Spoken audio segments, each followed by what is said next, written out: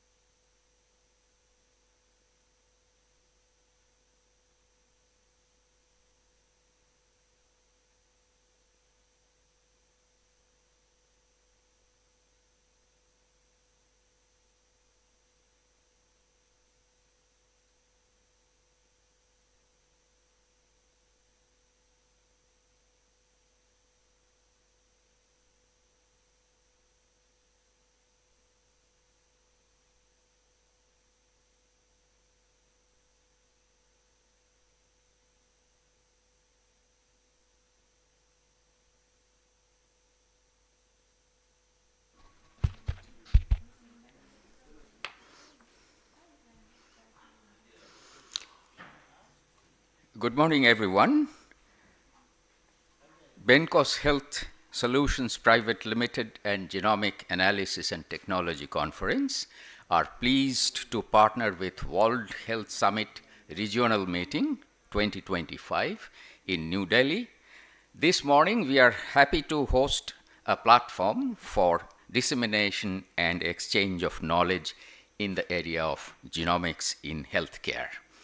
We have two moderators, Professor Rita Mukhopadhyay, who is ex-professor of Bhabha Atomic Research Center and ex-president of Indian Women Scientists Association, and myself. My name is Arnab Kapat. I am from Bencos Research Solutions Private Limited. We have invited few of our leading experts from academia and industry to participate in this panel discussion. The first panelist is Professor B.K. Thelma, Professor of Medical Genetics and Genomics, Department of Genetics, University of Delhi. Professor Arindam Maitro, Professor and Associate Director, National Institute of Biomedical Genomics, Kalyani, West Bengal. Mr. Praveen Gupta, Managing Director and Founder, Premas Life Sciences, New Delhi. Dr. Pallavi Kshetrapal, Associate Professor, Translational Health Science and Technology Institute, Faridabad. Dr. Rashmi Shukla, Scientist 2, Department of Genetics, All India Institute of Medical Sciences, Delhi.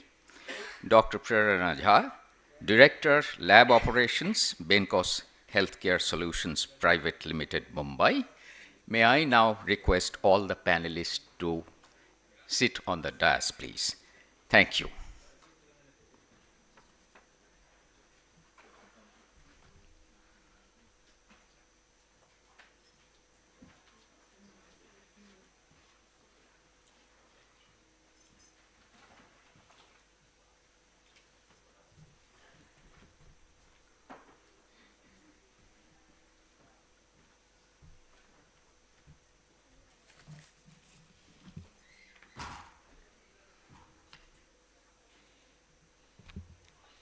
Hi, thank you everyone on the dais.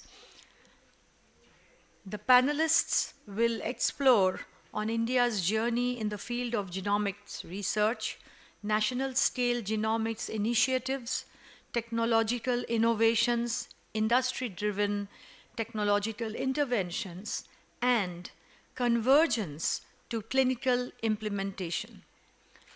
The discussions shall forth the transformative power of genomics from laboratory to clinic for equitable benefit to patients. Based on the theme of the panel, Genomics in Healthcare, we have made subgroups for each of our panelists. The first one is Indian genomics landscape and initiatives in the past decade. Genomic sciences has emerged as one of the strategic research areas in India. It has the potential to revolutionize medicine and healthcare by providing solutions to genetic disorder, cancer prevention, and cure and personalized medicine. We invite Professor B.K. Thelma to share the glimpses of a decades-long journey of medical genetics and genomics research, with particular emphasis on role of genomics in finding the basis of diseases and disorders in humans.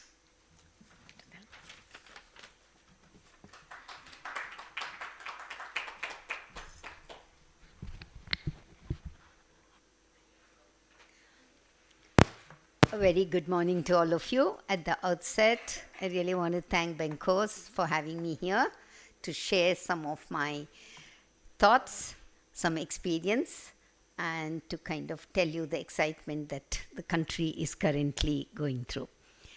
So, you know that the theme was genomics and healthcare. So why study genomics? You really want to look at the disease burden first before you talk about what you need to address.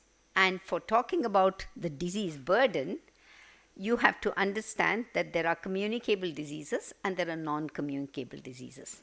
And this pattern really changes across the globe. Okay, the prevalence is different, the consequences are different, etc. So just to give you a glimpse of on how you need to look at things, first is to understand that you have, of the genetic disorders, approximately 60% are complex disorders, which are also referred to sometimes loosely as lifestyle disorders, includes hypertension, diabetes, and so on and so forth. And then you have about 6 to 8% which are single gene disorders, monogenic disorders. All of you are familiar, whether it is cystic fibrosis or sickle cell anemia or Duchenne muscular dystrophy and so on. One gene, one mutation, and then you end up with the family going through multiple children with the same disease and so on. And then you have about 6 to 8% which are chromosomal disorders, which is a different ball game altogether. And you're talking about Down syndrome and the rest of it, which comes under that. And if you look at this picture, is there a pointer? I should use my... Let me get the pointer for, yeah. Highlighter, laser pointer. Yeah. Okay, now if you look at this, the first one is, the top panel is for the complex disorders, and you're really talking about the death rate per 100,000. And if you see, it's approximately a 500 to 600, which is the yellow color, which if you look at India, that is where we are talking about as a death burden. Now, if you just move to the right and if you look at what are the major contributors for death in this, you have approximately 25%, which is contributed to by CVDs, type 2 diabetes, chronic respiratory diseases, cancers. Over a period, it has changed a little bit, but largely this is the kind of a trend. On the other hand, if you go down and you look at single gene disorders, just look at India and Africa, that's it. And we have approximately 12%, which is the sickle cell allele frequency. Naturally, different parts of the country have different manifestations or different disease load. And move to G6PD, which is again very common in the north of India, but all of India is shown approximately with about, it's like in the middle order, which is like 10% or so on. So this really is the burden when you talk about diseases, whether it is single gene disorders or complex disorders, we are tackling this. When we talk about complex disorders, the other point that you need to remember is that it's not just the genes, but it is also the environment which contributes significantly. And at this point in time, barring for exceptional situations like celiac disease, where gluten is the primary, environmental component that you can think of, or a non-genetic factor that you can think of, for the others, it's really hard for you to pinpoint what the environmental factors are. So while I say that there is a genetic basis, so you're very good that we can go ahead and look at least the genetic component. And that's really I want to dwell on and tell you, over the last 20 years since the Human Genome Project, have we really reached anywhere as far as complex disorders are concerned? Where are we in terms of single gene disorders, including the rare disorders and so on? And why are such, you saw the map previous one, why are such huge health disparities there? So even if I focus just on India, because you saw in all the pictures that I took, India is really filled with disease burden. Okay, it doesn't matter whether it's single gene or whether it's complex disorder. And if we talk about inherited Mendelian disorders, we are obviously talking about founder effects. You say, okay, one small population started with the founder effect. Consanguinity across some populations in the country is also very well documented. So that kind of gives you a double dose of the bad alleles. And then there is selection pressure, which is of course environmental, demographic and so on. Social cultural practices, something like consanguinity or uncle niece marriage and so on, which can kind of get you that load. If I talk about common complex disorders, definitely if I say there is a genetic basis, that means I'm just saying there is a risk or there's a susceptibility. Not all of us who carry that bad allele or the risk allele is going to develop the disease. But a set of these bad ones, together with lifestyle, together with environmental components, pushes you to develop the disease. So environmental risk factors may be there, and an interaction between the gene and the environment is what is really important. What can India contribute? Obviously, the population size is huge. We don't, in the interest of just making the presentation short and brief, we are just going ahead and telling you a few things, that we have a very large population, families full of, let's say, an inherited disorder. One child born, you expect the next child will be normal, so they have another baby. So you have large families where a single gene disorder is manifest, which is like very rich resource for a geneticist or a scientist or a medical doctor, but it's sad for the family. But that's what the truth is. So we do have very rich material, both in terms of single gene disorders and now a load of disease burden through complex disorders. The challenges, of course, in India, all of you know, and that is what we need to kind of reiterate. A, we don't really have very good registries. We don't have data. We don't have epidemiological data in place. We don't have clinical data most of the times. The dietary and the geographic and all of your genetic diversity adds up to this, and lack of awareness among the intelligent laity even is like so huge that you're not able to really get across. They don't realize that there is something which you can do to the family. And then, of course, poor follow-up and so on. So these are just to tell you that there are reasons for this kind of a disparity. And if I say, can I then clinch it and then say, where are we in terms of the genetic makeup of the Indian? So if I really show you this, far away up there is Chinese and Japanese, and on the left is your African population. The blue is Caucasian, and the green is North Indian and Gujaratis from Houston, which happened to be a HapMap population which was used earlier. That is where India is. So you see that it is distinct cluster which is different. So when we say genetically distinct, that's what it is. And even if I were to show you just the differences between North India and South India, you can see a very distinct difference. I didn't put more slides because you have a beautiful cline across the population. It's like, a spread that you have. But just to share with you this, we are talking about a decade-old science, right? Now, this was when exome sequencing had just come in a big way, looking at populations, trios. This is what it is. If you just went by the color code, the blue stands for the Indian one. Okay, the red is Caucasian, black on the right is your African. Now, you can actually see how much of Caucasian is there. Caucasian data is, Caucasian genetics is shared, whether it is in Gujaratis in Houston or North Indians. In the South, it's far less. So this is just to tell you that there are differences, and you're going to go ahead with that. And just coming to the initiatives now. So given this background, where are we in terms of different initiatives? So I'm going to tell you just 3 or 4 of them. One, which is, of course, the talk of the day, which is Genome India project. Is that my timer? Okay, sorry. Okay, Genome India project, which is there. And we are talking about prediction and prevention for single gene disorders. We are talking about the Genome India project, which is like with lots of expectations because it is covering 10,000 individuals. And then I'll talk about rare disorders. I'll just mention in passing about the gene therapy which is on for some of the rare disorders. So I'll just probably I was misled by that, there would have gone fast. Okay.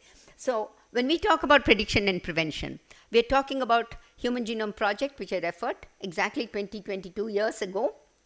We had the data, but we didn't really get it into translation. All that we got was the first generation SNP arrays that we could do a lot of genome-wide association studies with. But in the rest of the world, newborn screening was already a secondary screening method which was available. But it didn't happen then. It still hasn't happened the way it should happen in our country. But newborn screening for inborn errors of metabolism is something which is so doable, where you can have prediction after the baby is born based on the metaboloid profile you already know, and then the treatment can start for those conditions where treatment is available. For those conditions where no treatment is available, you know that you can go back and do genetics. For the next pregnancy, it can be helped. Genome India project, I'm sure Dr. Arindam is going to refer to, but it's one of those exciting ones where they say 10,000 individuals, they will look at the data, and lots of expectations from there, including the pharmacogenetics, which was all old-time stuff, but we stopped at GWAS. What transformed was really the next generation sequencing, the exome sequencing, which came around 2012, 2014. We had a large number of discoveries of disease causal gene variants. And everybody with large sample sizes, with good families, could go back. I just want to give you one example here. The group from Mahe, Mahe happens to be one of the hosts here. The group from Mahe has actually contributed to nearly 35 new gene discoveries for rare disorders. That's like really a very powerful one. Functional work is not yet there, but they are there in terms of that. First in humans, gene therapy for hemophilia A is also something which is very, very prominent. Those are publications which all of you have seen. And then finally, to tell you about National Rare Disorder Policy 2021. So the government kind of said we need to look at India genome, but we are always late starters. But having started, I think for rare disorders, there are a lot of efforts. Pediatric Rare Disorder Consortium, the DBT, has started. ICMR has set up a registry. Development of new therapeutics for rare disorders is a big thing. So with that, I close just to tell you that the ongoing efforts are, of course, discovery genomics in a big way, and prediction and prevention of single gene disorders. Affordable therapeutics is really where the focus has got to be. And then increasing clinician and public awareness must go alongside. But for complex disorders, it still remains a challenge, and we require new paradigms. And we think that combination, integrated medicine of Ayurveda and the genomic tools may have some chance for us to go through with that. Thank you, and I apologize it took longer, but we need to get that. Thank you, Professor Thelma, for a very insightful talk. Our second subgroup is large-scale genomics projects. Genome India, a national level project funded by Department of Biotechnology, Government of India, was launched in January 2020 with a mission of sequencing genome of 10,000 citizens from all over India. The main aim of Genome India project was to catalog genetic variations in Indian population, which would lead to deeper understanding of population diversity, health and diseases. There are other national level projects involving large-scale genome sequencing as well. We are pleased to have Professor Arindam Maitra. I would invite him to share his expertise and experience in national level large-scale genome sequencing initiatives, please. Thank you, Dr. Arnab, Dr. Rita, and good friend Shobhanjan. Very happy to share this illustrious panel. So I will just talk about. So Dr. Thelma has given a very nice perspective to how genomics has been shaping not only our understanding but also showing how disease, the genomic basis of disease, can be handled. So over the years, actually, all of you would know that India didn't participate in the Human Genome Project, which is historical. And there were practical reasons for not doing that. India didn't participate in the HapMap. So when subsequently the HapMap came up, there was a lot of debate in the country. And I had been fortunate to see some of the ringside views of these heated discussions. Ultimately, India decided not to participate in the HapMap, and there were pros and cons of that. But what was happening in the background, and this is where I teach a little bit of history of these initiatives in the country, is that the human genetics community in India started to realize that these global initiatives are not going to represent the Indian and the South Asian ancestry population data, which will be fundamental to understand the basis of not only diversity of these populations, but also in terms of translating to healthcare. At that point of time, there were a lot of smaller studies and individual driven efforts. What to me is the first one that came up primarily because of some discussions of some people with foresight, in this talk I will stay away from naming individuals, was that the Indian Genome Variation Consortium. So this was conceived way back in 2003-4, and this was primarily driven by CSIR and also supported by DBT.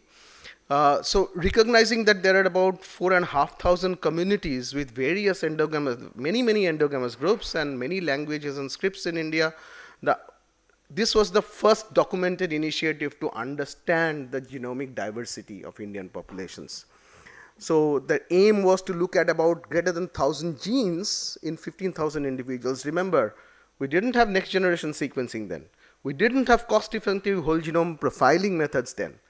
Forget about microarrays. We had only Sanger sequencing based methods and low to medium throughput SNP genotyping methods available that were also emerging that point of time. So this was that way and a very ambitious initiative to be taken in India. And it ultimately there were a large number of organizations, primarily from CSIR and Indian Statistical Institute, who participated in this and ultimately cataloged 405 SNPs from about 75 genes. These genes were selected based on some importance with relevant to certain diseases that many people were studying in India. And in an over, what was more impressive was 1,871 individuals from 55 endogamous Indian populations. Now this data even subsequently fueled a series of many publications on specific focused diseases. And even today, these are very relevant and we talk of them. What else this IGDV gave was, of course, a template that point of time for a future initiative like the Genome India to come up when the timing was right. See, many things happen when there is a right time. The technology has to emerge, people have to be ready, and that is when there's a sweet spot in time when things happen. And Genome India happened today. It was very successful as we see it, and this was probably one thing was this template was set already way back. And it was shown in that study that there was a lot, not only lot of overlap with the diversity of HapMap populations in Indian populations, this was the first glimpse of the genetics of human populations, but there were also genetically distinct populations in India which were not there. Genome India project, all of you in reading, knowing, I have not much to give. Essentially, that is a collaboration of 20 academic and research institutions at a pan-India level. It built on the IGDV and collected 20,000 samples from 83 diverse populations. As of now, about 10,000 of these samples, whole genome sequencing, have been completed at high depth. And this is been deposited in IBDC, which is the Indian Biological Data Center. A preliminary analysis results have been already published to give a feel of what things are going to come. And more importantly, there is a biobank established for future use. The data and the biobank together will provide a very useful resource for translational genomics in the years to come. What we are also seeing that there are about 180 million rare genetic variants in all these populations that we have studied. And very interestingly, 65% are ultra rare. That means they have a minor allele frequency less than 0.1% in the overall population. So without this kind of data, there would have been no meaning in, we would not have the wherewithal to take forward any disease genomic study because most populations are private. And this will set the stone for looking at population, PRS models for Indians and South Asians and develop a genome-wide array. Next one is the ICGC. This is something like, now I move on to a little bit directly from population genetics initiatives to something related to disease cohorts. So the International Cancer Genome Consortium was founded globally in 2008. For a change, India became a founder member of this consortium, decided to work on gingivobuccal oral cancer as the predominant cancer in this subcontinent, primarily driven by chewing of tobacco. So this initiative is also called the 25K initiative because 25,000 genomes were sequenced in this globally on different tumors. And we sequenced about 500 patients, tumor, blood, pairs from each individual patient or tumor adjacent normal. Whole genome exome, transcriptome, and then the epigenome. And these data is available and again, in a database you are all happy, can go and see DBGenVoc. Some of the data is freely accessible, some you have to apply for access. And this has set up the tone for many, many subsequent publications. Ultimately, now we are moving into from bulk approaches on these patients to understanding within each tumor how does those millions of cells of malignant and non-malignant cells behave as n. So from n is equal to 1 for an individual, we are moving into n is equal to 33 trillion for each of us. That is the number of cells we have. And again, there is another cohort I would like to mention in terms of maternal and child health. My good friend and collaborator, Dr. Pallavi, will talk about this cohort in a bigger detail, but all I can say is this is called a Garbhini cohort, and we are looking at preterm birth in this cohort. We have conducted the first GWAS on preterm birth, and it's a very interesting data coming up, and we are also doing a downstream functional analysis in terms of methylation trait loci. How do these SNPs actually modulate risk of preterm birth outcome? We are trying to identify using methylation studies and gene expression studies in this cohort. And ultimately now we are sequencing 13,000 maternal and infant samples to look at these individual private mutations or rare variants that might be involved.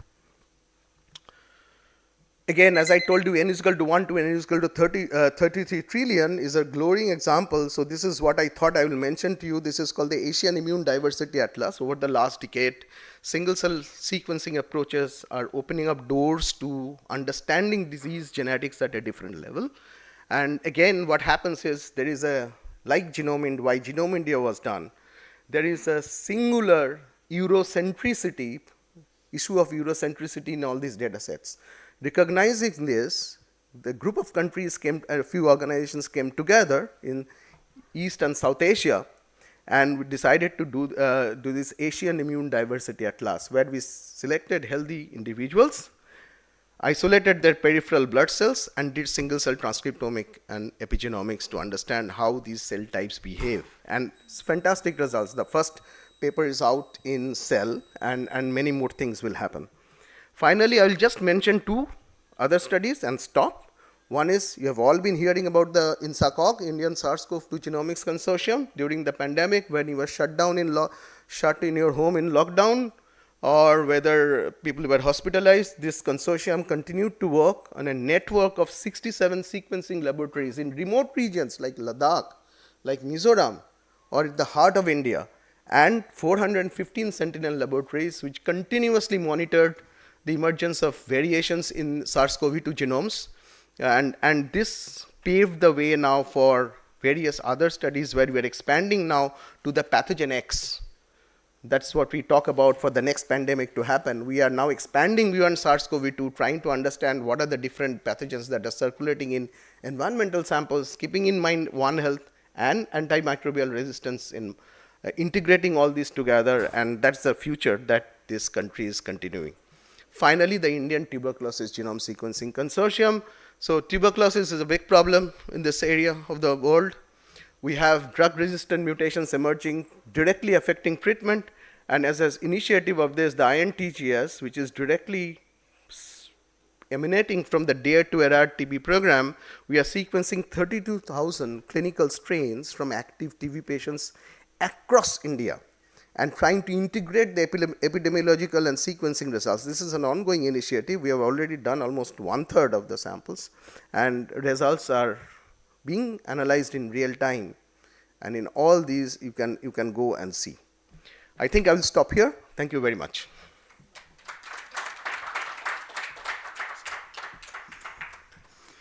Thank you very much, Professor Maitra, for giving us insight on large-scale genome project, and we will continue discussing this topic. The third subgroup is technological intervention. India has emerged as one of the important hubs for genomic research. This is driven mainly by abundance of genetic disorder. There is no question about it. Increasing incidences of cancer and preference to opt for personalized medicine observed in economically affluent population in India. India also offers varieties of genomic technologies, including traditional technologies, next generation technologies, and emerging technologies. We invite Mr. Praveen Gupta to share his expertise and experience, particularly in adoption of various genome sequencing technologies by academia and industry in India. Please.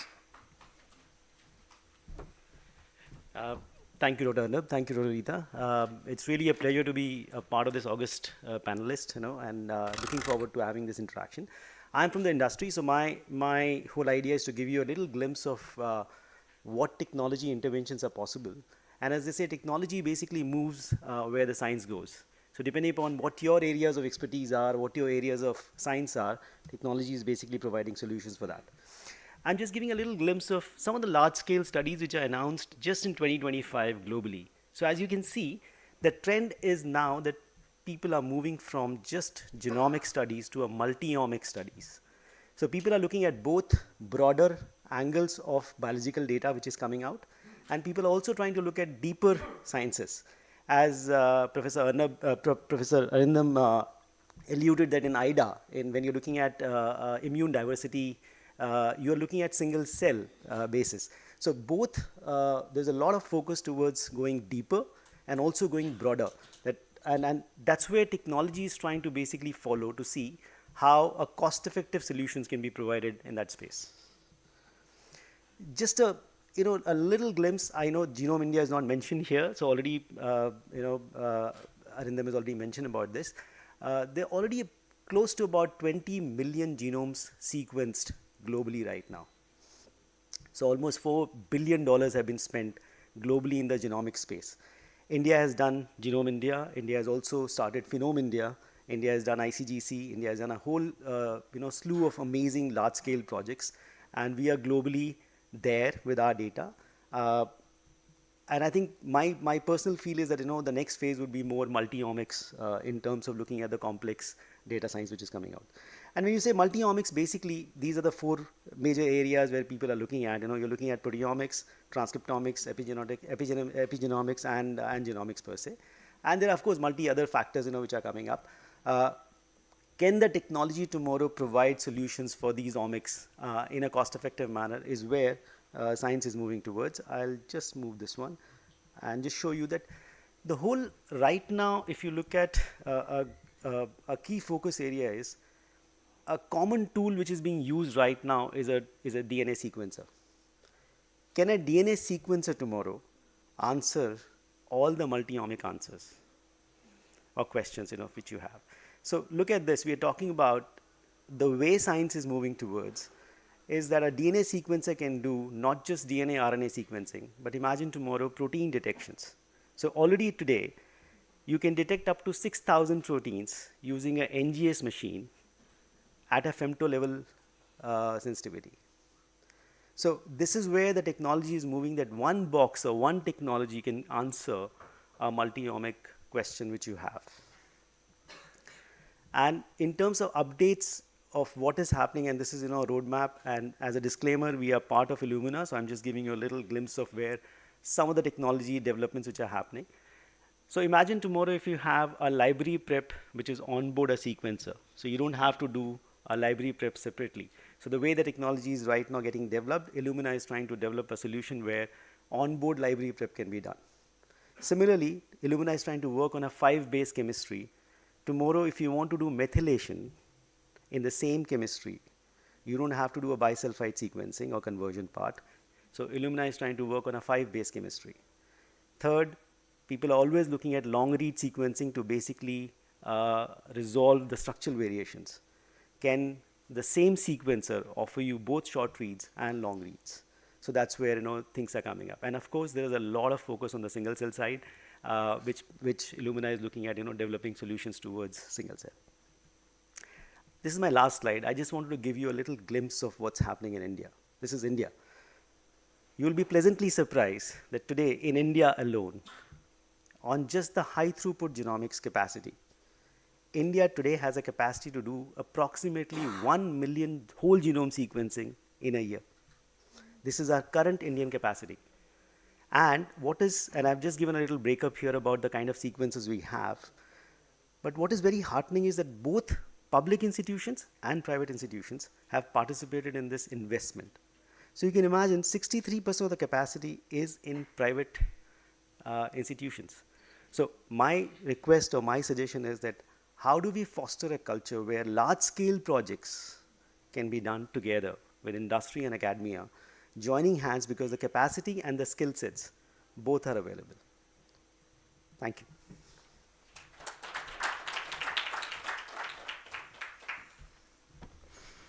Thank you very much, Mr. Gupta, for taking us through omics journey in India, and I'm very happy to know that we have almost reached capacity of 1 million genome sequencing in India. And we are going to discuss this during a little later.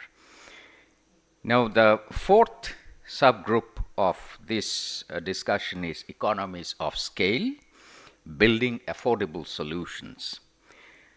The question is genome sequencing for accurate disease diagnostics affordable, particularly amongst poorer population in India?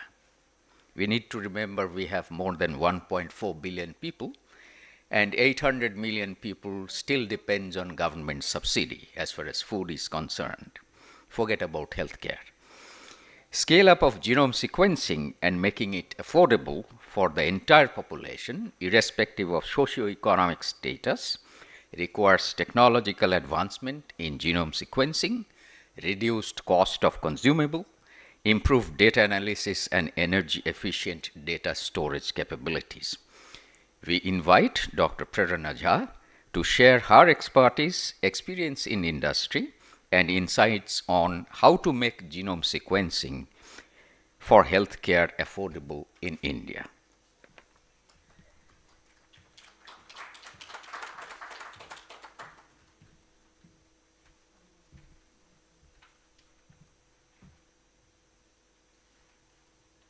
Good morning, everyone. Who is going to display the slides?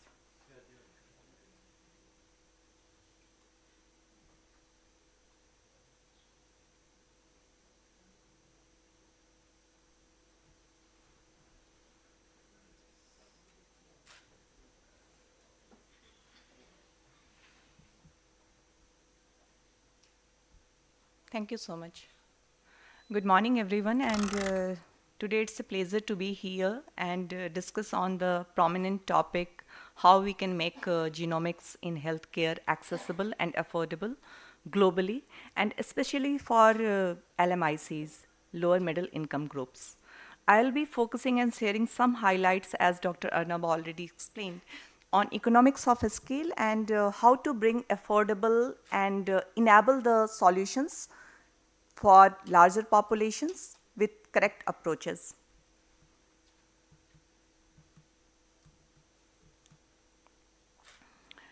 Affordability remains the major concern for LMICs if we talk about genomics to apply into the clinical healthcare. In LMICs countries where the per capita income is lower, seeing the high-end genomics going for clinical care remains out of reach. In such scenarios, economics of scale comes into the role, as the definition of economics of scale is with larger production, the cost reduces, the per test cost, if we talk about genomics, drops down. Then what is needed? As Dr. Praveen already explained, we need to have large scale infrastructure where planned testing can be performed on more people by joining hands together. In past, we have already shown in COVID how successfully and correctly we were able to reduce the cost of RT-PCR, were able to bring infrastructure for hospitalization, have produced vaccine not only for India but beyond our borders. We aim to achieve same in genomics. In the last decade, this we all know that due to technological advancement, reducing cost of sequencing services, and growing demand of personalized health care, genomics has become necessary, but still, the equitable access of genomics still remains a major constraint. What is required?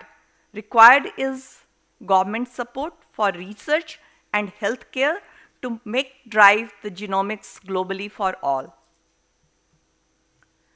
Genomics has already extended, like this picture shows, in diverse health area, not only cancer, for other diseases, neurology, cardiology, and the knowledge is still building on.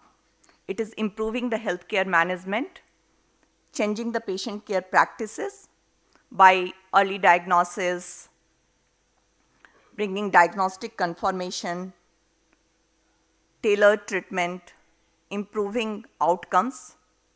However, if we see a picture and take a context of oncology, in oncology setting, as I had been mostly working on oncology, only around 40 to 60%, 60% even is a higher number. If we perform a genomic testing, only around 40 to 60% gets availed a targeted therapy. What happens to the other percentage, like the remaining one? They don't have any tailored treatment. Majority of the variants, there is no interpretation. They go into variant of unknown significance, which you call VUS. So what is required? Required is to bring the data from lab to clinics, invest in R&D driven to perform translational research which brings real health world outcomes. The second question is, the second aspect, the genomics adaptability also is very less. Though I said in the cancer context only 40% get tailored treatment, but however, if it is timely applied, though it appears as an added cost to diagnostic in a country like us, the data has shown that it leads to reduction in overall treatment cost by avoiding redundant treatments which will not required for a particular patient. Hence, it is very necessary to adopt genomics in clinical care. But however, the strong question is, should we do it for all? When it should be done? And do we have capacity, though Dr. Praveen told that we have capacity to do 1 million. Is it accessible when it is really needed for all who are needed a genomics care? The third question is, where are the regulatories? Fourth is, are we having sufficient talent pool to interpret, to counsel if the test is done, follow up, if the treatment is prescribed based on genomics, can the patient afford it?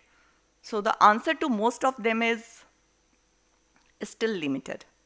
So what is required? We required a strong clinical guidelines, though Dr. Thelma told the guidelines are coming up, to whom to test, when to test, and how to test. Many of the patients we can, though I am also from industry, but I can really say many of the patients can be tested by simpler genetic method if the symptoms are known and the further planning can be performed. So the key points to summarize to bring the economics of a scale, if I can suggest, are majorly: first, to promote and enable made in India genomics solution, not only for India but for globally. This should be quality ensured and can help in reduction of cost, enable public-private partnership, bringing government and private companies together with shared goals, shared risk, and shared infrastructure to bring affordable access to all.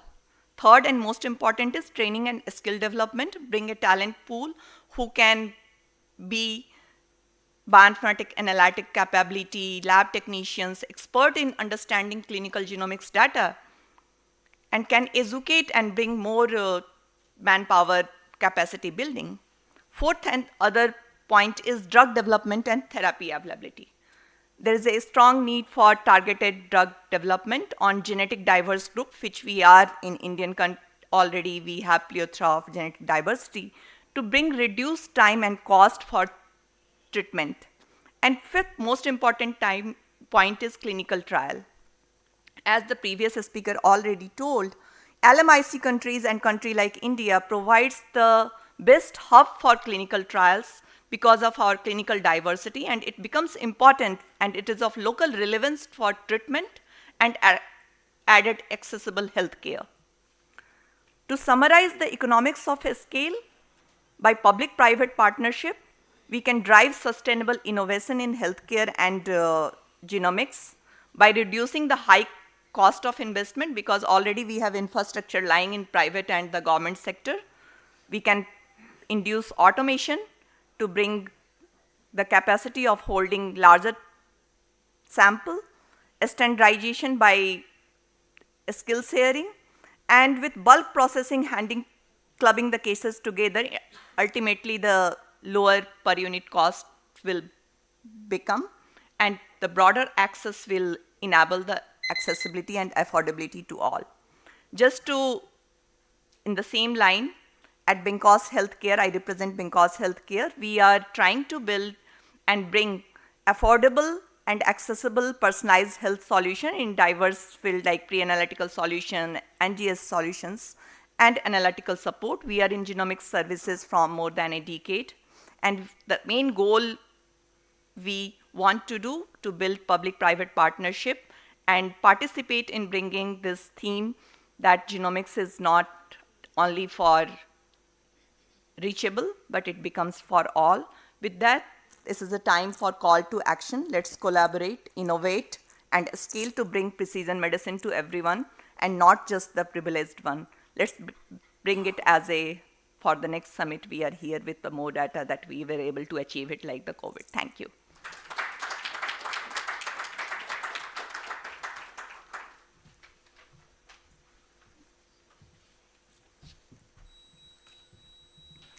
And thank you all the previous 4 panelists who have delved over from the beginning to the scale-ups, to the genome initiatives, large ones, to the technological movements which have happened. And now, as I said in the beginning, we need to converge into implementation.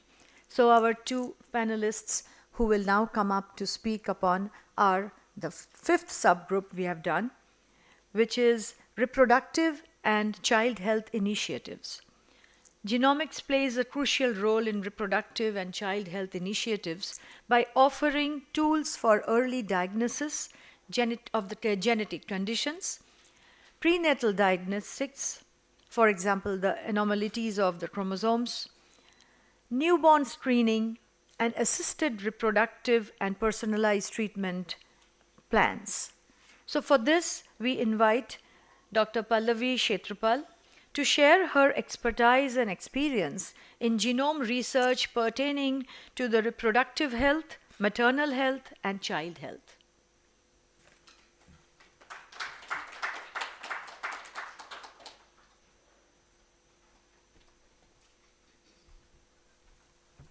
Thank you so much for giving me this privilege, sharing the stage with one of my mentors, Dr. Thelma. She's been my master's guide. So I hope I do some justice to genomics here. So with further ado, so Dr. Thelma pointed out one very interesting thing was the challenge a bit, where we need clinical registries. We need clinical data that can be associated, where it has environmental data which can be merged with genomics to really bring out that whether that particular SNP is important and is needed for or associated with a particular disease. So coming to the point, I had made notes with Dr. Arindam. So he had just pointed out a particular cohort that he's working with, which is for the reproductive, and I am going to talk about that cohort and how that cohort could be leveraged with all its rich medical clinical data and now most of the omics data to bring it out as a multi-omic marker or biomarker for preterm birth. So there are a few unresolved questions we have been talking about since morning, because Prerna Jha has really pointed out very importantly what are the questions, and I'm not going to take a lot of time. But yes, these key challenges are there, and mechanistic pathways, which is very important, deep gaps in the fundamental knowledge, because you need a lot of data which are confounder data to be associated with the genomics. So that is one major gap. And then inadequate sample size and phenotypic heterogeneity. So fine, the data scientists need a lot of heterogeneity, but you need to have sample sizes adequate to it. So that is something where we have to come up with cohorts, not only individual cohorts, but merge all that data. Now we are going to discuss in the panel how we can merge the data at the ground level or at a level where we have already data that has been acquired. Clinical and biological assessment as a snapshot evaluation, so we need a lot of long-term follow-ups. These snapshot evaluations are not going to answer. So the disease does not show up right at the beginning. So we need to have a follow-up to understand what we have now is helpful in the next generation. Complex syndrome, everything is very complex, so I hope genomics can simplify it. So we'll begin with that. And I will introduce you one of the cohorts for the preterm birth, and this is a pregnancy cohort with its primary objective to understand the prevalence of preterm birth and whether we could find multi-omic markers of preterm birth, including clinical risk factors. So I hope you're able to see the pointer.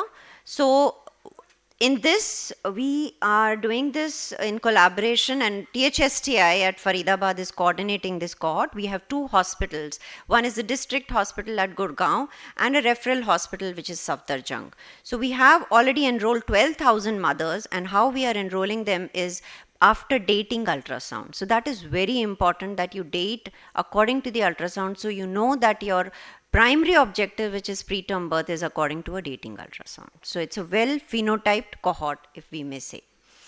And we are enrolling mothers less than 20 weeks. Then we have a longitudinal follow-up where we call them at 18 to 20 weeks, 26 to 28 weeks. So we have around 4 to 5 time points that we are following up, and not only following up for their epidemiological data, but also for the biospecimens. So there are 24 different types of biospecimens that we are collecting from the mother at each time point, and everything is done in a digitalized manner where we scan those data points, and there are 366 data points for the complete mother, as if you talk about a history. And then there is a lot of ultrasound data for fetal biometry, which is very important because we have a lot of problem of stunted growth in India. So this would lead to a birth cohort later on. So being visionary, we started doing the ultrasound at all time points. Now, what happens to all these samples that are being stored? So this is a flare of different types of samples I've tried to put here as infographics. About DNA is the first one because it's the topic of the day. Then you have RNA also, which is stored, which can be stored for more than 20 years. So we have tried to use that technology in 2013 when the cohort started, that we can use this as a national and an international resource based on regulatory norms to collaborate and try to find solutions for preterm birth. And we are also collecting tissue, which is the placental tissue. Now, interestingly, nobody would trust that these samples have been collected in a proper manner. So we need to have the best practices also for storing such tissue. And we are using the ISPR guidelines. And we are the first DBT supported bank, which is a biobank, which has been accredited by ISO 20387, which is the only biobanking standard in the world. So that is also very important, that what type of samples, whether they are well phenotyped, and what are the processes. So all these three things, that the sample integrity, the processes, and the way we are doing it, is all ISO accredited. Now coming to the one important thing about, everybody is talking about, yes, you have clinical predictors which are used, because that was the only one that was used by the clinicians. Now we are coming up with genomic predictors. So if you just make a dynamic personalized risk prediction model from our data, or for preterm birth, one of the major early risk predictors which comes up is history of preterm. So if the mother who was a preterm birth may give a preterm baby, so that tells that it's in the genome, it's in the genetics. So can we look for SNP markers? This was the major question, and thankfully Dr. Arindam Maitra also joined our initiative of Garbhini, which we call as the pregnancy cohort. And before that, 2018, there was a paper that was published which talks about 1,000 genomes to map the population, where they had taken a case control study. So the cases here was spontaneous preterm birth. Without no reason, the mother gave birth to the baby. Now, to understand whether they are genetic predictors or not, so they looked into 1,349 individuals which were dispersed all over the world. Unfortunately, if you see this purple mark that is from India, there were only 29 preterm births that were included. That does not make the complete genetic heterogeneity out here. So, with this, we wanted to have a multi-omic approach. So, before we started with the genomics, we also had plans that we would be doing proteomics on the varied samples that have been stored in the biobank, and microbiome studies on the hyvaginal swabs, and also the environmental swabs that were being collected, so that we know what is the environmental load of preterm birth. Then we also are doing metabolomics just to try to understand whether we can, in a LMIC resource constrained society, triage using these markers, that who are the people who are risk stratified, where we can go about with clinical management. So that is more important, that triage and stratify those women where you can put your tests. This is to integrate, and this we are doing with clinical epi and also imaging predictors. Now, coming to the topic is that where Dr. Arindam Maitre has already identified that it was the first Jiva study which was on a larger population, which is 6,211. So, this is the biggest South Indian cohort, South Asian cohort, which is the Garmini cohort. Now, there are trans-ethnic SNPs that have been identified. I don't want to talk it about, but the point is these SNPs will now be taken into clinical translation. And why is that important? Dr. Prerna, you rightly mentioned that you need cost-effective measures that can basically be for the masses. So that is why a point-of-care test, which can be using what Dr. Sanjeev had talked about, that if one machine can do everything. So that is our main goal, that whether we can develop a cost-effective assay for screening the women either with blood derivatives. Dr. Thelma rightly pointed out, just taking a blood drop on a Whatman paper can save us, in the sense you can surely keep that paper for a long time because it does not need a lot of space also. So I guess these are the things that we really need to do now, so that we should be visionary enough that if genomics diagnostics is going to come out, we should also have those resources and well phenotype samples which should be stored in a way where all these genomics platforms can be applied to. And last but not the least, I would like to thank Dr. Shindini Bhatnagar, because she was the initiated person who started this cohort in 2013 with the vision that Dr. Bhan had given to all of us. Thank you so much.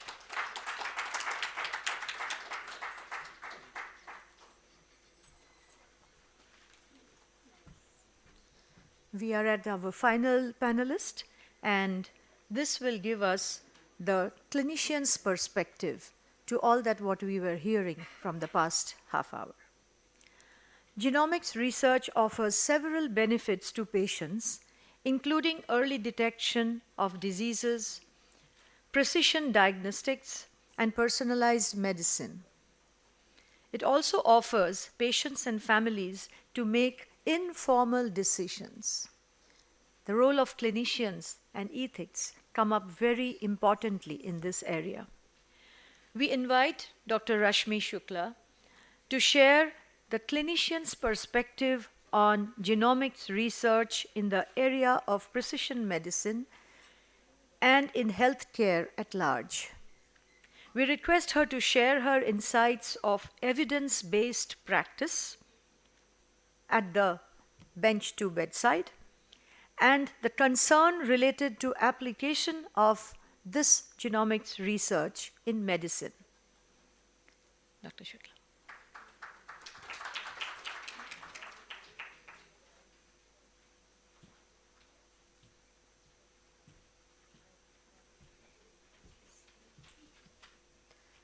Good morning, everyone. I would, at the outset, thank BENCOS for inviting me here, and it's an honor and privilege to share the stage with these esteemed panelists. So, being the last speaker, as Dr. Rita clearly pointed out, it's my job to bring out to this audience how genomics has been utilized in the clinics.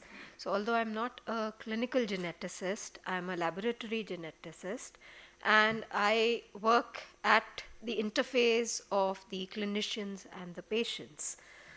And what I would be speaking about in the next couple of minutes is essentially our journey through the Human Genome Project and where we are today, and how we are utilizing genomics to bring benefits in diagnosing rare disorders in India. So what this cartoon or slide displays very correctly is the journey through cytogenetics, when the genetic diagnosis was limited to analyzing chromosomes under the microscope, and the long way that we have come from analyzing these chromosomes right to doing de novo genomic assemblies using the long read sequencers. And this has not only helped us solve a lot of rare disorders, but it has also led us to a lot of dilemmas, which we will probably address towards the end. And over the decades, the cost of sequencing genomes has drastically reduced. And today, around the world, there are companies which are ready to offer genome sequencing at close to $100. So coming from a couple of $100,000 to $100, I think, is a remarkable journey. And what this has enabled is to translate genomics into real diagnostics. So what we were doing a couple of years ago was just being able to make diagnosis, allow patients to make informed reproductive choices based on those genetic results. And these were essentially based on the classical genetic tests that we were performing. And we could have some kind of surveillance programs and allow families to connect with support groups to help them deal with their problems. However, what genomics has led us to is, the diagnosis of more and more rare disorders. And today, genomic testing has become mainstream. So it's not the clinical geneticists who order genetic testing, genomic testing, but it is also the other fields of medicine who are using genomics. And with the complexity of the genomic data that is emerging, genomics is today a multidisciplinary field. So it's the diagnosis, the prognosis, the management, and therapeutics involves a whole group of people who are involved in the care of these patients. And also what genomics today is enabling both the families as well as the clinicians is the access to new therapies, both the gene directed therapies like CRISPR and also the popular antisense oligonucleotide therapies, which we are seeing for many disorders like SMA and DMD. So this brings us to the question of, or to the concept of rare disorders. And as we know, rare disorders affect less than 1 in 2,000 people. However, it's a global problem, and rare disorders are present across the globe. And what we see here is the global perspective, and India represents about 72 million. It's estimated that in India we have about 72 million people who are affected with rare disorders. And these include the more common rare disorders like hemophilia and thalassemia, to the more rarer ones like muscular dystrophy. And rare disorders also are not restricted to 1 or 2 organs, but they are multisystemic and the entire body may be affected. Excuse me. The diagnosis of these rare disorders relies on a slew of diagnostic methods. So right from biochemical analysis to the common chromosomal analysis to microarrays, what we are using today is a whole repertoire of genomic technologies, right from exome sequencing, in some cases also genome sequencing, transcriptomics. And what we are seeing emerging in the last 2 or 3 years is the long read and the optical genome mapping, which has come up in a big way and helping us look at the structural variants alongside the single nucleotide variants. However, diagnosing these rare disorders poses a huge challenge because the average wait time for a patient to get a diagnosis can be anywhere from 4 to 5 years to a couple of decades, because it's not easy almost always to get the diagnosis correctly in the first attempt. And again, we've been talking about the equity in access, and we do know that access to genomic technologies, particularly in low resource countries like India, is not something which is accessible to everybody, and about only a third of patients have access to it. And even when a diagnosis is achieved and where there is a therapy probably available, not everybody can afford that therapy because these therapeutics are still extremely expensive.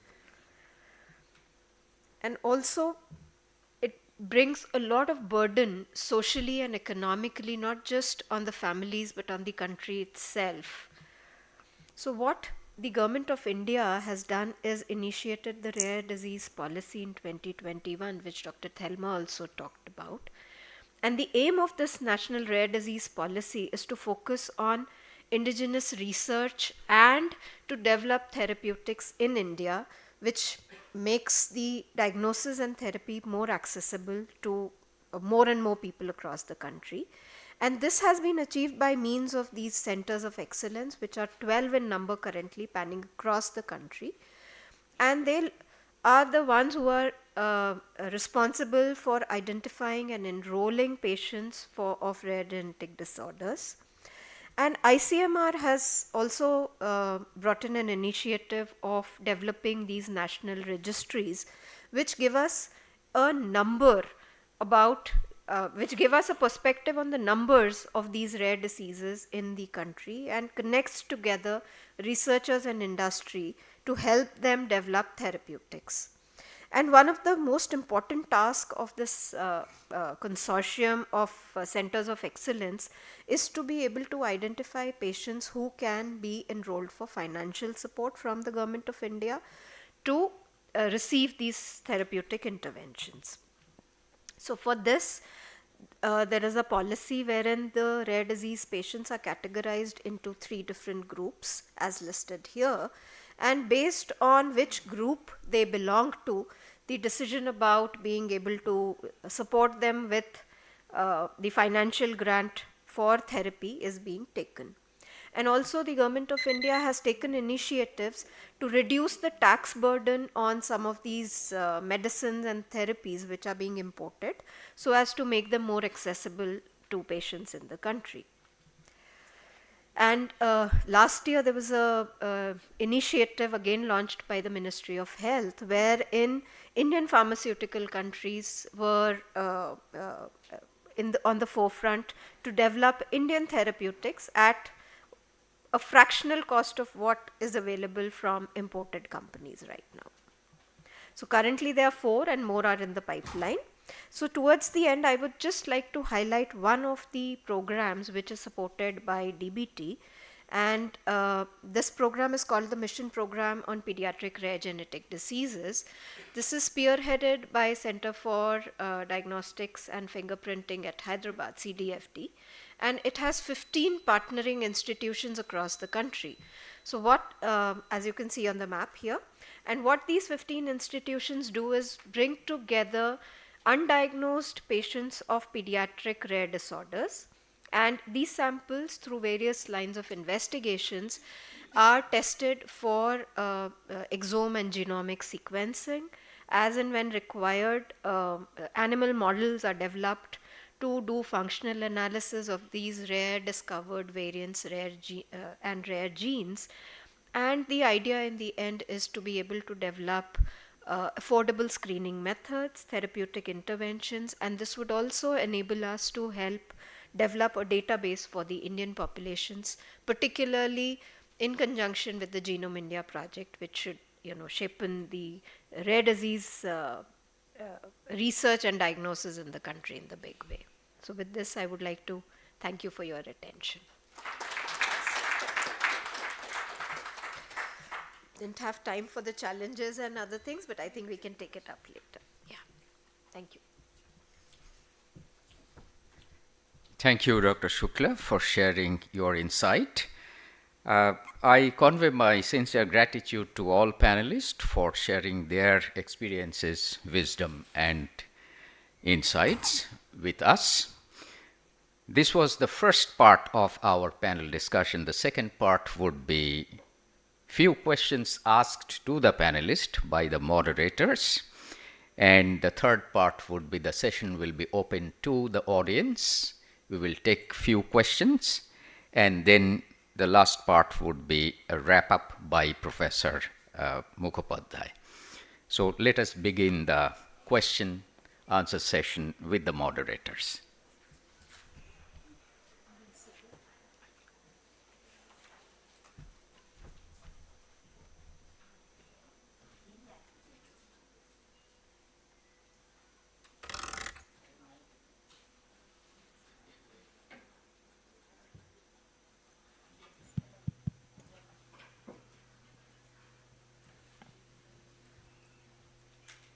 I have the pleasure to place the first query question to our first panelist of the day, Dr. Thelma, a good friend, a mentor, a great mentor, who we saw on the stage, like the genetics.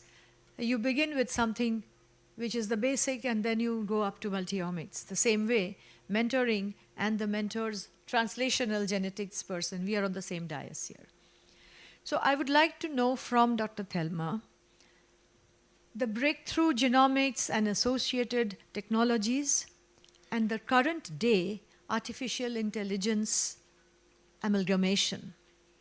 How would this be implemented in the future of the national healthcare practices? And what should the current genomic scientists, a few in the audience I guess, should focus upon from hence?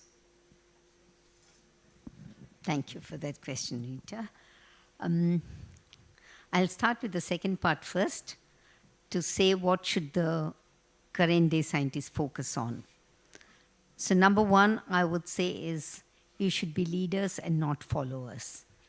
Through the talks, all of the presenters this morning, you already understood that a lot of stuff was happening globally, but very little happened in India. And now, in the last few years, we have actually seen that trend. You have also noticed that the problems of the West are very different. The problems of India are very different. So you have to be context specific. And if you're doing science for society, that's one aspect. If you're doing science for the sake of scientific inquiry, that's the second one. That's entirely your choice. Now, if you have to talk about different technologies and the merger of all of these, you'll have to really identify which is the area which you're going to kind of focus on.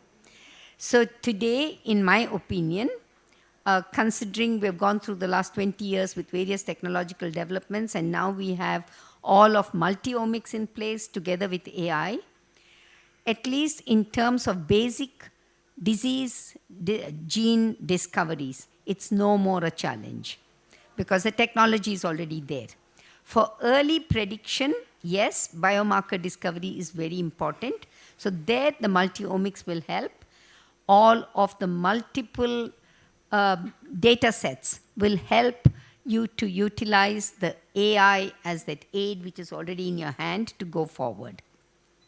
But that is if you are really looking for biomarkers and if you're really looking for taking forward the prediction and prevention part of P4 medicine. Okay, so gene discovery by itself is no more a challenge. Okay, so what is important and which emerged in multiple talks this morning is that therapeutics is really the need of the hour.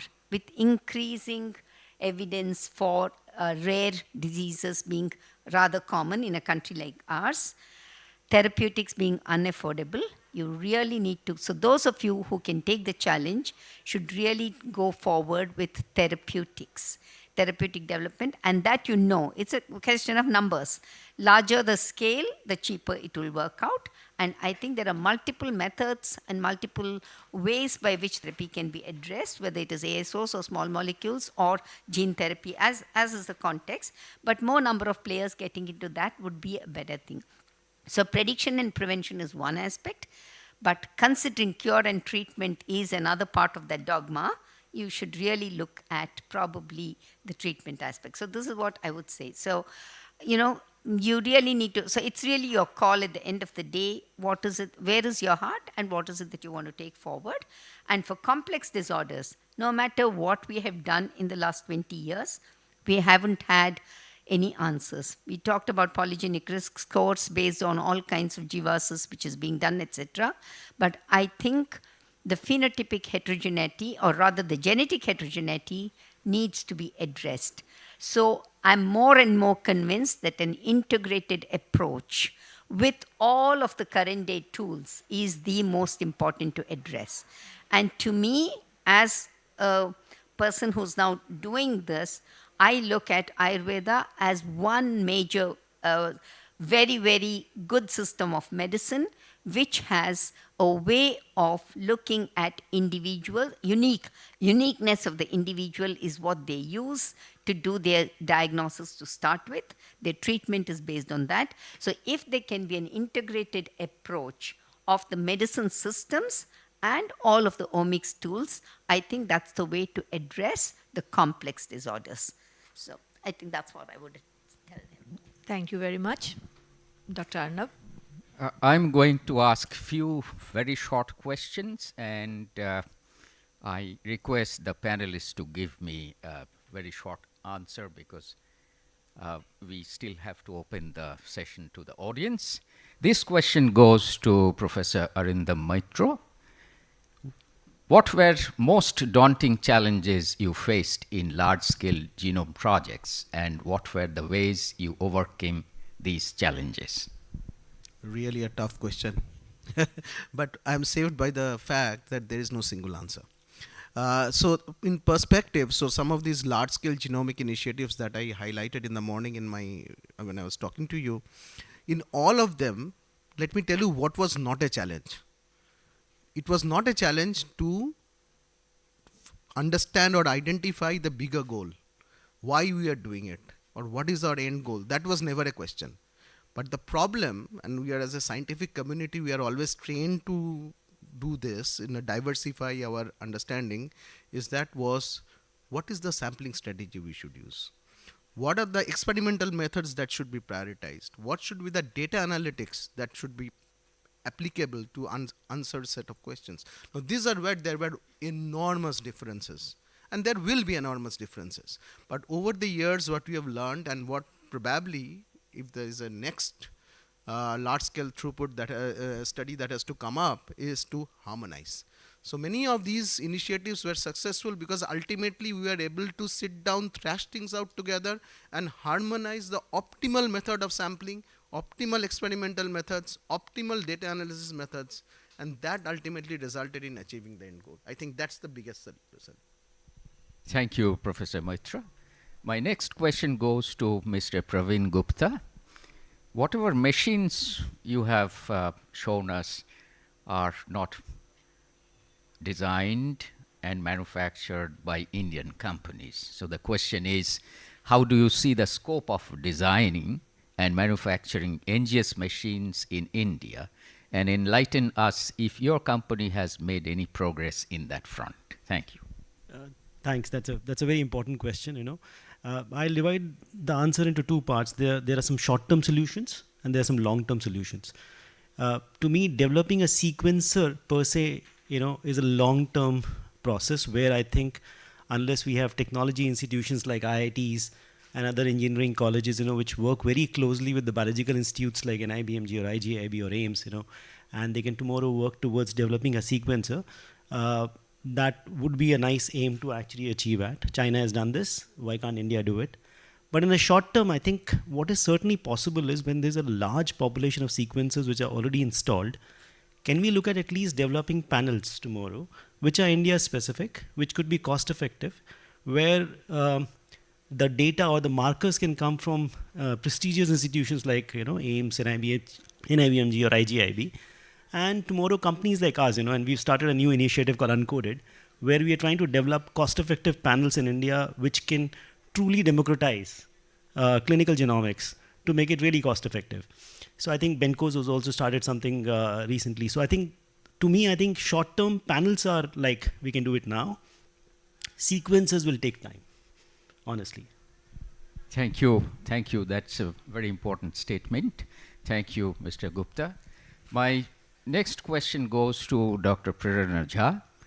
That's a follow-up question from Mr. Praveen Gupta that Benkos Healthcare Research, Solutions Private Limited has many things to offer. Now, how could you provide a cost-effective solutions to whatever problems we have discussed today? Thank you, Dr. And rightly put by Hello.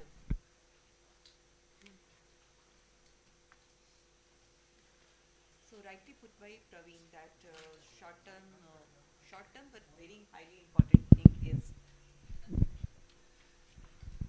important thing is to bring the affordable solutions for. So Benkos has prioritized it as its main goal, as I shared during my presentation. Also, we are during our last 2 decades, we have seen most of the products or the equipments which we are using, majority are not manufactured in India. They are shipped from Europe or West.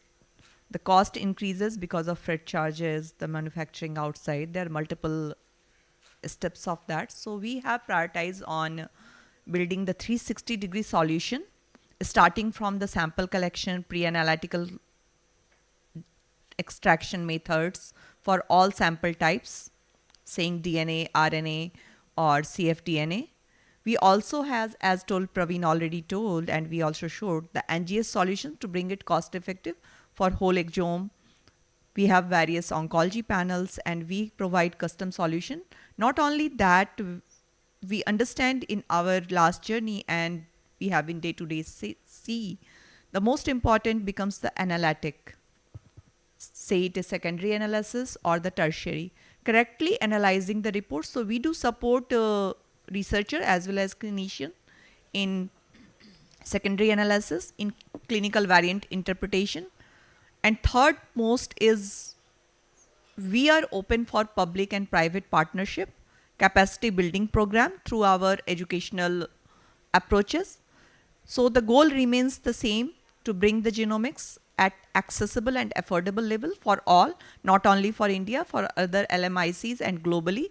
The things which appears very green from here for Europe and US, people lying there now knows most of the research work is going to close, and there also things are coming to the clinical care. When it comes to clinical care, affordability and accessibility a major issue globally.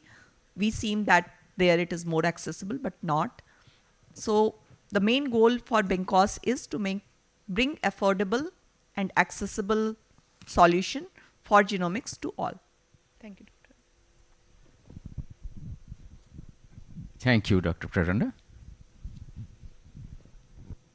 I can take over for the remaining of the panelists, and I have the pleasure to ask Dr. Pallavi, who has thrown the light upon how maternal health through genomics can reflect upon preterm solutions for our country and a large country.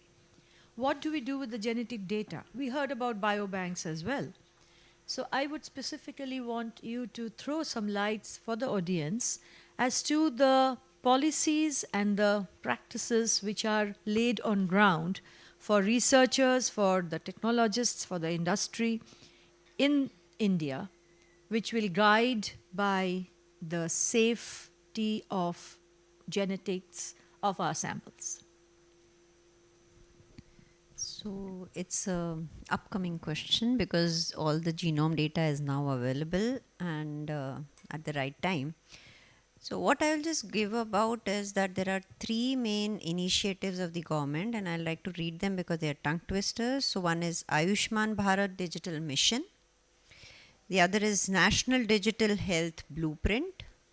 And the third one is health data management policy. So what are these? These three programs are where all the data is been digitalized and can be used for federated learning. So what do we mean by federated learning is that raw data obviously will not be leaked out to anybody, and all the data coming from all the omic products or all the projects, that is genomics especially, will be based on these servers where all the data coming from many projects can be analyzed on the same server, and only the output of the data is something which can be downloaded. So this is known as federated learning, but that is a big thing because you need to have all the advanced AI tools, all the advanced statistical and epidemiological tools on that database. So coming to first thing is who is going to provide the data and where is the data going to come from. So at least we working in a BRIC DBT funded institution have that all the projects that are coming from public funding have to go back to IBDC, which Dr. Arindam just talked about, and it is the Indian Biological Data Center, which is again hosted at our premises. So all the data has to be coming back to IBDC. So that is where you could, at least for the genomics data, it's ready. The federated platforms are ready where you can analyze the data. And I think for INSACOG and COVID, that was one of the platforms that was used for federated learning. So these are ways that you can do. But coming to the IP of this is also very important because this is data that output can come out, but the IP has to be such that all the public generated products, the IP is non-exclusive. So it should be equitable and it should be fair. That is what I would like to talk about. Thank you. Thank you, and we are hoping that the audience will have questions related to the burning questions. I go to Dr. Rashmi Shukla, and here we would touch upon a very important aspect of all the genetic studies which happens and from the clinics. So what are the ethical issues implementing genomics technology and tools in the healthcare sector? Also, if you could provide the clinician's perspective. You work with the clinicians as the lab person. So what are their perspectives on this?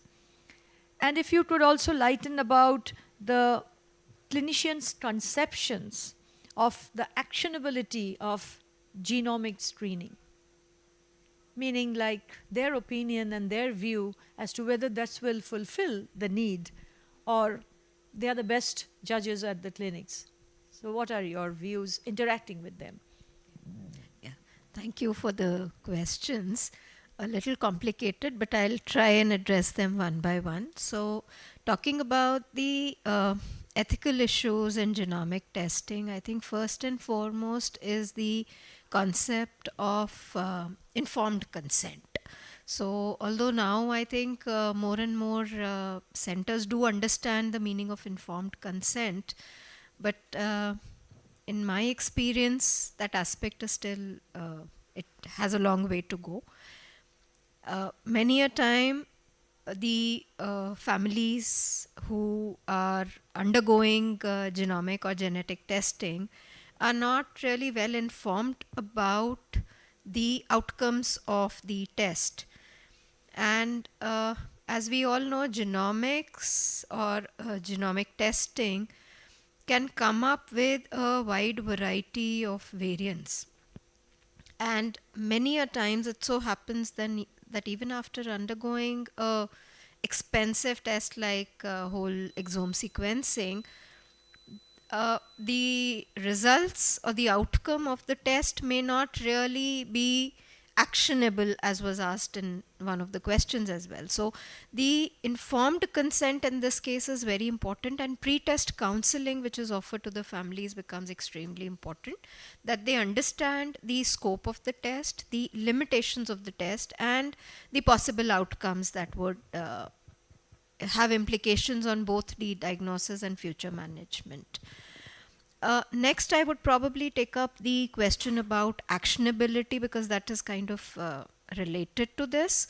So once the genomic result is available to a clinician, the making the genotype phenotype correlation is one of the biggest challenges, because it's not always that you come up with variants that match with the clinical phenotype of the patient. And at times, in fact more often than not, we come up with variants which are variants of unknown or uncertain significance, meaning that they seem to be associated with the phenotype but may not really have enough evidence at that point in time to call them pathogenic or likely pathogenic. So that's another point where the clinicians are always in dilemma, and conveying this information to the families, to the patients, caregivers, again becomes a challenge. And more important, I think actionability becomes even more important when we are talking about prenatal diagnosis, because for the last couple of years now, a lot of prenatal exomes are being undertaken. And in the prenatal diagnosis scenario, in the prenatal exome scenario, we do not have access to the complete phenotype of the fetus. So again, having come up with variants which at times may not fully match with the expected phenotype or the known phenotype at that point in time, again becomes a problem. And again, I'm kind of mixing the answers to my questions, but coming, yeah, be short. Okay, so probably I will stop there because I guess it answers most of the questions which were asked. My sincere apologies to the audience. We could have had rapid fire question answer, but we ran out of time.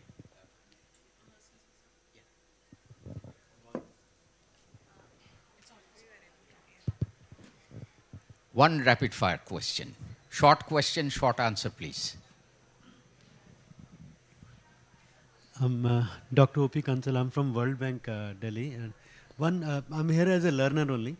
And I just quick, see, I'm a medical doctor with a degree, post-graduation in public health. What I was reflecting on while listening to this, and in fact for the last 2 years, whatever I'm listening about genomic, is there a course somewhere which starts from the basics for the students of like medical college or doctors only, then builds on to help them understand what is genomic surveillance and what is the relevance, what is in it for them? Because I was also reflecting upon how will it help a clinician in his or her daily life? Will it be of relevance today or not? She answered a little bit of that, but because of time, I'm not going into that. But simply, a question is there a course somewhere which a person like me can do myself as well as then recommend it to others? Thank you.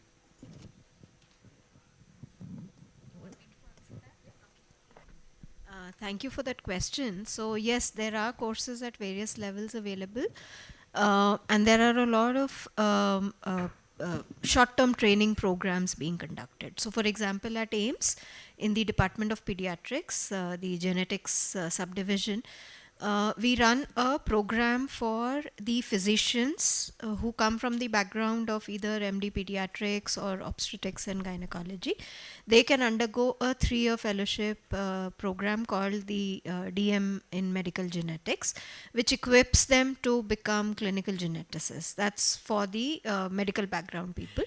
For the non-medical background students, there are a lot of master's level programs available, as well as short-term and long-term training programs available. So AIIMS offers PhD programs. Unfortunately, right now we are not offering a master's program, but we do offer PhD programs, and we have these short-term programs. DBT for a while was running a training program for 6 months, available again to medical faculties to enroll at one of the genetic centers and learn about the advances and nuances of genetics. I hope I have answered your question. Yeah, we can have more discussion later. Professor Mukhopadhyay, could I request you to wrap up in a minute? With apologies to the hands which were coming up, we are going to hover around in this venue. Do please catch up.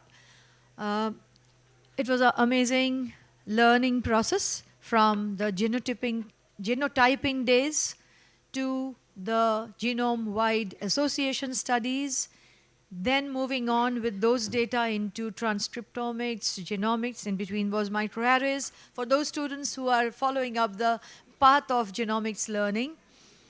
We have come to a full circle where the platforms are ready for execution of the questions you want to ask at the clinical setup to make genomics in healthcare a reality in the real sense, not by only talking and discussing and having a panel and exchanging views, but it has reached a few countries, it's reached at their clinics. We would arrive there too. The ball is in our hand, how fast we dribble through the technologies, the learning processes, and make genomics a healthcare reality for even our country.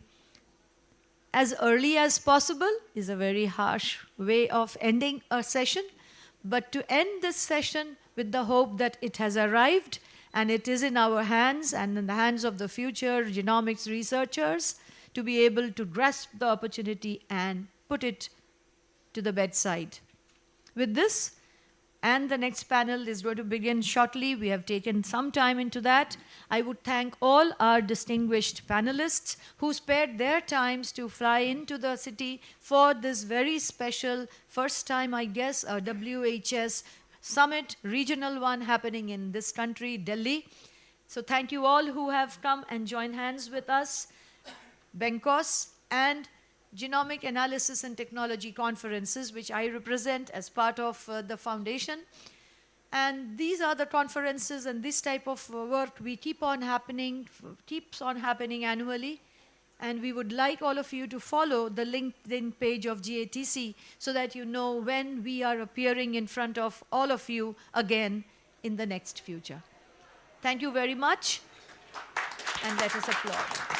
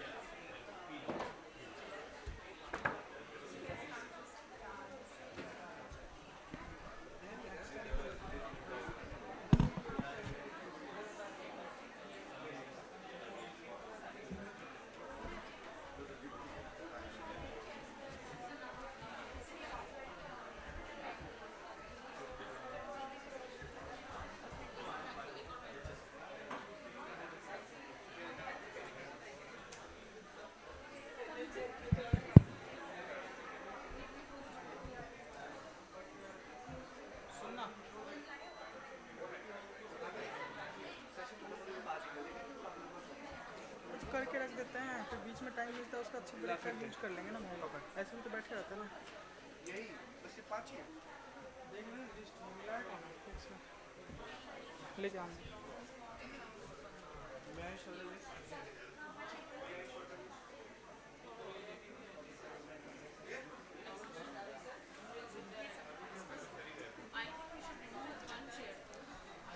Sanjana take care of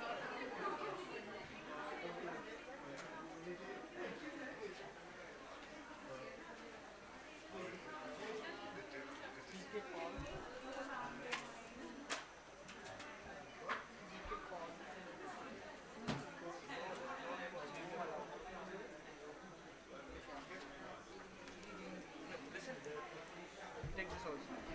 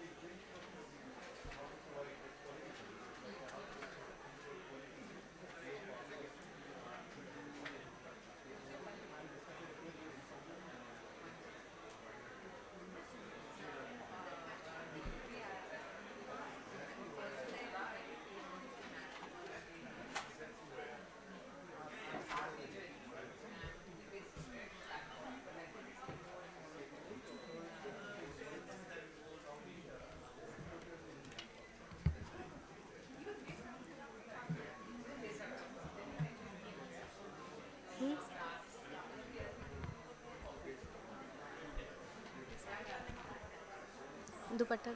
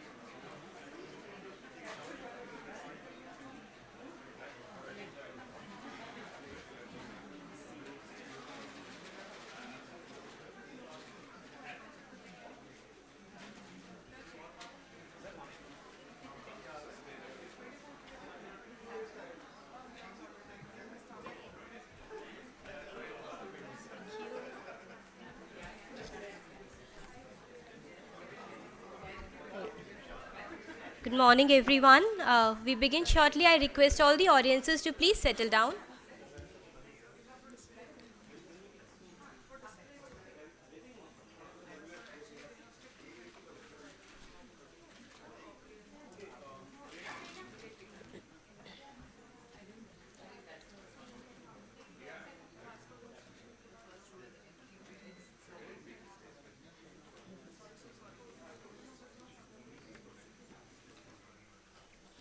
A very good morning to all the esteemed guests, dignitaries, and my dear colleagues.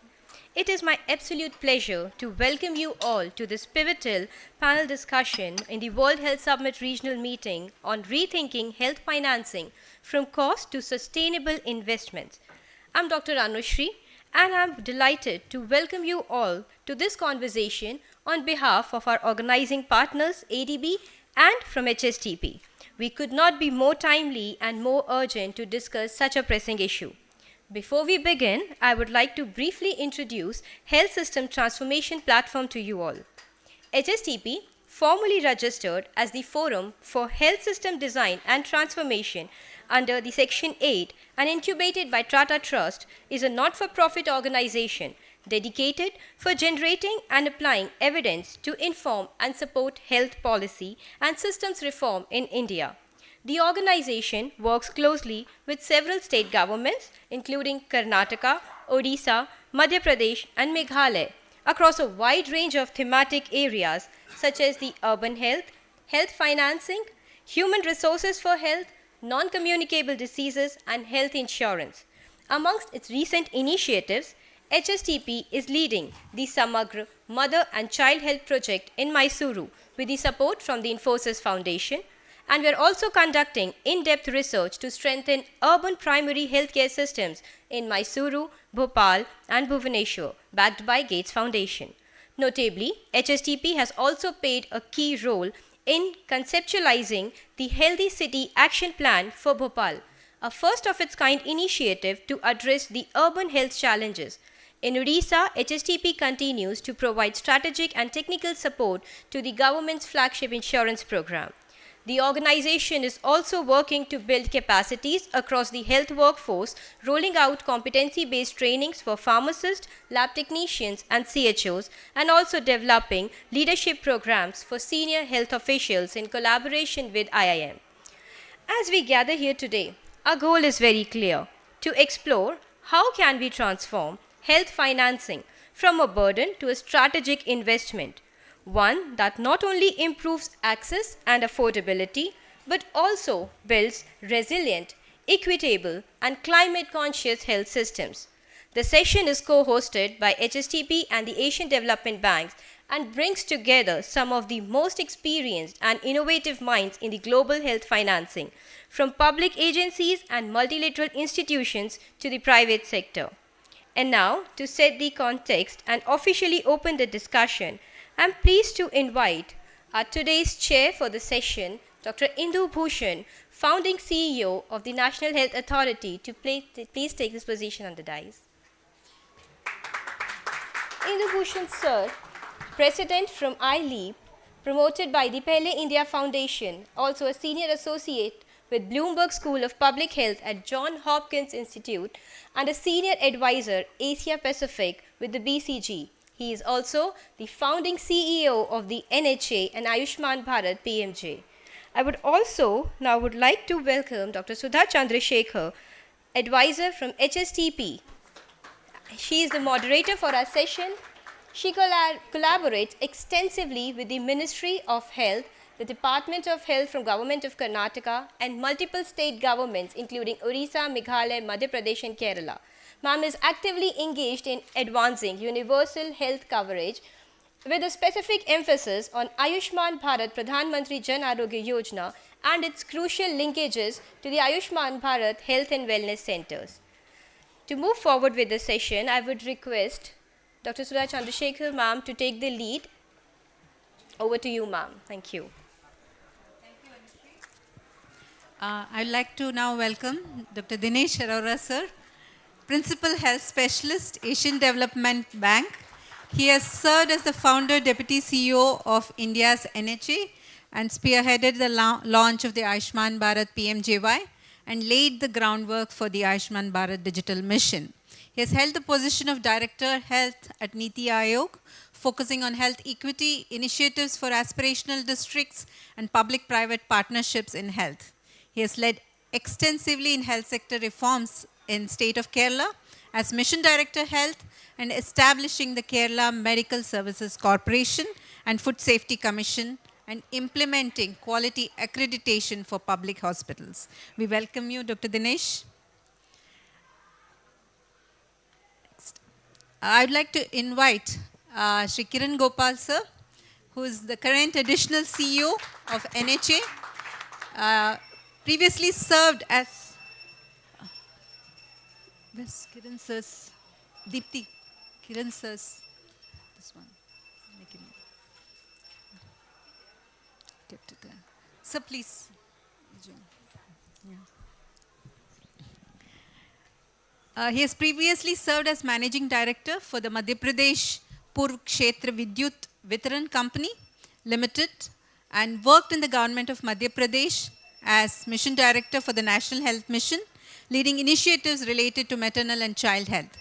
Concurrently, he has held the position of Additional Managing Director at MP Trade and Investment Facilitation Corporation, where he led the Ease of Doing Business project for the state. We welcome you, sir.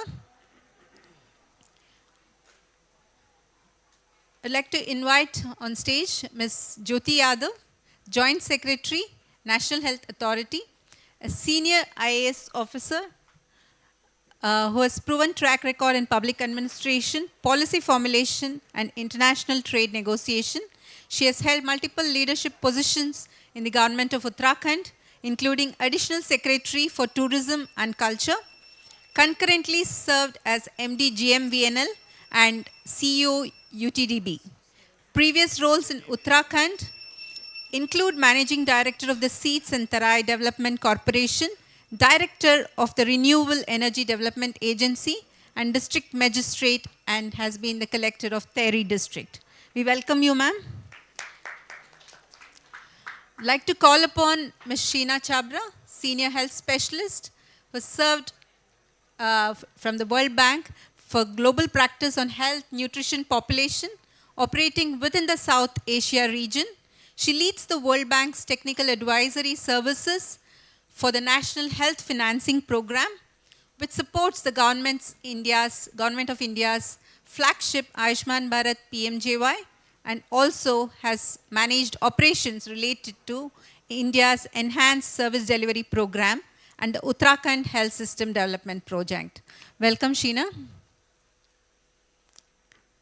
I'd like to now call upon Mr. Siddharth Bhattacharya. He is Secretary General for NatHealth, Healthcare Federation of India. He brings over 25 years of leadership experience spanning the health, technology, and technology-enabled services in both India and the US. He has held significant prior roles, including Country Director for Access Health International, leadership positions with GVK EMRI, Delhi, and also served as the CEO for Information Technology Parks and Public-Private Partnership Investment Vehicles within the Government of Kerala. Welcome, Siddharth. I call upon Dr. Priyanka Pandit, Health Systems Officer with the World Health Organization. She is currently supporting the government of Rajasthan in implementing the Mukhyamantri Ayushman Arogya Yojana. Her work focuses on strengthening health systems and access to care. She has worked with the Ministry of Health as Deputy Director in Himachal Pradesh, where she helped launch the HimCare scheme for universal health coverage. So thank you, Dr. Priyanka, for joining us today. I think we have amongst us Ms. Aiko Inagakia, Senior Director, ADB, our co-sponsor, co-organizer for this program. So welcome, ma'am, for being here today. And we will definitely like to listen to your inputs too.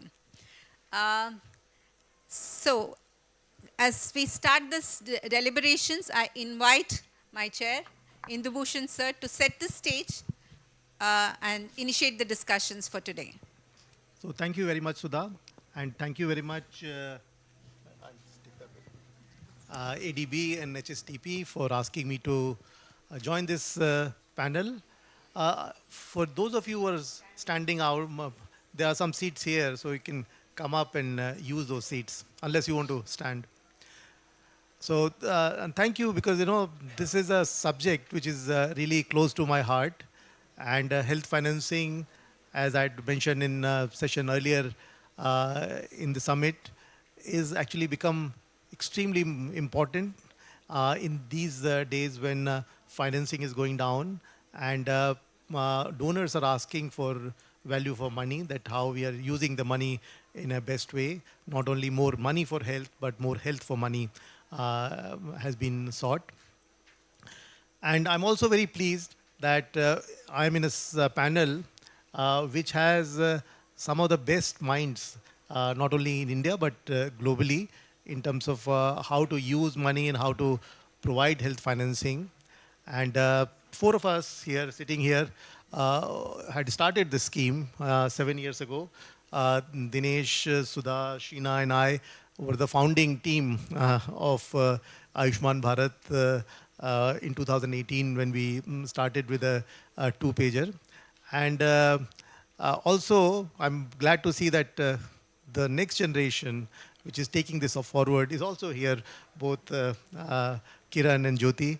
And we also have our partners in Sid and Priyanka.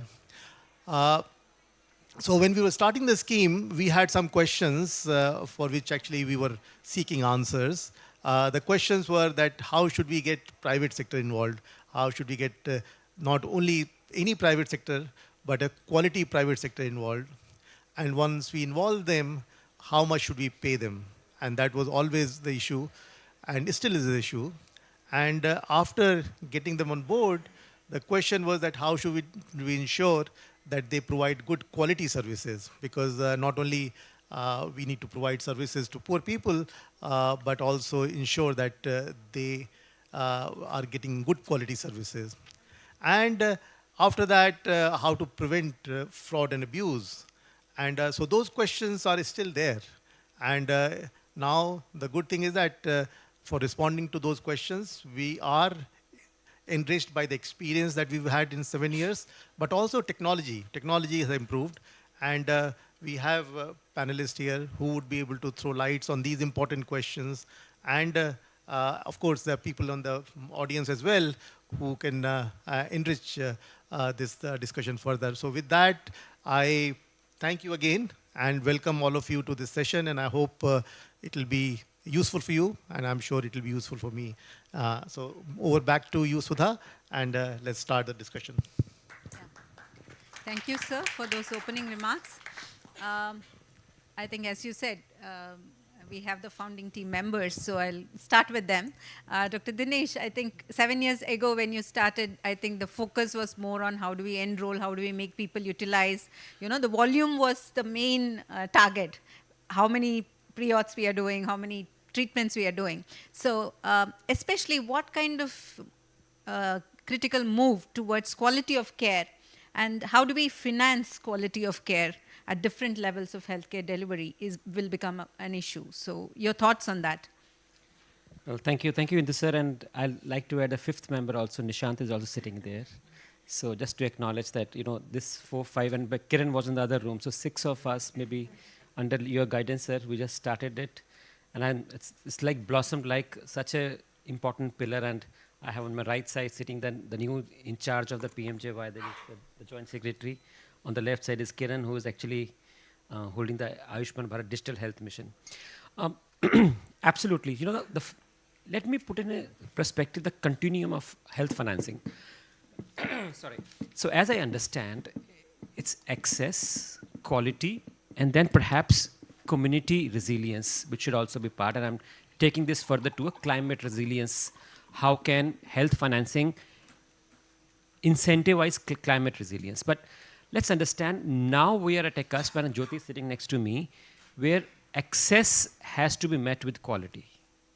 Access without quality is a broken promise, and there's a fear that scheme may go down if you do not provide quality. You know, and I used to say that time also, nano car came, and everybody said nano will flood India's traffic, and it will, create a chaos. Nano flopped because they compromised with quality. And it became a poor man's car in a sense that if a Facebook people see somebody riding on a car, they will say it was some of my friend's car, it was not my car. So I don't want to be with the Ayushman PMJY also to be not going to the next step of quality. And with quality, there have been some very good practices across Asia Pacific and across the globe. So in fact, we did conduct actually one tour with all team members from Bangladesh to visit some of the countries like Taiwan, South Korea, Japan, Thailand, Indonesia, to understand one of the few of the best practices coming on quality. And let me highlight them.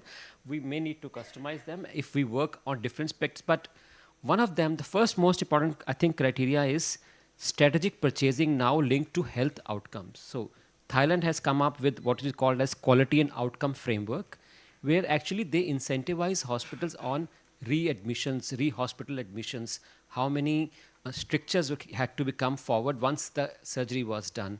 So building some kind of quality health outcomes as part of the incentivizing structure, part of the payments. So the idea here is that finance needs to go not to deliver health, but better health, quality health.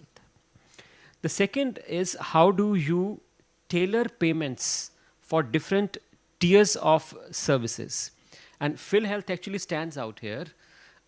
They have a capitation model for the primary health care, and then the DRG payments or the diagnostic link payments for the secondary and tertiary. I give you an example of a simple example. If you do a hernia operation in a secondary hospital like Taluk Hospital, you get X payment. If you do a hernia operation, say in a AIMS or a PGI, you get X minus 100. It's disincentivized because these procedures should not be done at the tertiary hospital. You are taking an opportunity cost of a tertiary hospital which is meant for super specialization, and it should be done at a level at which should be done. So trying to incentivize referral chain of protocol in that way.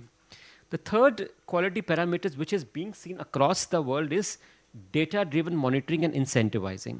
Whether it's related to clinical outcomes, say for example post-surgical infections or say blood diabetes control, systems metrics, very important. I felt this was done in Vietnam, where if a hospital has drugs availability for the whole month, available for all the drugs which were supposed to be given, or they had wait times very less, or the referral protocol was equally followed, they get incentive of 5 to 10% at the end of the month if they have followed that matrix. So how do you drive data to give quality and then perhaps incentivize them by giving some more remuneration on those? The fourth insight, of course, is a bundled payment across continuum of care. If you have done a surgical, if you've done a knee replacement, how do you incorporate 10 sessions of physiotherapy with it? Or if you have somebody reporting with a breast cancer, the from diagnosis to treatment to post-rehabilitation also gets accounted for it. And finally, so I think the most important thing is invest in peoples and system. The quality comes from them. They are front end, so they need to be equipped. They should have the regular tools. So let's have the digital tools which are simplified, adoptable, and adaptable. I think these are the few of the things which perhaps are being done across the globe. Many of them can be customized even to the Indian context. Thank you. Thank you. Moving ahead with taking the cue from the digital, Kiran sir. As we know that ABBA system is being introduced and being scaled up to at many levels, integrating it with the existing MOHFW schemes and the public and the private system, so that there is a seamless continuum of care for the patient. From, I can understand, from the time they have their appointments, various initiatives. So could you give a kind of input on that?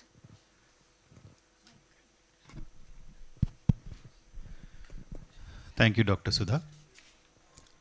So, as for the PMJY scheme, having looked at it for 3.5 years now, initially when the scheme started, this was a very unique scheme that was searching for its beneficiaries. In fact, we had a scheme where we were actually searching for beneficiaries. And then came COVID, and then the scheme started picking up during COVID times because of the treatments that are available and post that.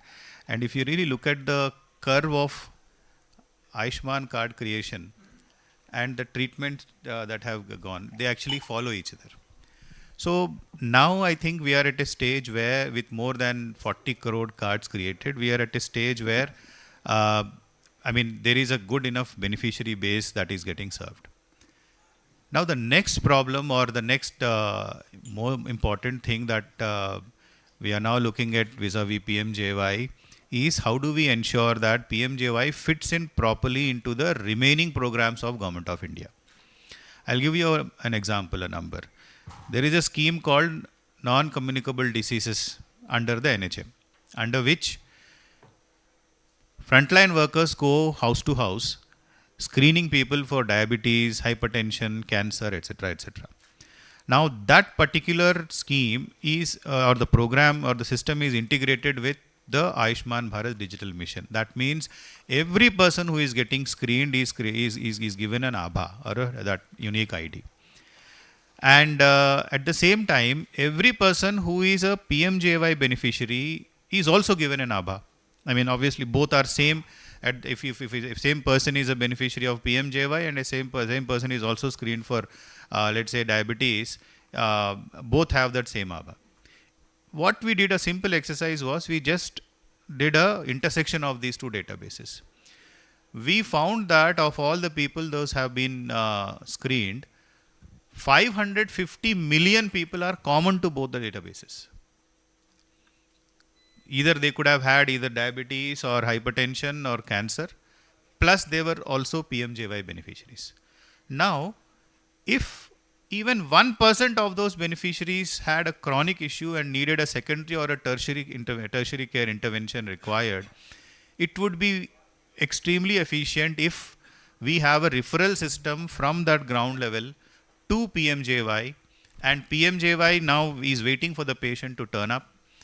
The system is waiting for the patient to turn up, and then the treatment is given to that person, and then the person is again handed over back to the community, back to the frontline worker for local care, including giving medicines or follow-up, and using other technological tools like eSanjeevani in case the frontline worker or the doctor in the Ayushman Arogya Mandir requires any additional guidance from a specialist who has actually treated the patient when he was admitted. So this is the way ABDM is actually trying to stitch all the programs together. The primary health care programs being run by the National Health Mission, be it Nikshay for TB or the NCD program or other programs, by making sure that this single identifier that we have given for every citizen or every person who is hitting the health system is common in both. And then we are now currently in the process. In fact, we had a very very fruitful discussion called, we had a Manthan series where 2 weekends were spent on it. It was chaired by the Honorable Union Health Minister. Under his guidance, we all sat down, and one of the things that emerged out of it was closing the loop. Closing the loop of primary healthcare, identifying a patient, then forwarding that particular patient who requires care to the PMJY system, the PMJY system be providing the required secondary tertiary care and then handing it over. So this is exactly how the Ayushman Bharat Digital Mission is trying to revolutionize or improve or better the way in which the healthcare is provided in our country. Now, just to speak of the numbers, today close to 800 million people have an ABHA. 77.9 or something is the number. And more than 400 million people have a PMJY ID. So if you do an intersection, you will see that there's a lot of, almost all the PMJY beneficiaries will now have an ABHA.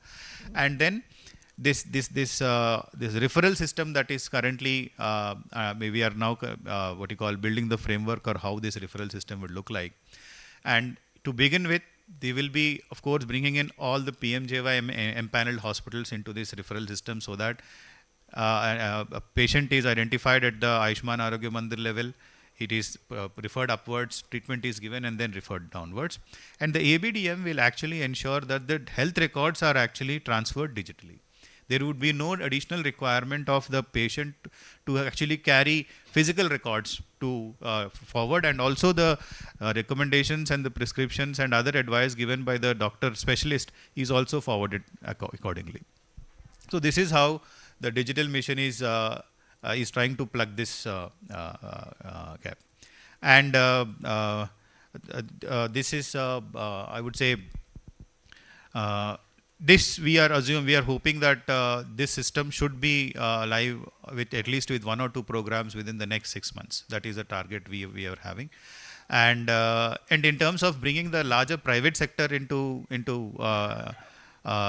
this whole system, we have what we call the National Health Claims Exchange that has been built for ensuring that is one of the building blocks or the core gateways of the digital mission, which is actually playing the role of bringing together the insurance companies on one end, the TPAs both on the payer side, and then the hospitals on the other side. Today, the entire PMJY system runs on the claims exchange. We have the new version, the 2.0 version of the PMJY IT system runs on the claims exchange, which was built as part of the ABDM building block. So that is how these two programs are intertwined. Going forward, from a futuristic point of view, we would like to have a situation where the 3 gateways of ABDM, the Health Information Exchange Consent Manager that allows for exchange of health records, the National Health Claims Exchange that allows for interoperability of health claims, and then the Unified Health Interface that allows for interoperability of health services to work together in a manner in which a patient, when he or she is looking for a particular what you call service, is able to use an application, a mobile application, for example, to search for a service, and based on her health records or based on her insurance, let's say she has a private insurance, based on that information, the Unified Health Interface is able to interact with the claims exchange to be able to point towards the right payer and the right provider, so that this whole loop gets completed. And the claims, the information exchange, the health information exchange actually allows for easy movement of health records initially to begin with, so that the doctor is able to see the older records of the patient. And then the new records created for that patient are now available not only for the patient, but also, let's say, in fact, we were just looking at one of the applications in the exhibition. The moment the record was created, the second question came was, can I send it to pharmacy so that I can get my medicines? So this is the kind of interconnections that are being built, and the digital mission is playing the role of stitching all these pieces together. So this is the futuristic view of how an integrated and well-oiled health system will look like, which also includes not only the private sector, so public sector, but also the private sector. Thank you. Thank you. I think that brings in the digital space for continuum of care. But I'd like to bring in Sheena here to look at currently how are the primary and the secondary and tertiary care at the PMJY connected, and what could be done more in terms of addressing this ambulatory care sensitive conditions, because are we paying for the right service that should be provided by PMJY, or are we providing for something that is a failure of at some lower levels? So if you can get in, what are the kind of financial savings also by strengthening these linkages, that will be good. Thank you. Thanks very much, Dr. Sudha. I'm really delighted to be part of this esteemed panel. And before we talk about, in terms of ambulatory care sensitive conditions, I just want to take a moment to step back and just define what are these ambulatory care sensitive conditions. There are many definitions that exist, from WHO, OECD, NHS, etc. But I think one of the definitions that I really like is from Billings, who define ambulatory care sensitive conditions as conditions for which timely and effective ambulatory care can help reduce the hospitalizations because of that. And there are three ways in which that could happen. One is in terms of preventing the onset of an illness or a condition. This could be changes in lifestyles that happen, changes in vaccine preventable. Vaccines are available like, measles, bacterial pneumonia, etc. The second way is controlling an acute episodic illness or condition. And there what really happens is in terms of the acute condition, if that is detected early and can be treated in a primary care setting, then it does not you arrest the morbidity and in terms of the progression of the disease and treat it at the primary care level. So, like perforated ulcers, dehydration, gastroenteritis, etc. could be, some of the examples there. The third is the managing a chronic condition, something like an asthma, which is an acute episode and it can be dealt at a primary care level if treated well, hypertension, congestive heart failure, diabetes, etc. Again, those conditions. So having said that, I think what Dr. Sudha wanted me to focus on is in terms of what really happens with in terms of ACSEs. The whole idea of the ACSE is that you should be looking at avoiding unnecessarily hospital care through increased and effective primary care services. And this is something where, if you reduce the rates of hospitalizations for ACSE, both it has the health benefits because you would reduce the morbidity and mortality because of that. And also there are cost savings because what's happening is instead of in hospitalization care, you're treating it at a much lower level. And therefore, in terms of if you treat that at a front line, it is cheaper. It's also, in terms of you're not really utilizing, in terms of efficiency because you're not using the scarce bed resources for that. And overall sustainability because in the context of PMJ, if you were looking at it, if you can avoid that condition from getting into hospitalization, you're really, in terms of saving the costs at the PMJ level by treating it at a much earlier level. And therefore, there is sustainability for the overall purchasing agency, which is there.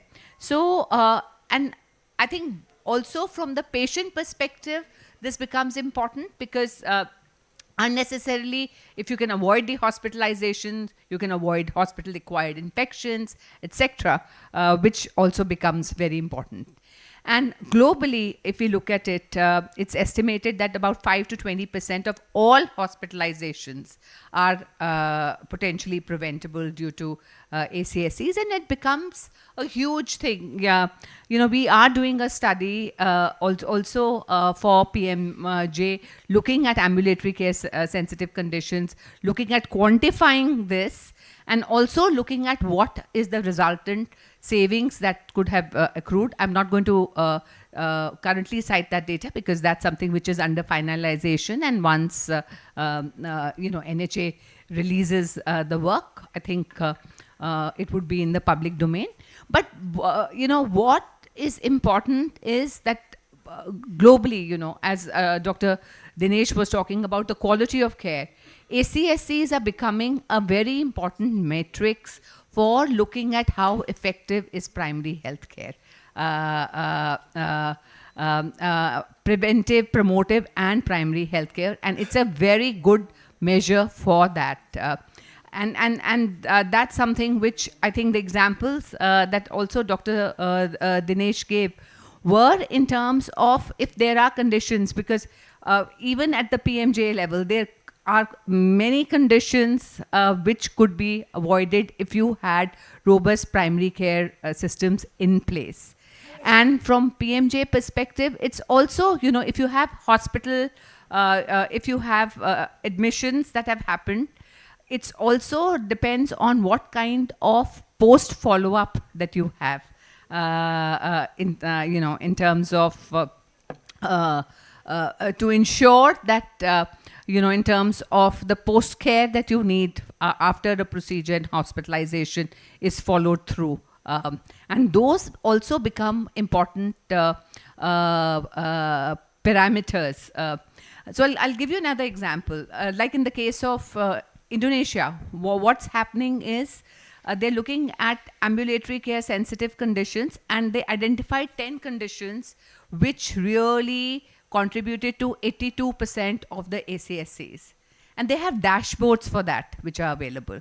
So looking at those dashboards, you look at what is the target group where these conditions are happening, and then based on also looking at in terms of the geographies where they are, and then what kind of interventions need to be made so that over time these could be looked at. And this is something which, in terms of the matrix, because globally more and more countries are looking at the both the actual levels and what really means in terms of costs for treating some of the ambulatory care sensitive hospitalizations. What do those costs?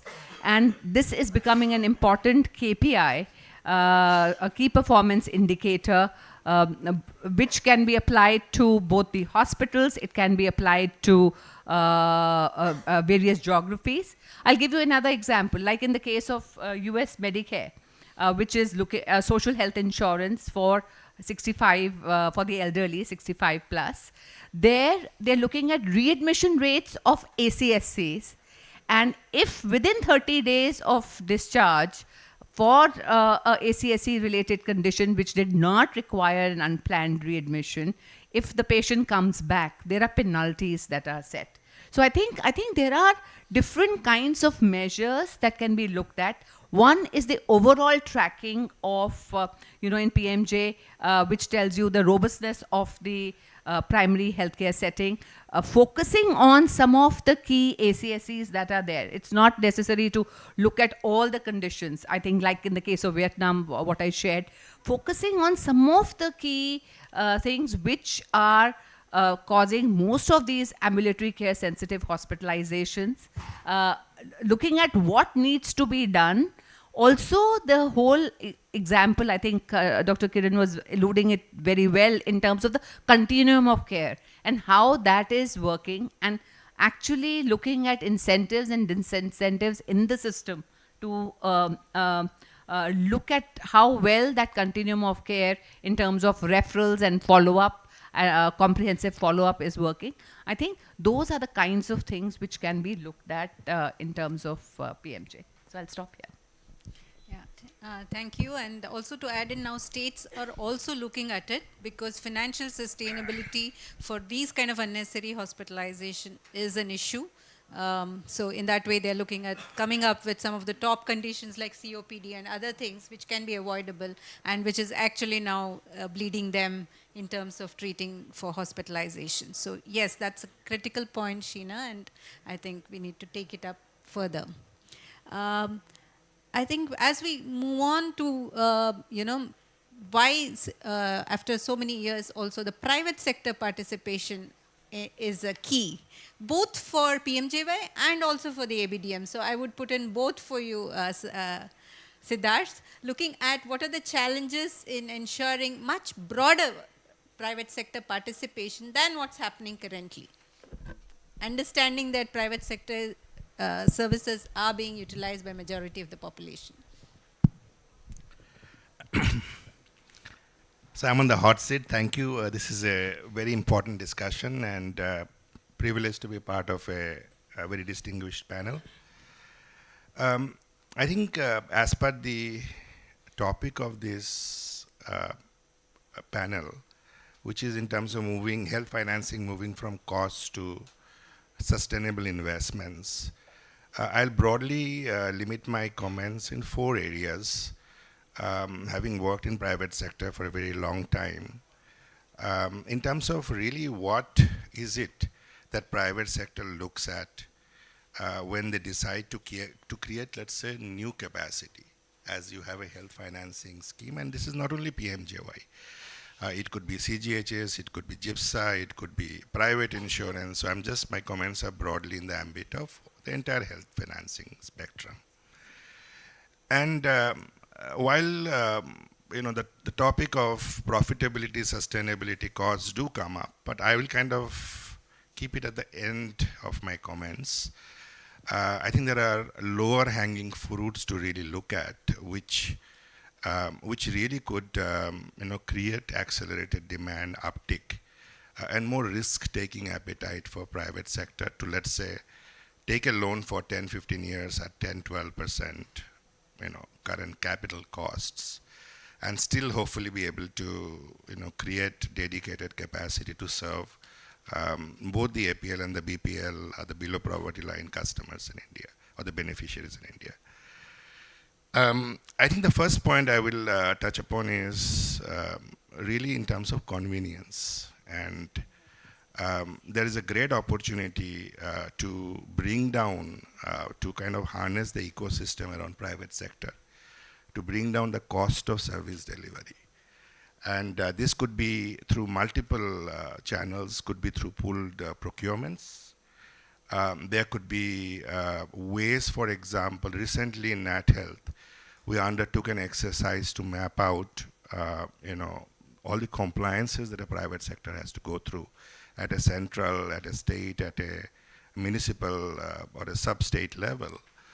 And we compared that with, let's say, BFSI, we compared that with, IT sector, we compared that with mining sector. There's a great opportunity to use digital to really streamline a lot of the sector-specific compliances. For example, single window, digital, and that will greatly bring down the cost of delivery, as well as a lot of the latency that remains in private sector in terms of investments. You make an investments to get that investment really, working capital efficient in terms of making it, hit the market faster, really doing away the latency time and the unpredictability could be a great bearer of confidence for investments in private sector. Convenience could also be something very simple, like, in terms of you register in one portal for a state and you empanel, and that could be made available in multiple states as opposed to having to go to different states and then registering and re-registering again and again. So the area of convenience, predictability is a great, and it brings down the real cost of the hurdle rate for private sector to make investment. The second broad area which I want to get to is flexibility. And flexibility often means, if you are a 50-bedded or a 100-bedded multi-specialty hospital in a tier 3 city, wanting to take on one of the social insurance schemes, you may have multiple clinical specialization you are catering to, could be 5 different clinical specialization. And you may have, ultimately the objective of a lot of the social insurance schemes is to take the capacity that exists in the system and make it available to the patients. So you may have that private provider be interested in 2 of these clinical specialty where they have a lot of capacity, and they may want to participate with those 2 clinical specialty as opposed to all the clinical specialty they have.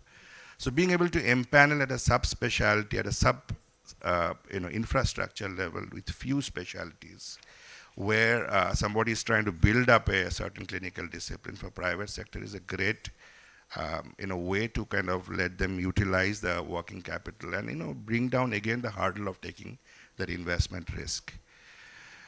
The third area, and I think it was touched upon by Kiran sir in terms of predictability in terms of payment. And that is a great area, assured timely, ability to receive payment. One authority that is telling private sector that if there's going to be deductions, those deductions are upfront, and being able to pay at a certain cycle time, which is assured, is a great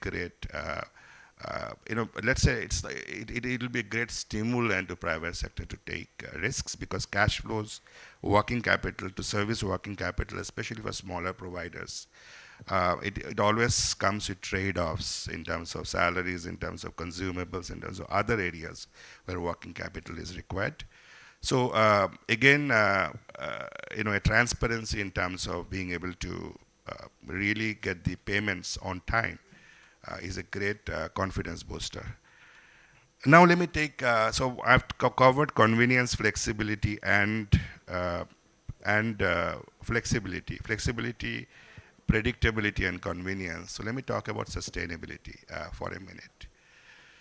The private sector, not unlike public sector, if you were to peel the costs, they're going to fall broadly into three areas: capital costs, fixed costs, variable costs. And while the money flows to private sector differently than it does for public sector, in the way contracting happens, in terms of how human resources are deployed, the ability, there are two current models in a lot of the social insurance schemes. One is for a private sector to take on a certain set of patients in a variable capacity, so marginal capacity. Let's say I have 80 beds available. My demand typically is 50 beds. I have 30 beds available. I'm not going to create any new beds, but I'm going to use these 30 beds, the marginal capacity, and deploy it most optimally. There, the ability to recover the fixed and the variable costs, it becomes of paramount importance. And in case there is a deviation in the marginal cost in fixed and variable, scaling up, the 5 beds into 10, 10 to 15, 10 into 20 is going to be very, very hard. And understanding these fixed and the variable cost, there are a lot of differences in the quality of private sectors, across the spectrum, and they may all be empaneled under one common standard. But the cost of, consumables, implants, the capability of the nurses, and a lot of these sort of staffs determine the fixed and variable components. Much of private sector would be, I believe, be fine in serving the programs as long as the fixed and the variable costs are recovered, without really any working capital cost that lingers along the predictability part. But when it comes to really building new capacity, the capital costs are going to be very, very important. And there could be a very innovative way. For example, I'll throw out one idea. There are a lot of very good ideas to do it. Many, many states across India today have building height restrictions of 30 meters for hospitals. And if that could be lifted to 45 meters to 60 meters, for example, that as in many, many countries around the world, there are no restrictions, and land being such a premium commodity in India, that could really create new capacity in existing places without having to doing investments into new human resources, new infrastructure, new medical equipment, and that could unleash a lot of capacity for serving a lot of these sort of social insurance programs. So I'll kind of end here. I'll summarize my things: sustainability, flexibility, predictability, and at the same time, convenience. Those are the 4 key themes. Thank you. Thank you, Siddharth, and I think that sets the stage for Jyoti ma'am, mainly because you have announced a lot of, a major announcement of covering the senior citizens across populations, irrespective of the economic status, and also covering the gig workers who may or may not be a BPL population. So considering that these are the populations who normally take services from the private sector, and with the challenges that Siddharth also alluded to, so what is the kind of models that you feel or you have that's actually going on in many states who are already covering the APL population? It could be Karnataka, Uttarakhand, Himachal, Odisha, Rajasthan. So those kind of things, what is your input on that, and how do you plan to scale up these newer populations that you're covering?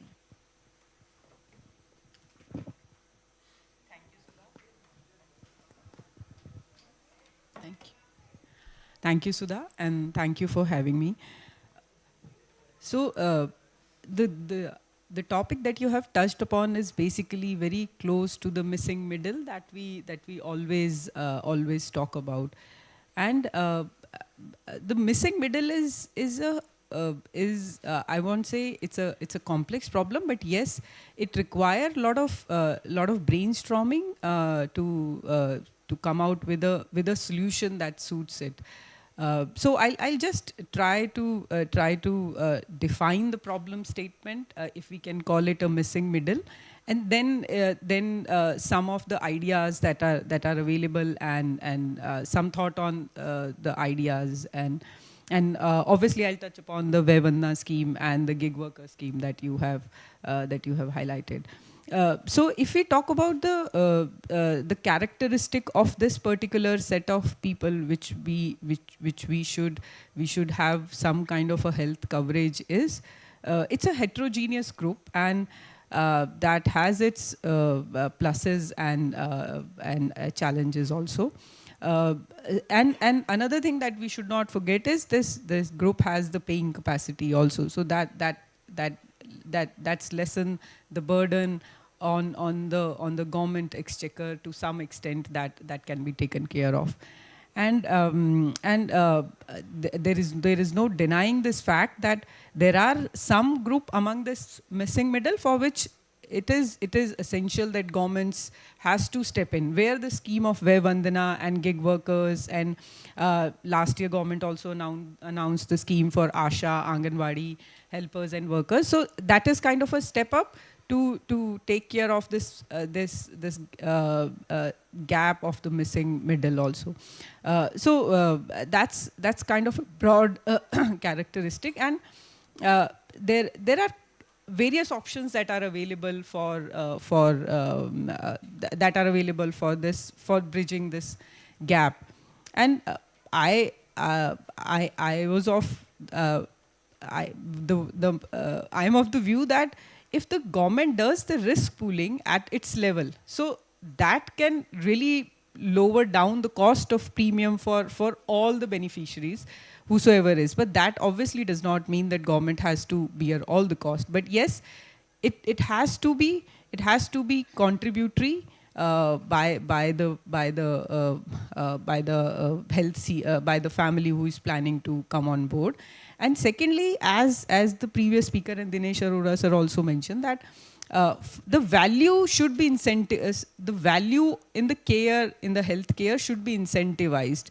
For that, if we add some kind of a premium, some kind of a co-payment, some kind of a additional partial payment that is being paid by the beneficiary, that can really allow a person to encourage more health-seeking behavior.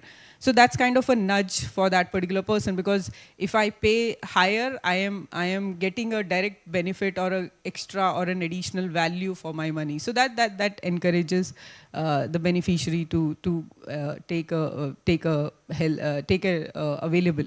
option of the facilities which are available. And another thing that I would also like to add here is that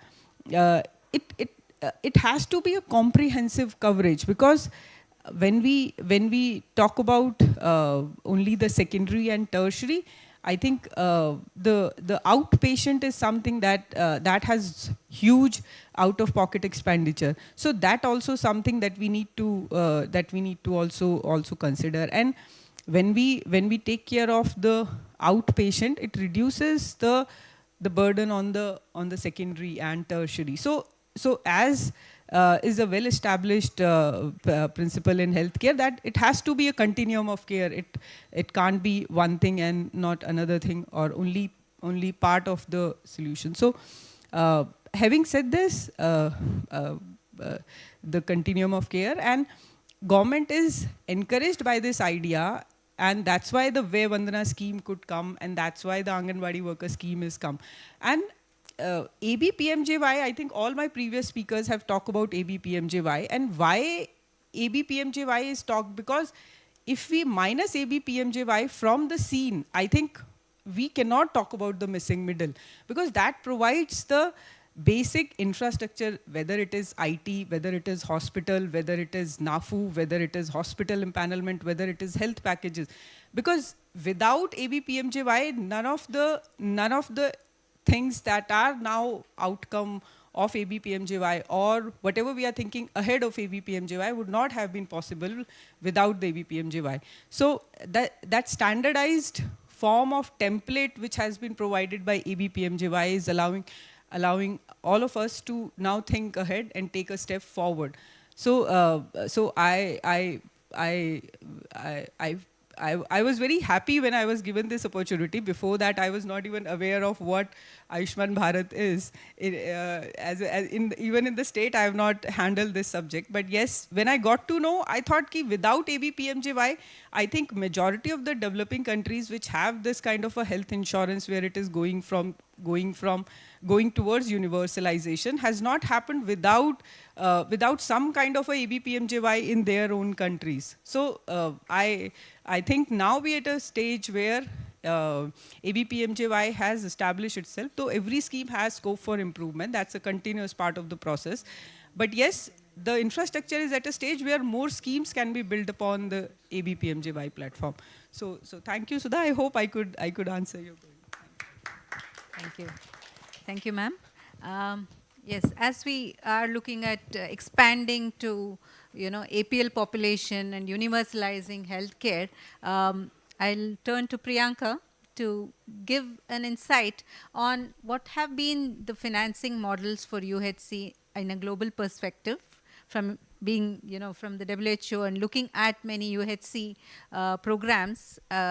If you can add in those financing models, and what can India learn from it also? Maybe we are already doing the right things, or is there a deviation we need to take? So just some insights on that. Thank you for the question, ma'am, and very delighted to be a part of this esteemed panel. So basically, when we talk about achieving the universal health coverage, so we know it's clear that just spending more money is not enough. It is, how we are spending that money and how we are connecting the financing to the real health reforms or real health outcomes. So there are a number of trends which are being adopted globally that can help the countries to accelerate in their progress towards achieving the universal health coverage, and I'll briefly touch upon 4 of them. So the first one being, which was mentioned by Dinesh sir in the very beginning, and that is to move from passive to strategic purchasing. So basically, instead of just simply paying for the services, we need to say that financing should be, more smartly done. It should be guided by data and basically by the evidence, and we should ensure that the right services are reaching to the right set of people. Right, so there are 4 principles based on which the strategic purchasing works. The first one being data driven, the second one being equity driven, that is to ensure that all the people who are underserved, the services reach to them. Then it should be quality driven, the health outcomes should be achieved rather than just increasing the number of services, and it should be cost effective as well. Also some of the panelists here, they have mentioned about the Thailand's universal healthcare scheme and the Rwanda's community health insurance model. So these are the ones which are using these strategic purchasing measures. There are a few examples of that. And a very important factor in this is having a very good data, because the data will tell us, which hospitals are doing well, which population is being left out, and where we are really spending our money. So we have to invest on an integrated health information system where the patient records, the service use, the costs and the outcomes are being tracked, on a regular basis. It is very crucial. And in this way, financing, it basically becomes a tool to improve the quality as well as the equity, rather than just a means of paying the bills. The second point which I would want to emphasize is to shift from an input-based budgeting to a performance-based budgeting. So the health sector, basically the health budgets, they should not just track then, how much money it's spent, like on buildings or on paying the salaries, etc. But our budget should be linked to the bigger health goals, like how far we are towards, achieving the universal health coverage, or has the child mortality declined, or has the maternal mortality indicators improved. So these are very important factors. It should not be about did you spend the money, but it should be about did you achieve better health outcomes. And for that, a robust monitoring and evaluation system, it has to be in place. And Also, one more aspect which I would want to emphasize is to provide some kind of flexibility to the service providers in terms of how they are using their funds, because the realities at the ground level are a bit different. So that kind of flexibility, if being given rather than stucking them into very rigid rules, would be very helpful.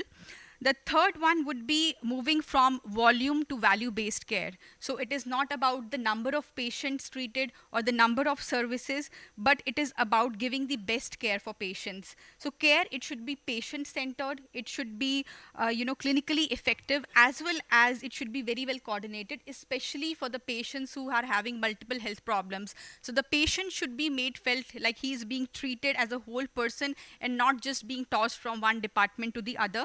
So in this case, an integrated and coordinated care services, they are very important to make this happen.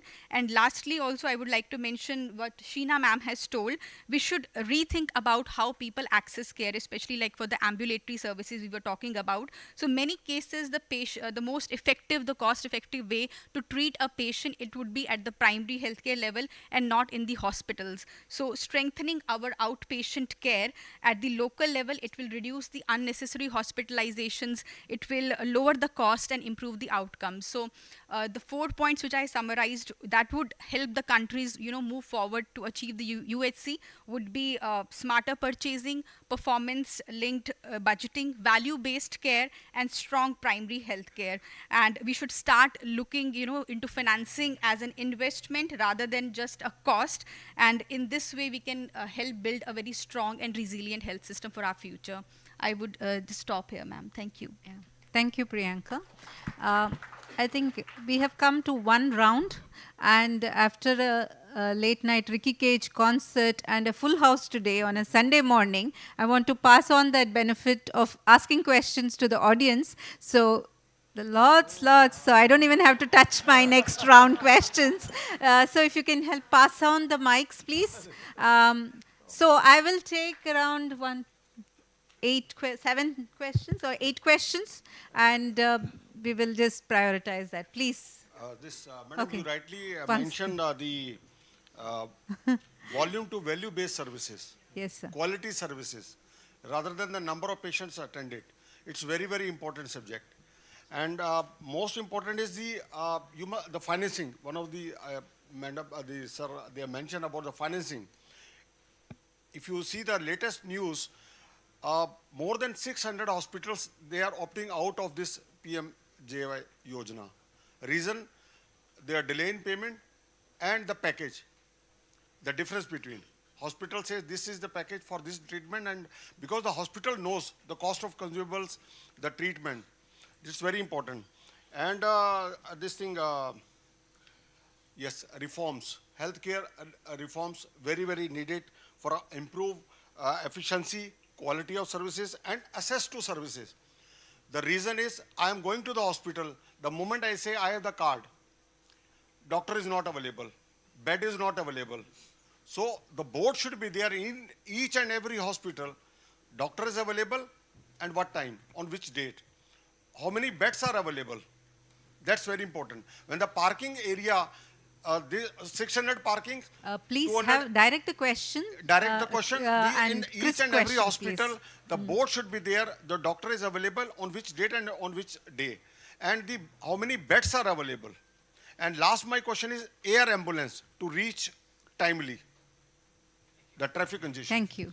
We'll collect the questions and then allow the panelists to give consolidated replies on the kind of questions they want to answer. Yeah, thanks, sir. So it was wonderful panel, sir, and it really thought-provoking. Sir, I wish these 2 empty chairs could have been filled up by one patient and another the regulator, IRDAI. So that could have been really complete the entire spectrum on this. So because we are all doing for patient on that. So that's really these 2 chairs you kept empty, but next I'm sure, sir, you can take that. I just have a very simple 3 questions for that, and especially from the sustainability point of view, which is the focus of that. So perhaps how the panelists, they think about the equity part of it. So that is very important, how we really take care of equity, and people who live in the culture of silence, like the patients and all, who could not speak, who cannot assert, who cannot negotiate. how can we really empower them so that they can really do that? That's one. Second question is, sir, in terms of the grievance redressal mechanism, and especially where the exploitative nature of the TPA and the insurance, which comes in. And it's both in the public sector and private sector. Their nature is exploitative. So how can we really get into that? And these things. And thirdly, sir, on the moral hazard issue, which really affects directly to the sustainability. And moral hazard issue from the service provider, from the intermediary like TPA and the insurance, and the user also, patients also. So these are my 3 questions on that, sir. Thank you so much. To request you to limit to 1 question per person and not a bundle of questions will be difficult to coordinate. Just introduce yourself in a minute.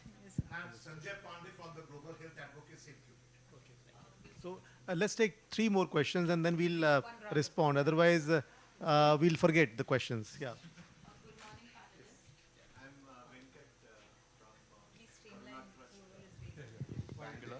Okay, after you, ma'am, and then I'm just going by gender because the 3 men and then 3 women. I'm Venkat from Karuna Trust. We manage primary health care centers, 4 states, all public-private partnership. This question directed to Mr. Kiran. This is regarding data integration. In primary health centers today, we manage around 26 apps. And each app works in silos. And especially the socio-economic data, the kind of repetitive entries that we make, it is really burdensome. And this is our constant request, asking for the integration or API is to be given for integration by even private partners. That is one. And another thing is partners like us. We bring in a lot of innovations. And for innovation to integrate into the apps, which is being done by the government, definitely under you, APIs are very important. So how can we add value to the system? Thank you. Just limit to 1 and introduce yourself, please.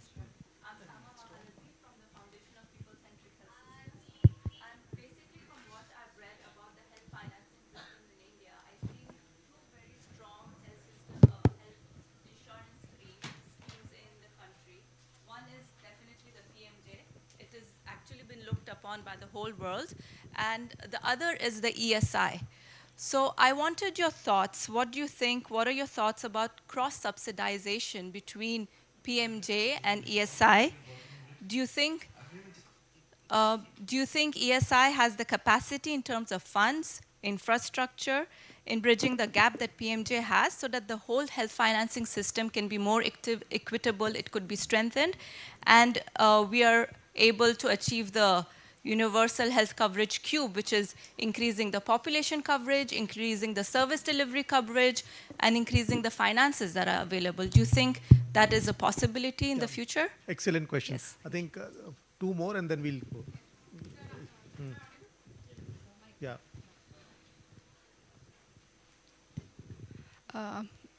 Good afternoon and thank you for the session. I'm Sonali. I was earlier with HSTP, so questions sort of related to the work I'd done when I was with the organization. In lines with the universalization and adding on to affluent groups as well as the the upcoming age group like the elderly needs to be there. What are the panel's thoughts? Maybe Siddharth sir could reflect on the home health care, which is coming up not just for the elderly, but it's also been coming up as a package for post-hospitalization cases. So if the panel could reflect on this as well. Excellent question that we'll have 1 more here and then we'll go to the panel. Okay? So thank you so much for the opportunity. So in today's era, we are talking about now the health literacy and financial literacy part. So I just want to understand how important it is when we are talking about health financing literacy to an individual or to a community to understand this concept very well so that they can, make they are living a better future aspect in this. So what are type of modules or what are the policy reform we can make to enhancement of this health literacy concept? Thank you so much. All of them are very good questions, and I must say that some of these questions have been coming up for 7 years, since the time we started the scheme. But most of these questions, except for one which was for Sid, are for, I think, Jyoti and Kiran. So in the interest of time, I'll request first Kiran and then Jyoti to fill in, just going by seniority in the IAS. And so you just respond to those, and then I'll request Sid. And I can see that there's a lot of interest and a lot of questions here. And after the session, all of us are going to be here. I can assure you that we'll be here for at least 30 more minutes, so we can respond to you individually, because I think it will not be possible for us to complete the session within the time with this kind of interest. So, okay. So first to you, Kiran. Sir. Thank you, sir. To address your question, 600 hospitals leaving PMJY. This is the news you read, right? This is 600 hospitals over 7 years. And over 7 years, we have empaneled, today the number of hospitals that is empaneled is more than 31,000. So, this is a continuous process, and it is not necessary, and if you read that news more thoroughly, in fact it is coming from a parliament question for which we have provided the data. These are hospitals which we have pulled out. It's not only hospitals who have gone out voluntarily. Because of various reasons, these hospitals were de-empaneled. Of course, there are challenges about payment. There are challenges about delays in payment, and there is always this continuous discussion about rates. Are hospitals happy about the rates that private insurance pays? No, right? So this is what you call a continuous game, and that is why the health benefit packages that are provided under the PMJY have been upgraded 6 times so far. The health benefit packages 2022 currently has what is called a tiered system. So if you are treating someone in, let's say, a tier 3 city, there is a certain rate. If you are treating someone in a tier 1 city, a metro city, there is a much higher rate. And if you really look at the incentive that is given to a particular hospital for treating, the actual percent that whatever is the procedure cost, the final payment that is being made for a treatment being given in a metro city for a NABH accredited hospital is 135%. The rate is X, we are paying 1.35 times X. So there is always what you call an attempt to ensure that this kind of services are provided at a particular cost. And one more thing I would like everybody to understand is the PMJY model works on what is called a marginal cost. It is about what is the cost of providing that additional thing. It's not about creating a completely new infrastructure for it, right? So, so that is how the scheme works, and these packages will get upgraded continuously. Coming to about showing the boards and showing what beds are available, what are not there. See, this is what is called the Clinical Establishment Act. In fact, to address your question, we should have had a state also, because they are responsible for managing the Clinical Establishment Act, under which all such institutions are managed. So there are hospitals where the rate charts are shown, but then the thing is that sometimes ends up as a local thing. This keep changing, and there is no health regulator in the country as such, if you would really want to say. That is something perhaps will come as we go forward. That will probably address some of the answers. I'll just then touch on the data integration part. I'm happy that you raised the data integration part, and you also mentioned you have to integrate with 26 app. Why 26 app? I'll give you an example. I keep giving wherever I go, or wherever I tell why ABDM is required and why integrating with ABDM is important. How many of us are here? 85 roughly. I was just counting when we were here, 85, 90 of us. Each one of us, if we had to shake hands with each other, how many shake hands are required? Anybody?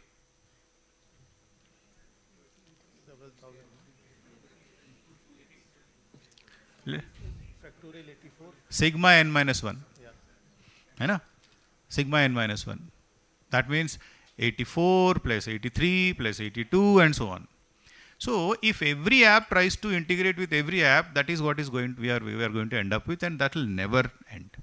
That is why the whole idea of the digital mission was brought in, where we said, look, this is the backbone, everybody connects to it, and by virtue of connecting to it, everybody, like just to go back to our handshake example, if I told you that, okay, there is one ring in the middle, everybody hold on to it, that means everybody has shaken hands with everybody.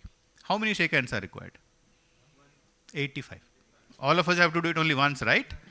So that is the whole idea, or that is the whole idea behind interoperability and what ABDM brings into picture. So all the applications that you want to, integrate with, they get integrated with ABDM, your application gets integrated with ABDM, and under ABDM, we have created the digital standards necessary for exchanging data. So in that way, and also while ensuring semantic interoperability also, not just basic structure interoperability, including semantic interoperability, so that whatever you are reading from a particular source on an application, you are able to ingest it, understand it, and then use it further. So that is how the digital mission is trying to address that part. And TPAs and moral hazard, I don't know, this is again, the claims exchange is one of the things that the government is trying to build, and as part of the digital mission is also to bring about some sort of what you call transparency in how health insurance claims are processed in our country. It is an issue, yes, because majority of them are done manually. There is lack of trust between the insurer and the hospital, and the patient and the hospital. We always have this issue. By making sure that information is available more transparently, things are done more digitally, the turnaround time comes down, and then things are done what you call in an automated fashion, so that the overall costs come down. So this is what is being attempted, and I'm sure we will be seeing some results. And PMJY, by virtue of it being like the largest insurance program itself, is able to set some of those standards. And more importantly, one thing we have to realize today. Today, you go to hospital X in, let's say, Hyderabad to getting a gallbladder removed. The procedure followed is something. The same thing you get it done in Delhi. The procedure could be slightly different. Ultimate result is the same, but what is being done is different. This is where we have what is called standard treatment workflows and standard treatment guidelines. The contribution of PMJY to the larger health ecosystem has been building of these standard treatment guidelines. I must really compliment Indubhushan sir and his team, who have actually thought of it in the beginning. These are the standard treatment workflows and guidelines which the private insurers are now talking to us about adopting. Once the private insurance starts adopting the standard treatment flows, you will be sure of getting a line of treatment where things are more predictable to address the private sector concern.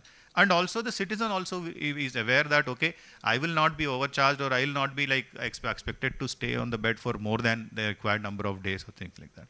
So this is how the PMJY and the ABDM systems are trying to make sure that certain concerns that the citizens are having are being addressed. Jyoti, maybe you can take the ESI and other questions, and I'll help you. So there is before I answer, I was surprised nobody asked about the AI. So which is the talk of the town.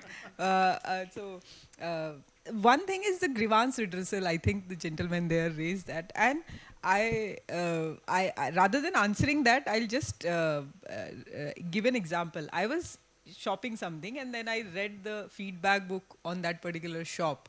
And I think all of us must have gone there. The prices of that has gone really, really high these days.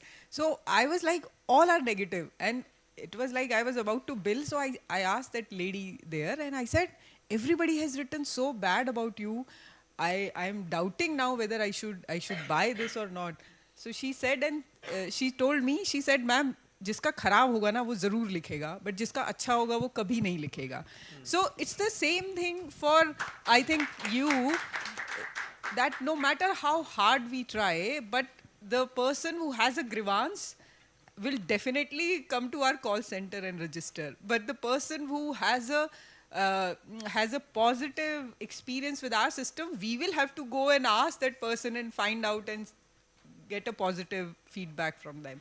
So that's one response. But yes, it's a continuous process, but you have to discount the numbers that we have, because I think the universal health coverage or any health program that is run anywhere except China, I think we have the numbers. And to deal with such huge number, you have to grant some kind of a time, some kind of error will always be there in the system, and it's always a continuous process. And as I said, no matter how hard we try, but there will always be that. But yes, we have a centralized call center, we have a call center at the state level where we definitely go through those grievances and try to address. And the grievances are a learning process, because without that, we will not be able to grow or will not be able to move ahead. So we always take them with a very positive mindset, and it's not always possible to give an immediate solution to those ideas. But yes, they nudge the system to grow and to think beyond where it is. And thank you for that question. And now I'll talk about the health literacy part. Somebody asked that part. So when we were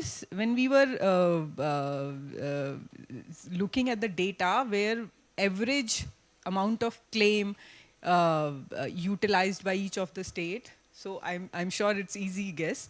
Kerala has the highest utilization rate, and I think Sir's cadre is Kerala. So why? Okay. So.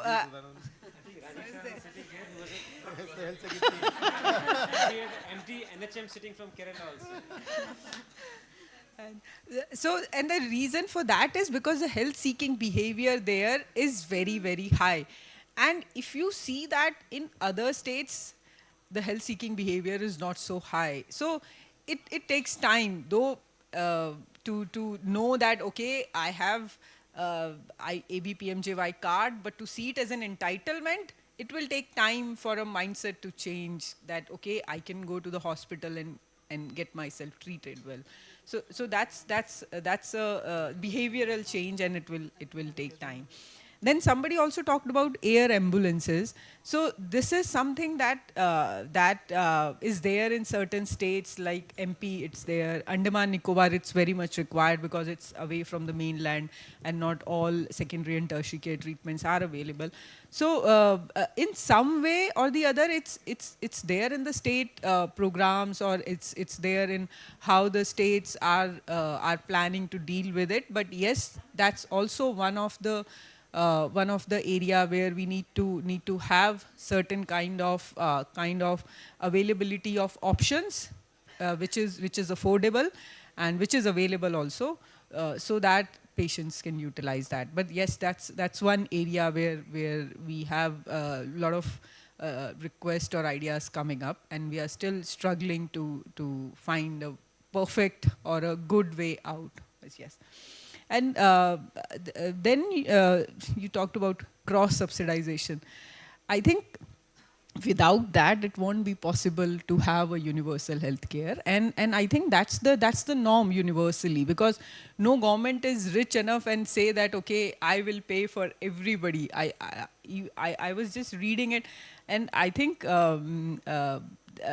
except the Scandinavian country, I'm not really sure whether they also have a 100% government-funded healthcare system, because then it puts a lot of burden on the exchequer, and then you have to not just pay in terms of the money that you are paying, but also provide the services also at the government level. So there is no doubt about that it has to be cross-subsidization. But yes, the challenge of cross-subsidization is that you also need to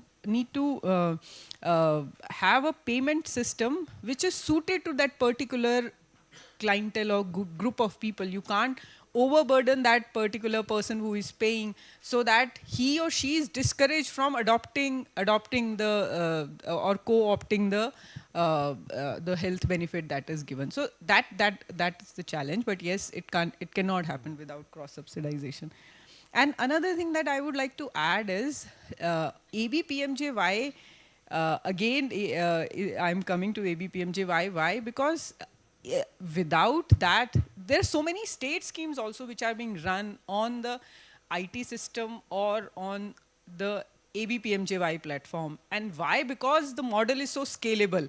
And that's why we are talking about all these issues, and all the elements have been weaved into ABPMJY that today we are talking about universal healthcare and bringing new category of people onto the ABPMJY. Thank you. So thank you. Thank you, Jyoti. And before I ask Sid, I just wanted to just also respond to ESI particularly. The integration with ESI actually has been in the works for some time, because there is some overlap between ESI and ABPMJ. So reducing that overlap and this kind of integration, if it can be done anywhere, it is India, because we have Aadhaar seeded ABPMJ, so we can ensure that there is no overlap. And also, if we can integrate both ABPMJ and ESI, and actually there are many other schemes like those. And we have not been talking about integration, but convergence, because merging all those schemes is politically and legally not feasible. And so NHA has been working in terms of convergence, so that we can have a more efficient system that is on. So before I ask Sid, I just wanted to emphasize one thing.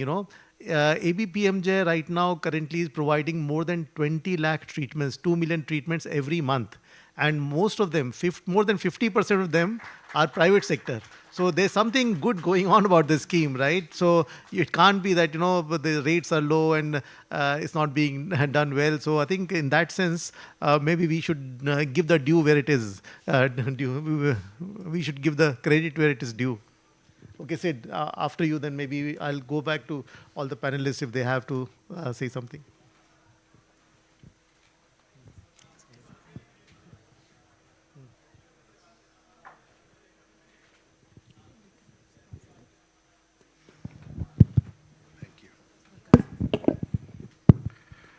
So I think the question that you had posed to me was about the continuum of care, right? And see, it's a great question, and anywhere there is a handoff from a hospital to anybody, these are two different systems, and the greatest challenges are always in the intersection of two major systems, right? Just to kind of put it in context, the last day of a discharge of from a hospital is usually very long. It's usually 7 hours, 8 hours. The doctor is discharged in the morning. And here's a patient occupying a bed, for example, for 7 hours, 8 hours. So the hospital and the insurance company is only passing files around, and you go home by about 4 or 5.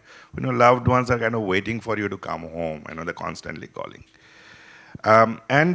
It is something where maybe something like a escrow account, quick wallet, you check out in 15 minutes and the hospital and the insurance company puts the money to where it is, and the rest of you take care. Those sort of systems are very, very easy to do. I know with the digital health claims exchange and things like that, things will get easier. I think the issue from a home care perspective is precisely that same sentiment. How do you do that? It's a great idea. Even in the first example, you free up beds for 8 hours. Over entire India, that's a huge number of beds capacity that could be used elsewhere. Similarly, in home care, a patient that could have, the hospital would like it to. I'm just telling this to you, that if that transition could be worked out, but remember, it's from a higher facility to a lower level of care when you are doing the transition. And I think the main question is what is the protocol that will determine a clinician.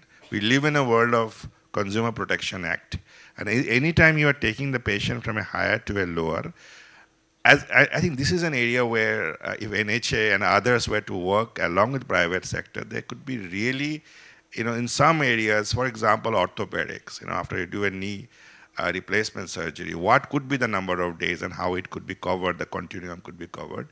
That could be a way for us to move forward. Okay, thank you. Thank you, Sid. Dinesh, anything? Sir, I actually have been telling Jyoti a lot of things, but please, access and quality, don't diverge quality from excess. Quality will come to haunt us if we just keep on talking only about excess. And the third continuum, which is a little furtheristic about the climatic risks, perhaps which we can do offline, but this is a continuum. Thank you. Sheena or Priyanka? Okay, all right. So with that, I think should we ask Ayako to say no? Yeah. So I'll just request Ms. Ayako Inagaki, Director from ADB, to give her reflections. No podium because it's probably nicer to be here. No, thank you very much, everyone. I haven't been in such a passionate session. And then I really learned a lot myself. Maybe only two things that I thought. If we're talking about universal health coverage or universal health care, basically what is this? It's how much we can provide affordable and the best quality services to all citizens, right? So for me, it's really come to, I think you talk about health-seeking behaviors and how much any system can provide the right incentive for people to go to the healthcare center. So I think basically it's all that to me. The new president of ADB, who just started in January, we made a briefing to him. And the first question he asked me is about, I'm interested in knowing more about the sustainability of any health insurance or health financing model. Please come back to us.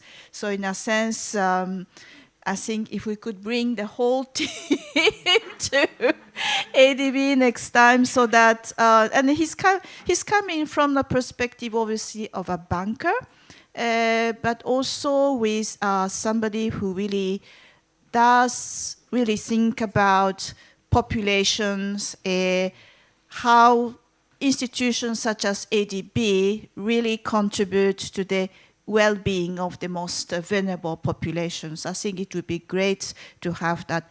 Lastly, I think you talk about anything is about continuous progress.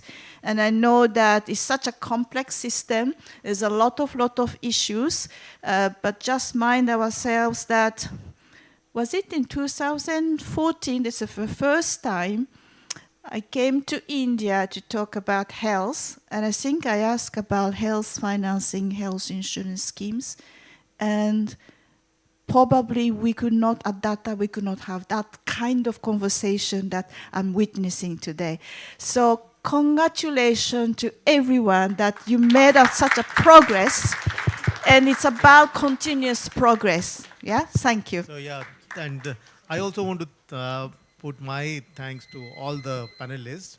You know, the discussion, Ayako, you're right, was very stimulating.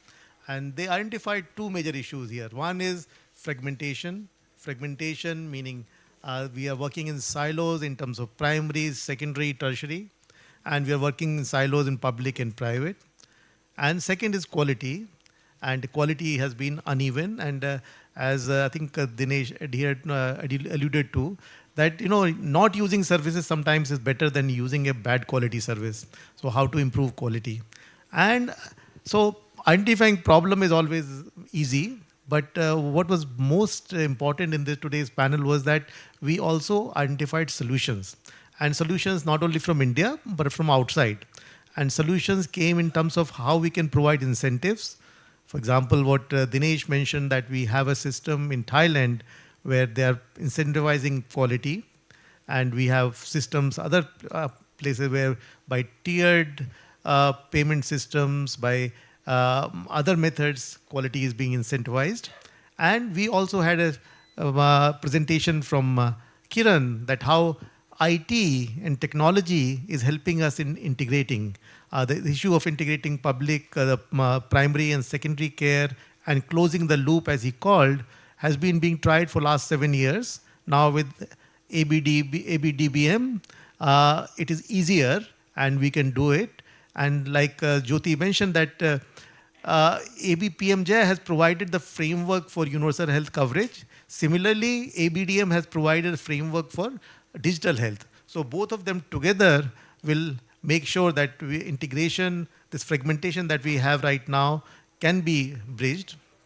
And SEED actually raised excellent point in terms of private sector. The private sector, which is usually seen as adversary or competitor, it's not, because they have a role to play. They are providing most of our tertiary care services, and they still have capacity. They can expand it, but they need support.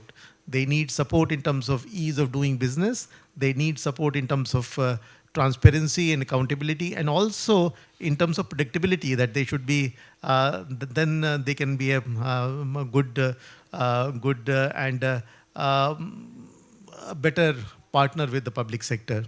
So with that, maybe I should turn it back to you, and thank you. You know, all of you came on Sunday and leaving on Sunday and over here. And thank you very much for coming and sharing your thoughts here. Thank you, sir.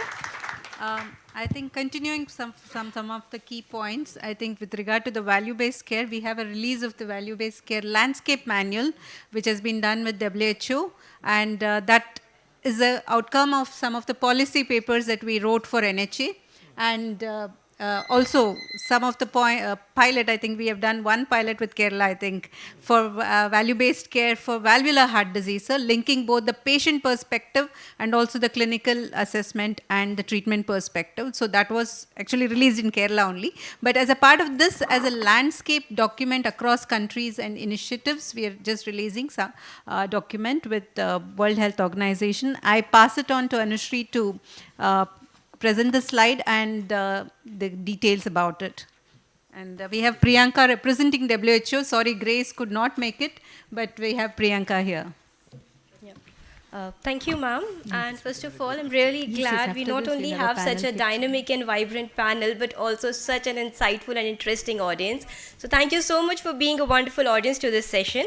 And as ma'am has already briefed, I would just take the opportunity to reach this milestone and to brief you all about the upcoming value-based care document, which is developed by the WHO team. So effective coverage of good quality service demands that services that provide maximum value and affordability to the patients are prioritized. They must be provided in a manner that puts the patient at the center of care, empowers the patient to be involved and in their own areas of improvement of health. Since a lot has been already discussed about the patient care, the quality and the value-based care, the team at WHO India Country Office have reviewed theories and empirical evidence of the value-based care and draws the literature to reflect on the factors that foster transition to the value-based care. These lessons and the recommendations are presented in a recently published document entitled A Global Review of Value-Based Care Theory, Practices and Lessons Learned. We use this opportunity to officially launch this document in the presence of our Honorable Chair and the esteemed panelists for the session, and we encourage everyone to read it. I think thanks to everyone. We'll share the link and put it. I don't know, there's some technical problem. They're not able to project that slide and the link, but definitely we'll reach out to you with the links. Now I request all the panelists to stand for a group photo, and you can do the honors. Yes.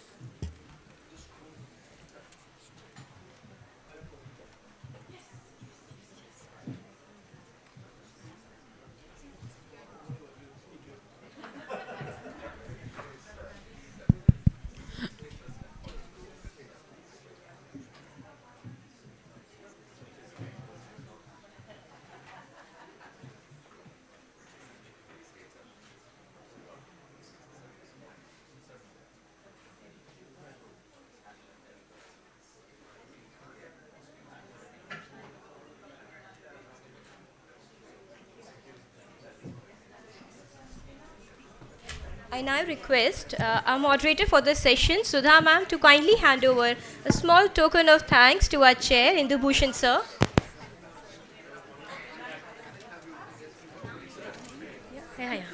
I also request ma'am to hand over the tokens of appreciation to our esteemed panelists, not in any sequence. To Dinesh Arora sir, please.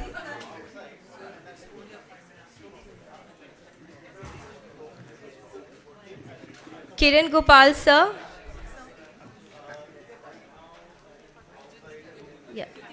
Ms. Jyoti ma'am.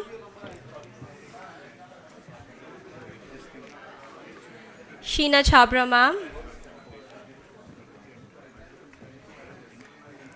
Siddharth Bhattacharya sir. And Priyanka Pandit ma'am, please.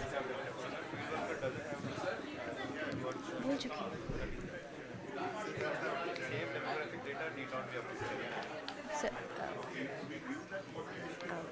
and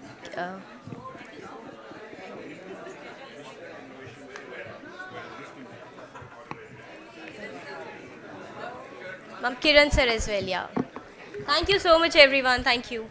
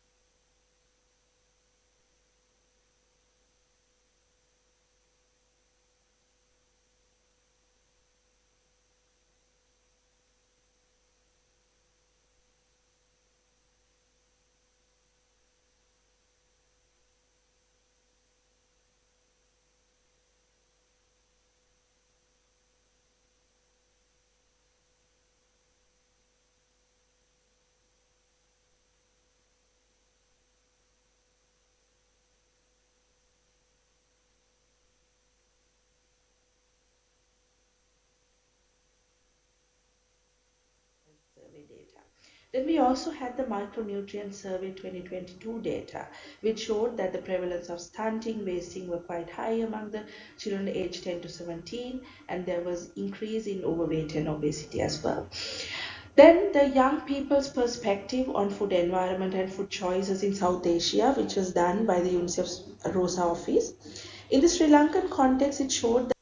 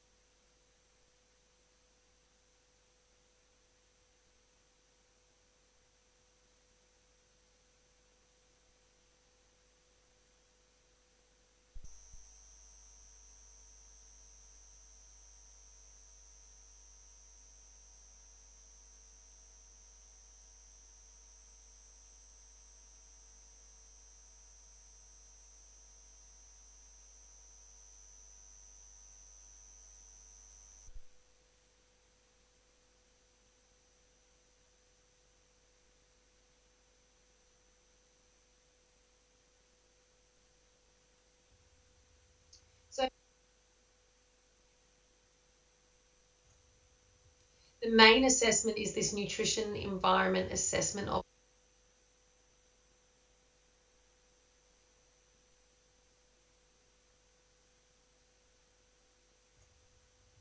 The main assessment is this nutrition environment assessment of the school, where data collectors go into the school, they ask the school administrator questions, and then they conduct some direct observation. So for example, they might look to see if that day the canteen, is it selling sugary drinks or not?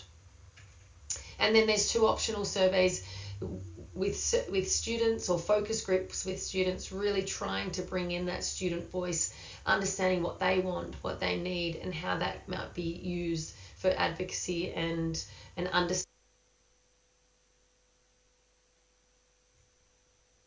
Some examples of using the tool across the world. It is being used across most regions in the world now. Vietnam was one of the countries that we piloted the tool with. What they did is, in the adaptation phase, they added a diet quality questionnaire for students because they were really interested in that. They had the whole process endorsed by the Ministry of Education and Training, and these are the kinds of statistics that they pulled out of the assessment. That almost half of the schools they assessed sold sugary drinks. A third didn't even have access to free and safe drinking water.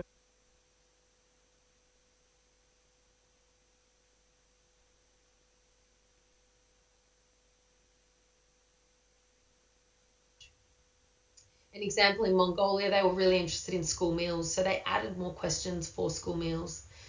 They had the whole process endorsed by the Ministry of Health and Education.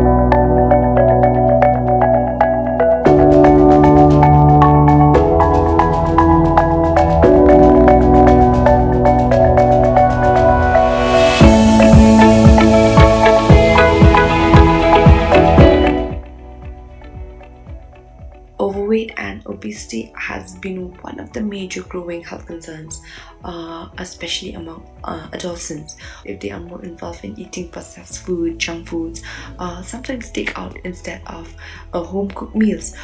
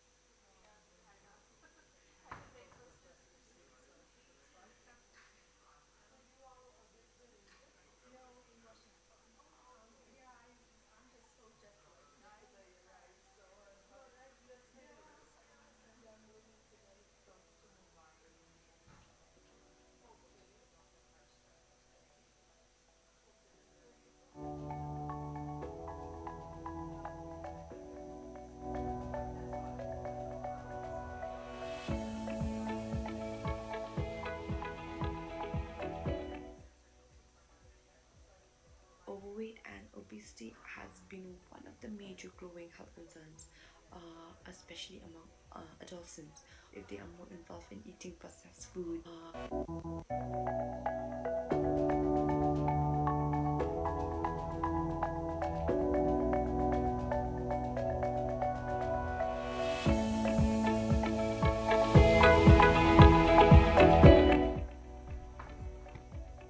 Overweight and obesity has been one of the major growing health concerns, especially among adolescents, if they are more involved in eating processed food, junk foods, sometimes takeout instead of home cooked meals, which can lead to overweight, obesity, undernutrition, and could also alter their growth and development.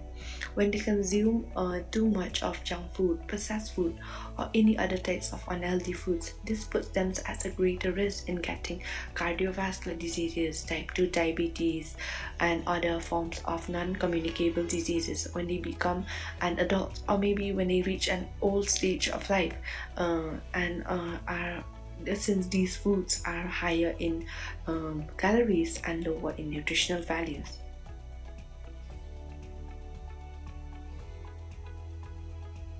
कई बार ऐसा होता है कि जब बच्चे school के बाद या ट्यूशन के बाद जा रहे होते हैं चिप्स खरीदने या नाश्ता पानी खरीदने, तो जो न्यूट्रिशन लेवल रहता है हर पैकेट के पीछे वो बहुत ही मुश्किल हो जाता है समझने में, और जो फॉर्मेट है टेबल तो बहुत ही कॉम्प्लेक्स रहता है।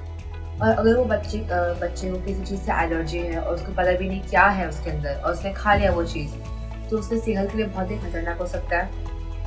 इसके लिए अगर जब वो प्रिंट कर रहा होता है वो पैकेट, वही टेबल के नीचे अगर एक और छोटा टेबल डाल दिया बस बच्चों के लिए कि लिखा है क्या है उसमें, किस चीज़ से बनाया वो खाने का चीज़, या कि कितना फैट है, कितना कोलेस्ट्रॉल है, तो बहुत बीमारियां जो है बच्चों के बीच में वो कम हो सकती है। और जो पेरेंट्स है उनको समझ भी आ सकता है कि ये जो चीज़ है उन्हें बच्चों को देना चाहिए या नहीं देना चाहिए।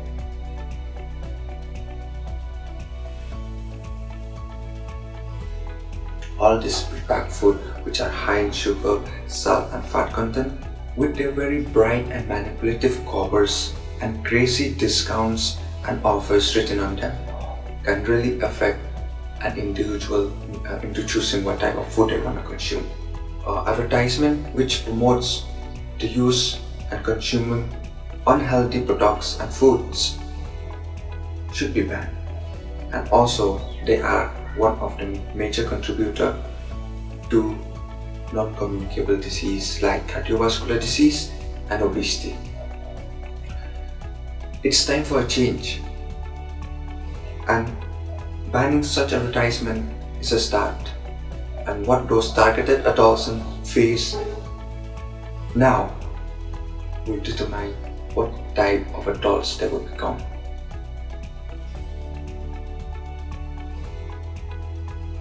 Adolescents mostly need their voice. They love speaking out. They love the freedom that comes with having their own voice. So we have to incorporate this and take this feature and help them speak out more about what they feel about this issue.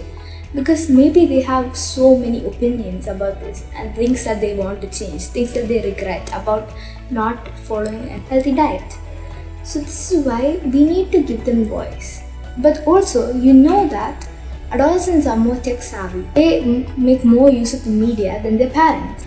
This means that they are more exposed to environments, other food habits, more than their household. Outside their household, they are exposed to a whole world where other food items are seen.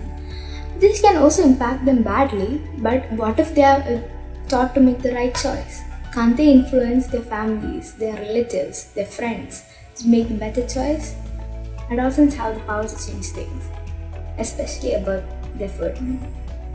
They make their own decisions about food nowadays. Can't they make the better choice now? आज मैं taxation के विषय पर बात करना चाहती हूँ। Food taxation एक ऐसा विषय है जिसकी चर्चा आमतौर पर हमारी आयु के बच्चों से नहीं की जाती है। इस इनिशिएटिव के कारण हमें फूड टैक्सेशन के बारे में जानकारी प्राप्त हुई है। अगर टैक्सेशन का महत्व और इससे संबंधित अन्य जानकारियाँ हमें मिल सकें तो ये बहुत ही अच्छा होगा, ताकि जब हम अपने खान पान के लिए स्नैक्स या कोई भी फास्ट फूड खरीदने जाएं तो हमें इस विषय की उत्तम जानकारी हो।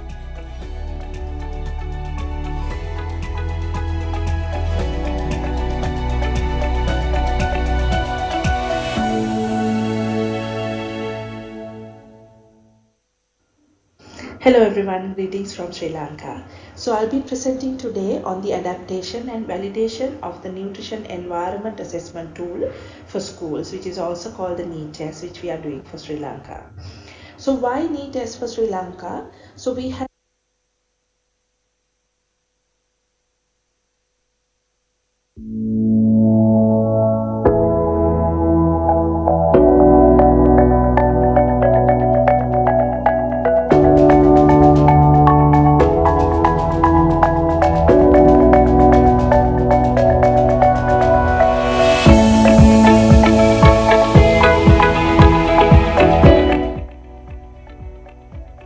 Overweight and obesity has been one of the major growing health concerns, especially among adolescents. If they are more involved in eating processed food, junk foods, sometimes takeout instead of home cooked meals, which can lead to overweight, obesity, undernutrition.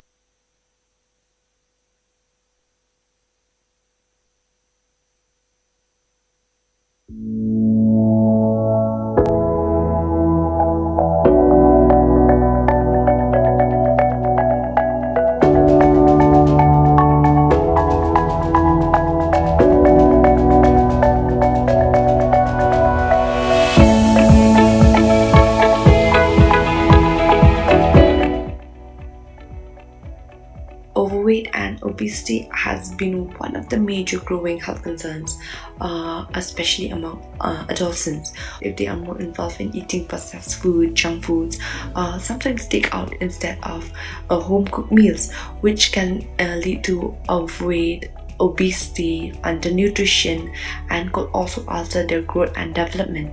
When they consume too much of junk food, processed food, or any other types of unhealthy foods, this puts them at a greater risk in getting cardiovascular diseases, type 2 diabetes, and other forms of non-communicable diseases when they become an adult, or maybe when they reach an old stage of life and are since these foods are higher in calories and lower in nutritional values.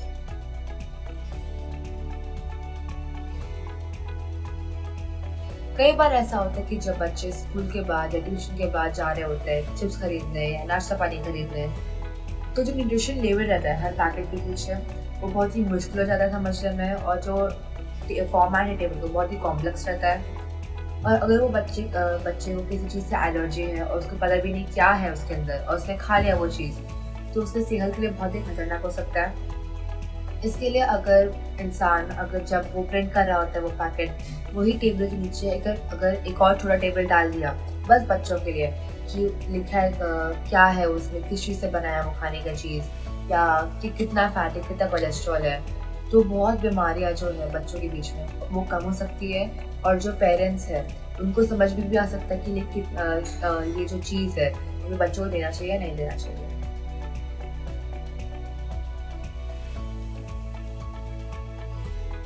All this prepacked food which are high in sugar, salt and fat content, with their very bright and manipulative covers and crazy discounts and offers written on them, can really affect an individual into choosing what type of food they want to consume.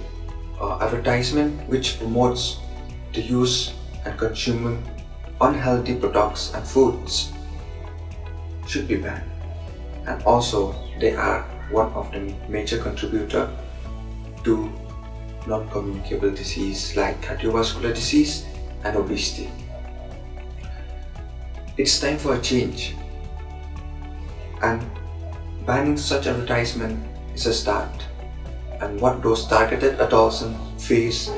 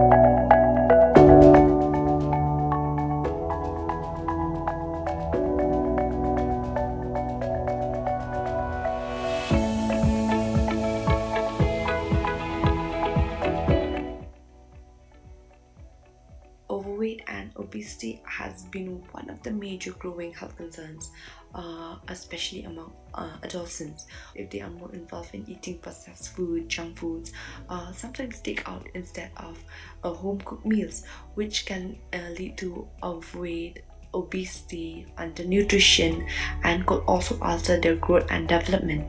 When they consume too much of junk food, processed food, or any other types of unhealthy foods, this puts them at a greater risk in getting cardiovascular diseases, type 2 diabetes, and other forms of non-communicable diseases when they become an adult, or maybe when they reach an old stage of life, since these foods are higher in calories and lower in nutritional values.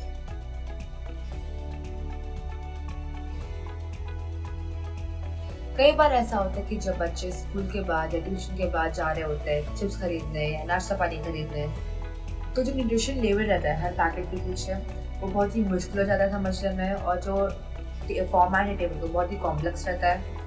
और अगर वो बच्चे को किसी चीज़ से allergy है और उसको पता भी नहीं क्या है उसके अंदर और उसने खा लिया वो चीज़, तो उसके सेहत के लिए बहुत ही खतरनाक हो सकता है। इसके लिए अगर जब वो प्रिंट कर रहा होता है वो पैकेट, वही टेबल के नीचे अगर एक और थोड़ा टेबल डाल दिया बस बच्चों के लिए कि लिखा है क्या है उसमें, किस चीज़ से बनाया वो खाने का चीज़, या कि कितना फैट है, कितना कोलेस्ट्रॉल है, तो बहुत बीमारियां जो है बच्चों के बीच में वो कम हो सकती है। और जो पेरेंट्स है उनको समझ भी आ सकता है कि ये जो चीज़ है वो बच्चों को देना चाहिए या नहीं देना चाहिए।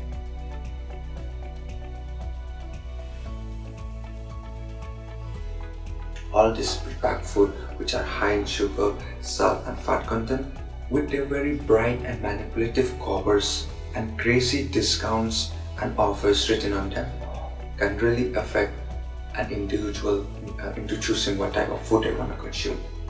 Advertisement which promotes the use and consuming unhealthy products and foods should be banned. And also, they are one of the major contributor to non-communicable disease like cardiovascular disease and obesity. It's time for a change, and banning such advertisement is a start. And what those targeted adolescents face now will determine what type of adults they will become.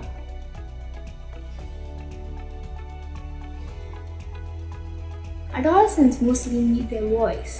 They love speaking out. They love the freedom that comes with having their own voice. So we have to incorporate this and take this feature and help them speak out more about what they feel about this issue. Because maybe they have so many opinions about this and things that they want to change, things that they regret about not following a healthy diet. So this is why we need to give them voice. But also, you know that adolescents are more tech savvy. They make more use of the media than their parents. This means that they are more exposed to environments, other food habits, more than their household.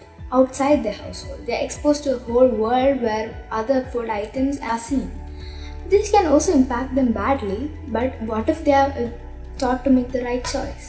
Can't they influence their families, their relatives, their friends to make the better choice? Adolescents have the power to change things, especially about their food. They make their own decisions about food nowadays. Can't they make the better choice now? आज मैं taxation के विषय पर बात करना चाहती हूँ। Food taxation एक ऐसा विषय है जिसकी चर्चा आमतौर पर हमारी आयु के बच्चों से नहीं की जाती है। इस इनिशिएटिव के कारण हमें फूड टैक्सेशन के बारे में जानकारी प्राप्त हुई है।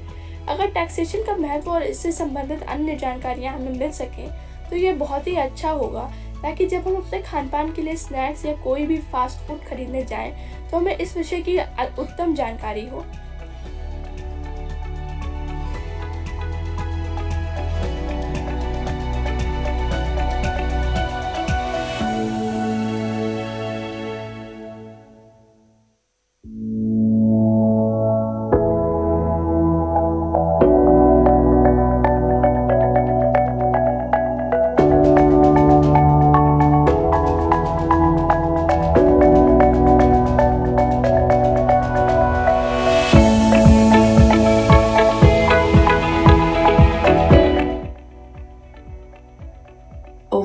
and obesity has been one of the major growing health concerns, especially among adolescents. If they are more involved in eating processed food, junk foods, sometimes takeout instead of home cooked meals, which can lead to overweight, obesity, undernutrition, and could also alter their growth and development. When they consume too much of junk food, processed food, or any other types of unhealthy foods, this puts them at a greater risk in getting cardiovascular diseases, type 2 diabetes, and other forms of non-communicable diseases when they become an adult, or maybe when they reach an old stage of life, and are since these foods are higher in calories and lower in nutritional values.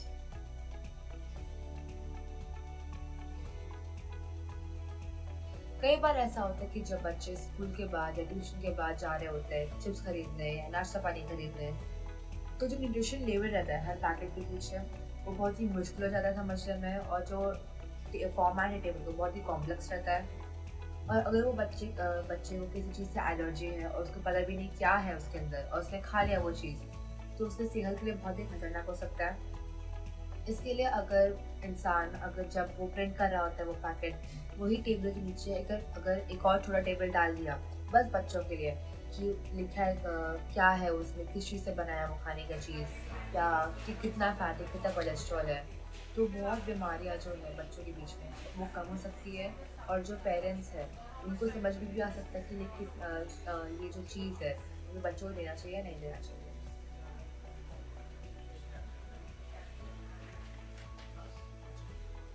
All this packed food which are high in sugar, salt and fat content, with their very bright and manipulative covers and crazy discounts and offers written on them, can really affect an individual into choosing what type of food they want to consume. Advertisement which promotes the use and consuming unhealthy products and foods should be banned, and also they are one of the major contributor to non-communicable disease like cardiovascular disease and obesity. It's time for a change, and banning such advertisement is a start, and what those targeted adolescents face now will determine what type of adults they will become.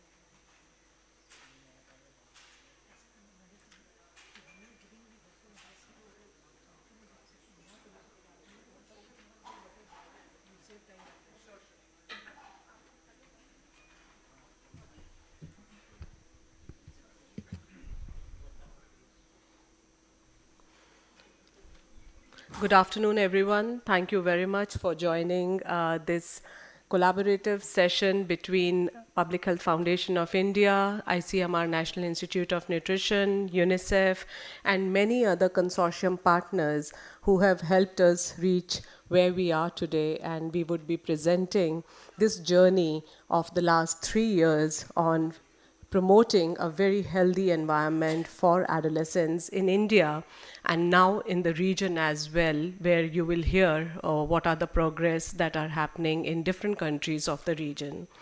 So we have titled our session as Fostering Healthy School Food Environment and Holistic Well-Being at the National and Regional Level. The project is named Let's Fix Our Food Initiative. And this aligns very well with our Honorable Prime Minister's clarion call to stop obesity in India because we are seeing the burgeoning numbers of overweight, obesity, not only in adults, but also in children and adolescents, which requires urgent action.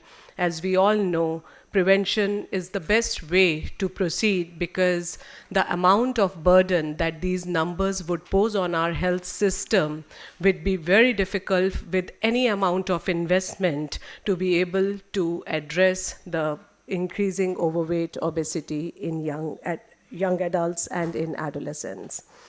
So before I start, I would request the chair of today's session, Dr. Zoya Ali Rizvi, Deputy Commissioner, Nutrition and Adolescent Health, Ministry of Health and Family Welfare, to honor us, and please join on the dais. I would also request Dr. Subbarao M. Gavarupu to join us from ICMR, National Institute of Nutrition. So please take your seat. We also have with us the most important, powerful force for this initiative, and that is the youth of our country. The youth being represented by Master Jyotirmay, who is a Let's Fix Our Food Youth Health Ambassador. I would also like to invite Mary Claude Desilette from UNICEF India, who has been a very strong supporter and partner ever since we started this initiative. Thank you to everyone for your interest in this area. And to just provide you a bit of background and an overview of what this project is, I would like to present a brief overview.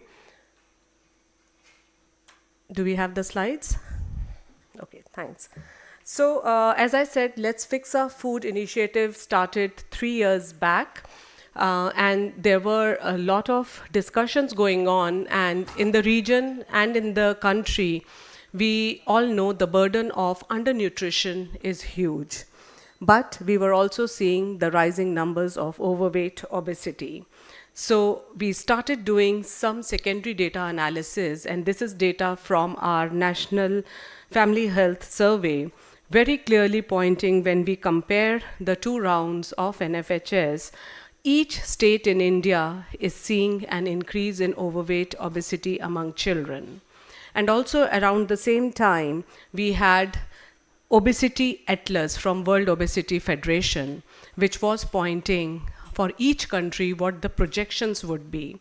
We have put the figure of the latest World Obesity Atlas, and you can very clearly see that in terms of 5 to 9-year-old, if the prevalence is about 11%, if we translate it in absolute numbers for a population of the size of India, these are huge numbers in millions.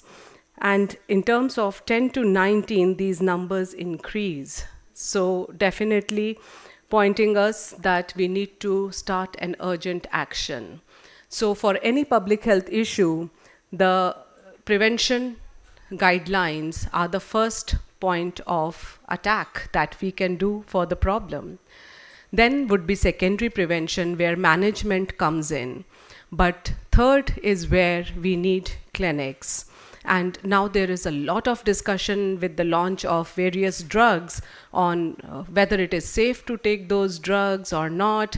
However, still the bottom line remains, as a public health measure, prevention is the best way forward, not only because it prevents obesity, but because healthy weight also contributes to cognitive development. It contributes to better school attendance. It contributes to better academic outcomes, which are so very important in this age group. And ultimately, we would have healthy, productive adults who would contribute to the country's growth and economy.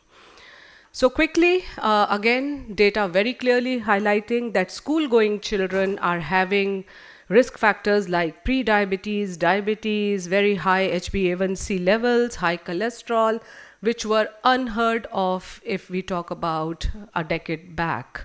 But now these numbers are appearing. So we started understanding what is the food environment in which children are growing, learning, and playing. and very starking that the food which was available in their schools and colleges, about more than 90% was food which is high in fat, salt, and sugar. So if this is what is available, we cannot blame them for choosing this food. They cannot go around out of the way to look for healthy food items. Also, we did content analysis of the exposure to which they are being day in, day out, forced to see.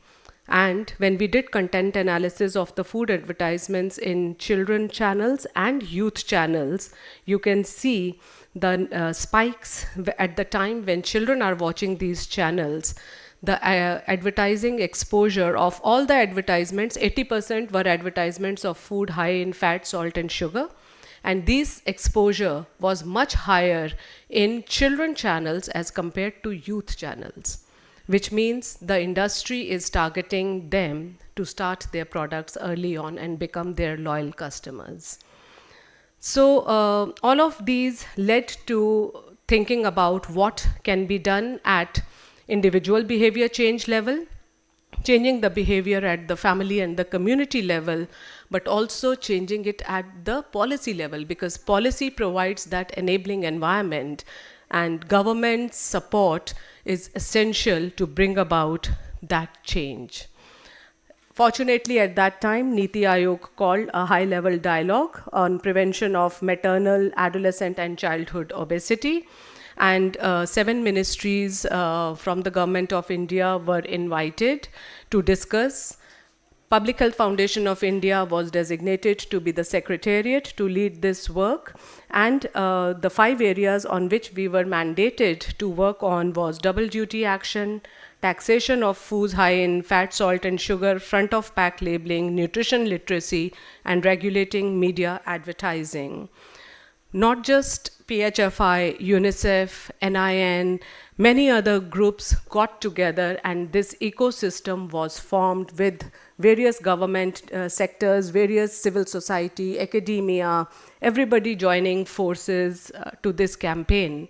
What was missing is we realized youth themselves were missing in this dialogue.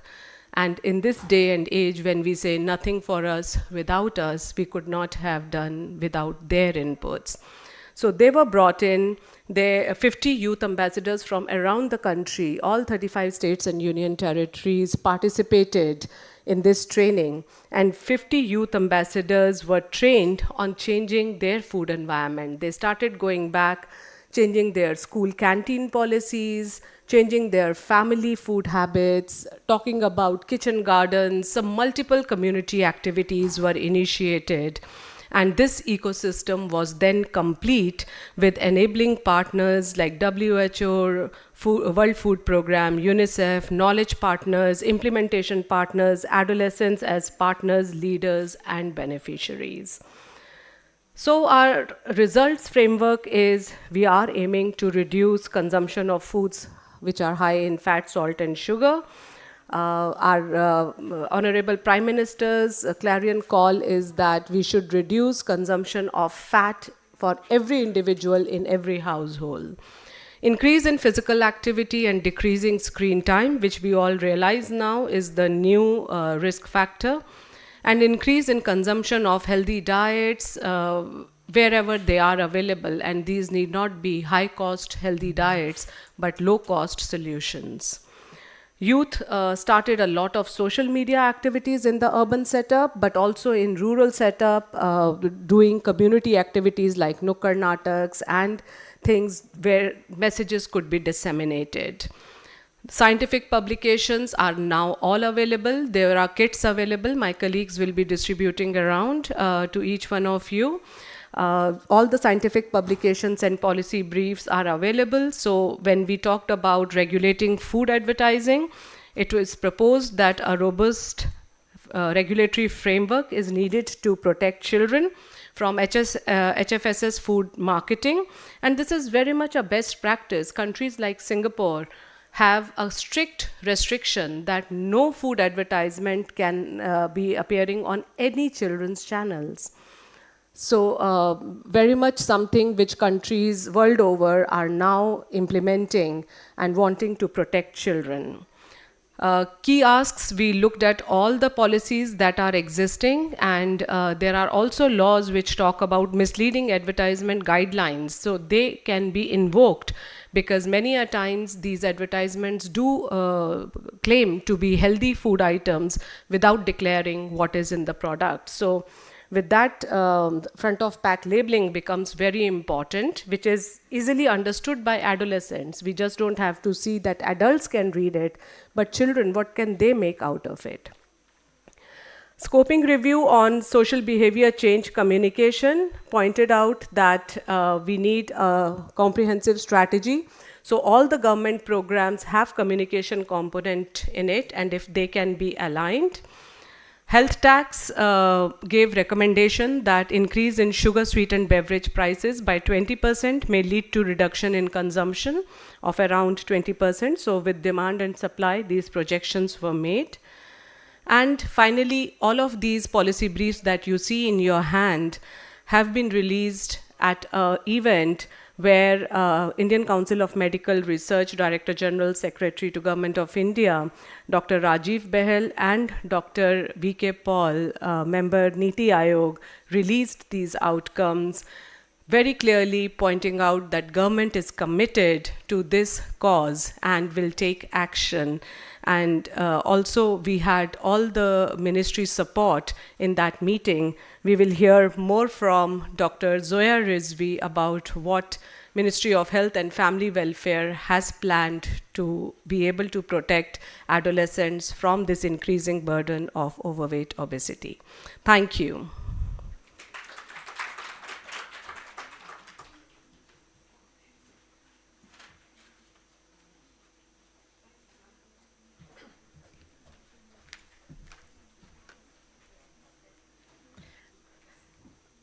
Okay, hi, good afternoon, everybody, and thank you for asking me to see on a weighty issue. So I will have to speak after a lunch of burgers, French fries, but also millet khichdi. So that is what I think as a government, as a parent, as a community, we have to look at is how do we give children choices? Because you cannot say that this is right, this is bad, but not give them alternatives. And I'm sure, though Jyotirmay is here, he will also give his input. He's a very strong proponent of good diets and what are the options children have. But I would just put in a bit of perspective of the Ministry of Government, Ministry of Health. I will not go into data because data is overwhelming. We all do realize the data is on the right track and it is pushing us to take the right decisions. However, when we are working with the government, we have to look at how any program is implemented down to the last school so that we reach the last child. And with that perspective, we have to look at how do we partner with our ministries, whether it is our own Ministry of Health. Within our health, do we work with the division which looks at NCD? Do we look at the division which looks at child health separately? Or do we also look at adult NCD division? And of course, with Ministry of Education is another ball game. So there's a lot of coordination, a lot of things, and a lot of weighty issues which we have to work on. All of us realize good nutrition is very important for children as they're growing up, and schools are a wonderful medium. And in fact, schools are the best medium because I think as a government also, as a parent also, we all realize that child spends at least 7 to 8 hours in school, and within the 7 to 8 hours, at least they have two kind of meal breaks. You know, there's maybe a short break and maybe a long break. If you're a day school from 9 to 3 or 8 to 4, you'll have at least 2 full proper meals. But even the ones which are 7 to 1 or 7 to 2, you have 1 full break. And that is the time where children eat what they carry from home, what they buy in canteens, what is available around the school, and which Monica really showed. What is available is usually those samosa, those patties, you know, those ice creams, everything, which are of course yummy. All of us know that. But then how do we say, okay, this is yummy, you can have this a bit sometimes, but then this is what you should routinely have. So you always have, like they propagate nowadays, that you should have a good routine nutritious diet. You can often have something which is high energy, high salt for a treat, maybe once a month or something, but then you should earn it. You should earn that treat so that you have worked well, you have done good nutritious diet, you have got good physical activity throughout that week, you have whatever needs to be done to get that little treat. And that is how you have to build positivity into giving them nutritious diet. And I would say nutritious diet is not, within nutritious diet, we have to ensure these are all growing children, they should have adequate protein also. Because protein-rich diet is something which is important because our country is sitting on twin peaks. We have undernutrition, which is malnutrition both ways. Undernutrition, so we are struggling with stunting, wasting, underweight children, and overnutrition. Data shows, Monica said, and even NFHS data shows that there's an increase in overweight, obese adolescent. 15 to 19 has also this, and again, it's not just percentages, maybe small, maybe 2 or 6%, but numbers are huge. And we cannot ignore the numbers in our country, because this is a productive age which should be supported, informed, and empowered to make the right decision. So with that in background, within health, we have implementing the school health and wellness program. Many of you may be aware. This program involves training of 2 teachers from every school on health and wellness. There are 11 themes which have been worked over a period of 2.5 years with education, with fully owned by education, with the NCRT. And in fact, out of these 11 themes, 6 themes are only health. So that is the importance education has given to health, that they want to train their own teachers on health related issues. And within health, we have 3 issues which are related to only nutrition. So there's nutrition, health and sanitation, healthy lifestyle, activity. So that I believe is a good ownership from the education ministry, that they want their teachers to start talking about issues related to health and primarily nutrition and healthy lifestyle. So that we feel is a very positive step which has taken place. Over the last, I would say, 3 years almost, we have trained more than 10 lakh teachers. We have reached to 2.5 crore children in schools. We've had so many sessions, and this program is only expanding. Every day, every month, we have a new report in which more and more schools are coming on board. As of now, we are doing it in government and government-aided schools, but we have also coordinated with CBSE and have already done 1 round of training with 27,000 school principals of CBSE. And CBSE, we believe, is a strong medium through which we can access private schools also. So private schools will also eventually come online, but I think we have started on the right note. We are reaching out to the right people. Government-aided are the primary thing, and now we're also looking at involvement of private schools. Second, I would say also within our own National Adolescent Health Program, we do have what we call the Rashtriya Kishore Swasthya Karyakram. It's a bit of a mouthful, but yes, within that also one of the themes, which in fact 2 themes which we have, it has 6 themes. 2 of them is nutrition and now prevention of non-communicable diseases. And this is a program which was launched way back in 2014. So right then the vision was there that we have to inform young people about what is good nutrition, how to prevent non-communicable diseases, and this is the right fora. And in fact, I would say with the backing of Honorable Prime Minister who's talking about stopping obesity, each one of us has to take a step forward, has to take a strong decision that this is how we, and you have to, I would say, encourage any child out there, any adult, any parent out there to support this campaign by the Honorable Prime Minister. But I would just put in a few caveats in between, is that we all have planned this, but there are a lot of challenges. And what are the common challenges? First common challenge is, of course, the availability. What is the availability of nutritious, healthy, and attractive and tasty foods?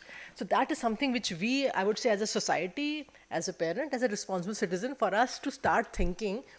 And this thought has to be a part of bringing about a behavior change in our own lifestyles. All of us love burgers, but what is the alternative? What is it that we can make at home as parents, as community members, so that the children also see positive change happening in their own homes? The teachers can tell them all they want, but if the home is giving the reverse information, it's a bit confusing for a child. So let us ensure that we also become leaders at home, within societies, and bring about a change in our own lifestyle, so the child gets positively enforced at home as well as in school. Second, of course, is the availability of high-protein diets within our own midday meal program. You all know PM Poshan is a program in which children are given food every day, hot-cooked food in schools every day. And a lot of states are now innovating. In fact, half of the states are also giving egg to ensure high-quality protein. And 2 to 3 states have also piloted giving fish. So wherever it is culturally possible, let us ensure that children have access to high protein foods, because a lot of places, this is one good meal which children have. So that meal should be tasty, available and fresh, and of course safe to be had. Next, of course, is the FSSAI guidelines. You all are fully aware about the high fat, salt, sugar content. So we have to ensure, as again parents, as school SMA members or PTA members, we should ensure that the availability of FSS is really restricted in and around schools, because I think, just frankly speaking, all of us know when children, I just take an example of hill stations like Himachal, Uttarakhand, children walk to and fro schools. They go to school, they'll come back. So when they're coming back, if they have 10 rupees pocket money, they're not going to buy a banana. They'll rather buy a fizzy drink, or they'll buy a packet of chips. So what is it? What is the kind of reinforcement which they get at home and they get in schools? For that has to be a behavior change, and all of us realize, and I think UNICEF team is here, they realize how difficult behavior change is. It takes a whole generation to bring about a change. But then we have to start now. In fact, we should have started 10 years ago before we had all this data. But yes, it's important for us to realize. Next, I would also say is for us to ensure that we depend on local produce. Local and seasonal. Anything which is available locally, something which can be sustained, scaled, and made available all year round. We cannot depend on something which comes once a month and then we dwell on it. So that is the third point I would say. And next also I would say is that we have to start engaging children also in activities of deciding what is the menu they want. I would say is maybe some private schools may be doing it. I'm not really aware as to what is it you think is healthy and what is it you want to see in your canteens. So that also, because then they will be part of decision making, so and then they will have to follow it up also that, okay, this is as per your advice, let us do this in the school canteen and let us see how it goes. So children themselves have to act as their own nutrition ambassadors within the school, and is happy to see this young boy who's here. And last meeting there were more children who were there in the meeting. So the more children who own up their own decision making, the longer and the more farther and more sustained this intervention is going to be. And last, I would say, please involve the parents also, of course, because a lot of times the pushback comes from parents. Whenever school changes canteen food, the parents say, oh, this my child will not eat. How will the child eat this? So a lot of time the parents push back. So we have to take them on board whenever any change in policies of school meals happens. Please ensure the parents are on board right at the beginning. So that, because it's a lot of times it's easy for the mother to put a packet of biscuits and maybe one fruit, maybe if they're lucky, as a tiffin as compared to proper home cooked chapati sabzi. So please involve the parents whenever you're looking at any policies. And I would end by saying, let us empower our own students to become nutrition ambassadors wherever they are, whatever age they are, and that is how that is the way forward. Thank you so much. Now, thank you so much, ma'am. We will invite Tina to join us. She's one of the panelists, and I'll hand it over to Zoya ma'am to conduct the rest of the session. Thank you so much, ma'am. Very important to hear that government has so many programs and interventions planned. We are, as civil society, as scientists, available to support any way you would want us. Over to you.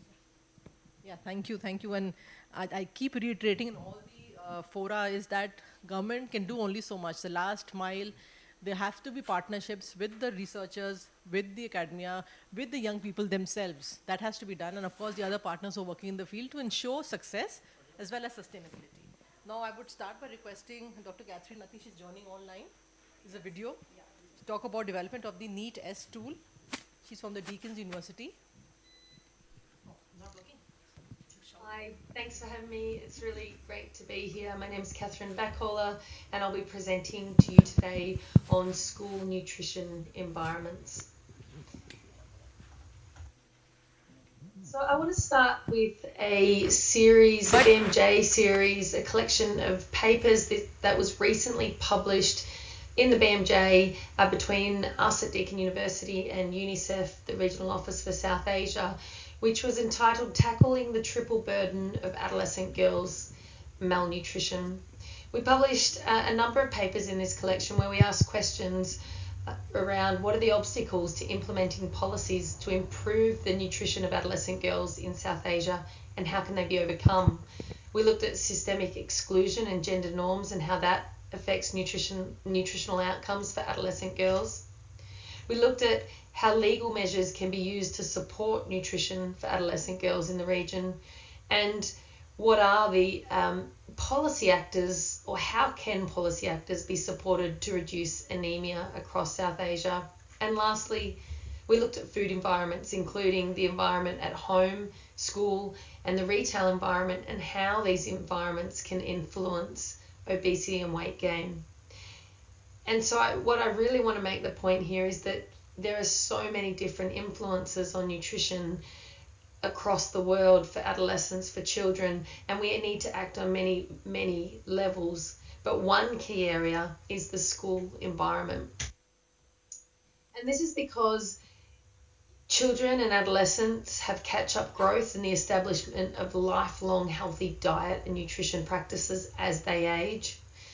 There's relatively high rates of school attendance in many countries across South Asia, especially in primary school.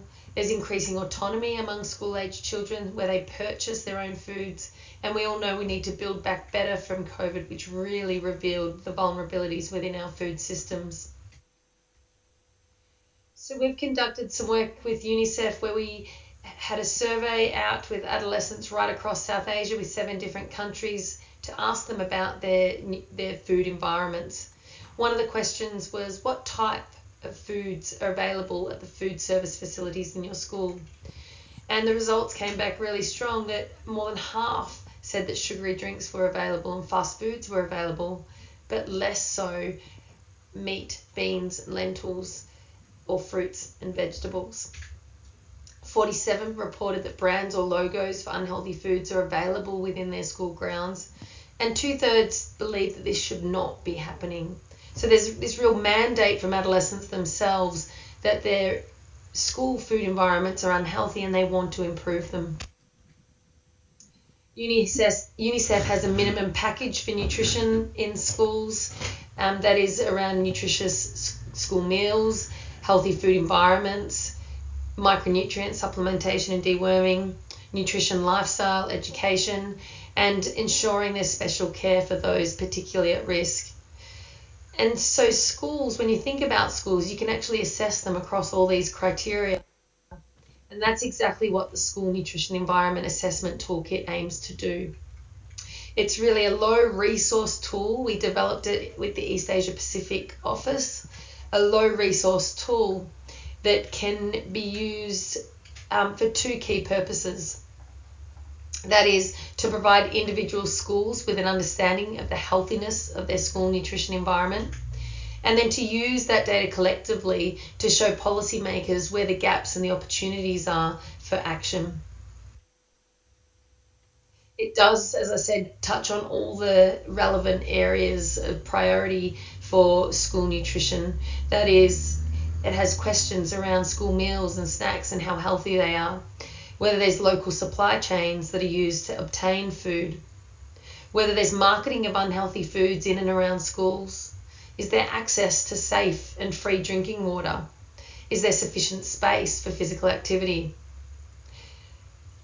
are there services for iron and micronutrient supplementation or deworming, is there good nutrition education, and what offerings are there for those most at risk.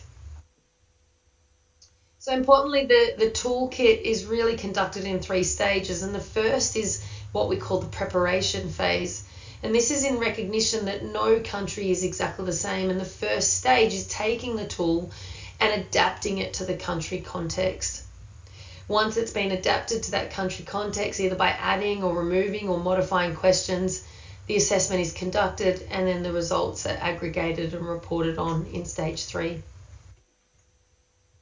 The main assessment is this nutrition environment assessment of the school, where data collectors go into the school, they ask the school administrator questions, and then they conduct some direct observation. So for example, they might look to see if that day the canteen, is it selling sugary drinks or not? And then there's 2 optional surveys with students, or focus groups with students, really trying to bring in that student voice, understanding what they want, what they need, and how that might be used for advocacy and an understanding of what interventions are needed. Some examples of using the tool across the world. It is being used across most regions in the world now. Vietnam was one of the countries that we piloted the tool with. What they did is, in their adaptation phase, they added a diet quality questionnaire for students because they were really interested in that. They had the whole process endorsed by the Ministry of Education and Training, and these are the kinds of statistics that they pulled out of the assessment. That almost half of the schools they assessed sold sugary drinks. 1/3 didn't even have access to free and safe drinking water for their students, and 37% had visible food marketing or sponsorship within school grounds. So these are just some of the findings, but they're using those now to advocate for change. An example, in Mongolia, they were really interested in school meals, so they added more questions for school meals. They had the whole process endorsed by the Ministry of Health and Education, and just a couple of the statistics here. 37% did not provide nutritious school meals, and 47% promoted unhealthy foods and beverages in and around the school. In Mongolia, they've actually embedded questions from this process into routine monitoring systems so that the assessment can happen every year and it's not just a one-off assessment. So we know it is being used in many other countries right around the world, including in South Asia. And I know you hear from a number of speakers about the use of the tool in Sri Lanka and India. And I look forward to hearing how the session went, and please do get in touch if you have any questions. Thank you. Yeah, thank you so much, Catherine, for the presentation. Hello. I think I'll just talk loudly. It's fine. Chal raha hai? Chota hi jaisa. Chaliye. Okay. Thank you. Oh, that was a good, very crisp presentation given by Catherine. Thank you so much. Now we'll have Dr. Subbarao speaking about prioritizing adolescent nutrition in schools, the Indian perspective and policy imperatives. Are you talking about imperatives for us? No. Yes.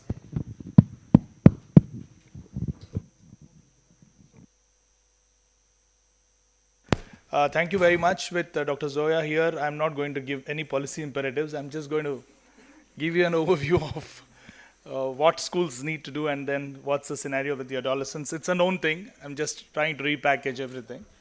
So thank you for this opportunity for PHFI and UNICEF for putting this together. NIN is happy to be part of this. And this journey has been really good. For 2.5 years, we've been working together as a consortium, trying to bring together like-minded organizations to work on 4 or 5 imperatives for the policy: FOPNL, taxation, double duty actions, and also increasing nutrition literacy. So in this context, why adolescents? I need not tell this august audience, it's already been spoken about. They are full human beings. I hate to call them social capital, but they indeed are. And yeah, the general perspective, I think some of the slides are lost, it's fine. But the general perspective about factors contributing to obesity, there are a few others that talk about the coexistence of undernutrition and problems of NCDs. And then if you see the data, it's not just the urban or affluent communities which are actually susceptible to these. The rapid growth is happening more in rural areas among slum dwellers because the access to unhealthy food is fairly easy, affordable, and accessible. This is the environment of a child, roughly speaking. First, it all depends on what is the understanding and perception of the child, but which is shaped by many other things about the food environment around and the skills that the child has, whether the peers and the parents and the teachers, what they are saying, and of course, the education and curriculum. I think for some reason, all pictures are lost, nevertheless. Okay, this is a blank slide, you can see this. But this blank slide speaks a lot because what it says is it actually had a picture which showed how a child's food environment is defined. It has a continuum of home to individual level, to interpersonal level, to the policy level, to the markets, wherever the child is exposed. So, and then there is another blank slide. It's okay, Sai, don't worry about it. There is another blank slide that showed something called CHELI, that a scale that we tried to develop, Comprehensive Healthy Eating and Living Index, which looks at 5 different parameters, not just nutrition, because it's also about not what they eat, it's also about how much they sleep, how much time they spend in front of the screen, what's the physical activity, and also the stress levels. So these 5 indicators were actually put into a scale. We haven't published it yet, but nevertheless, we've put them into a scale, and then we divided the scale into 3 turtles, and then we could easily say where all we can actually focus our attention on individually with the child. And if this can be implemented at a school level, perhaps when it comes through, it could be of great use. It's not a policy imperative. This is a picture that I wanted to see, but unfortunately we are not able to see. I hope you've seen that on your WhatsApp picture. It's about Statue of Liberty, growing obese, sitting with a cola in the hand and pizza in the hand, and not standing but lying down. It's a beautiful picture. It would have rung a lot of bells. But my question here is it the food environment, is it too much liberty that we have? Yes. No. beyond the apparent liberty that we have very limited choices. Our architecture is already built. Food choice architecture is already built. We always thought we are very liberal and we are liberal food environment. We can choose what we want. But as Zoya ma'am already said, the choices are limited and we choose only from what is sold to us.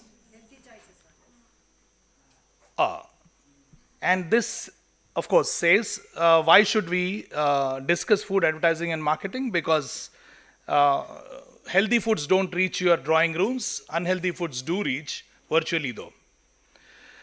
And this is also a very good picture which very clearly says the FMCG market in India, the fast moving consumer goods marketing in India, and it has, where all we spend, television, soaps, toiletries and other things. But mind you, according to 2023 statistics, India spends around 23,600 crores on FMCG products, of which 20% is only on food and beverages. That's a lot of money, and the policy imperative is very difficult. We can never compete with that kind of money and that kind of advertising for healthy food. So what should we do? So what should we do? Again, where all it is selling, this slide is also a good slide, which says it lists about 16 different companies that spend maximum on FMCG advertising, and of them, at least 10 are dealing with food and beverages. At least 10. They include everything, name a company, including Patanjali. Nothing to,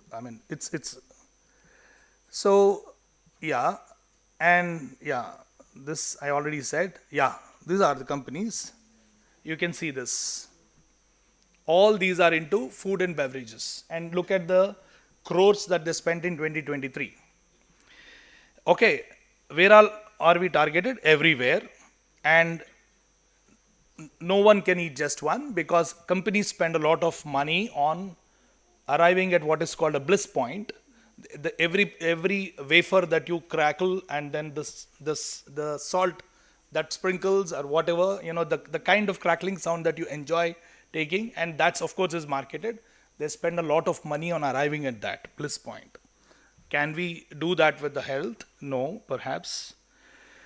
This is another important picture, which I also forget what it is, but nevertheless, it shows, influence of advertising and marketing everywhere. This is from one of our chapters, which says of slimming screens and bulging bellies, which is the reality that our screens are slimming and our bellies are bulging. And in this, there is a schematic picture which shows where all a child is targeted. School, so much so that even some of the notebooks that they buy have pictures of unhealthy foods at the back of the cover. So this is where I think a lot of intervention is required. And of course, I can see picture here, but I can't see it on, okay, nevertheless, it's fine. It shows half the picture, but the full circle shows school, community, digital media, everywhere, how with different kinds of,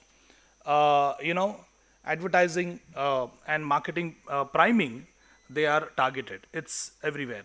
And according to one of the studies, 33 studies were reviewed, and it clearly showed what all impacts a food choice of an adolescent is peer influence first, but you can't rule out media exposure and advertising, which is also equally strong. So what are the skills that kids need? We all need, not kids, sorry, we all need. The skills that we all need are, in the apparently liberal food environment that we got, we should know how to choose low-cost, nutritious foods. Nutrition, all the vitamins A, B, C, D, E. Yeah, you all know, right? You are all very good. You must also be knowing vitamin M. Yeah, all the other foods come from food. All the other nutrients come from foods. Vitamin M comes from ATMs. These days, it's all virtual. You can even pay by scanning. But a lot of people, this is the perception that most adolescents also carry, that M can buy everything. But it's not true. With little m also you can get A, B, C, D, E, K. Is the message that we need to, it's saying, sorry, 0. Am I left with 1 more minute? Yeah. And looking for as much variety as possible, because diet diversity is one of the things that lack in our diets. And the simple thing that we need to propagate is about minimally processed, different varieties of foods on our plate every day. So first thing is about diversity. How do we ensure diversity? Just giving a concept of, along with what you regularly eat as your staple, what more can you add? So little more diversity in what we do. And of course, engaging them in good cooking practices. Of course, Japan stands as an example in that, in school health programs especially.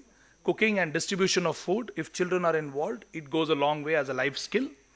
Like they know road safety, ma'am was talking about road safety in another session, I was sitting there, and how much government is doing for that. Like we want to teach our kids how to swim, like we want to teach our kids how to be very safe when there is a fire. Of course, we need to teach them skills of being nutritionally good. How?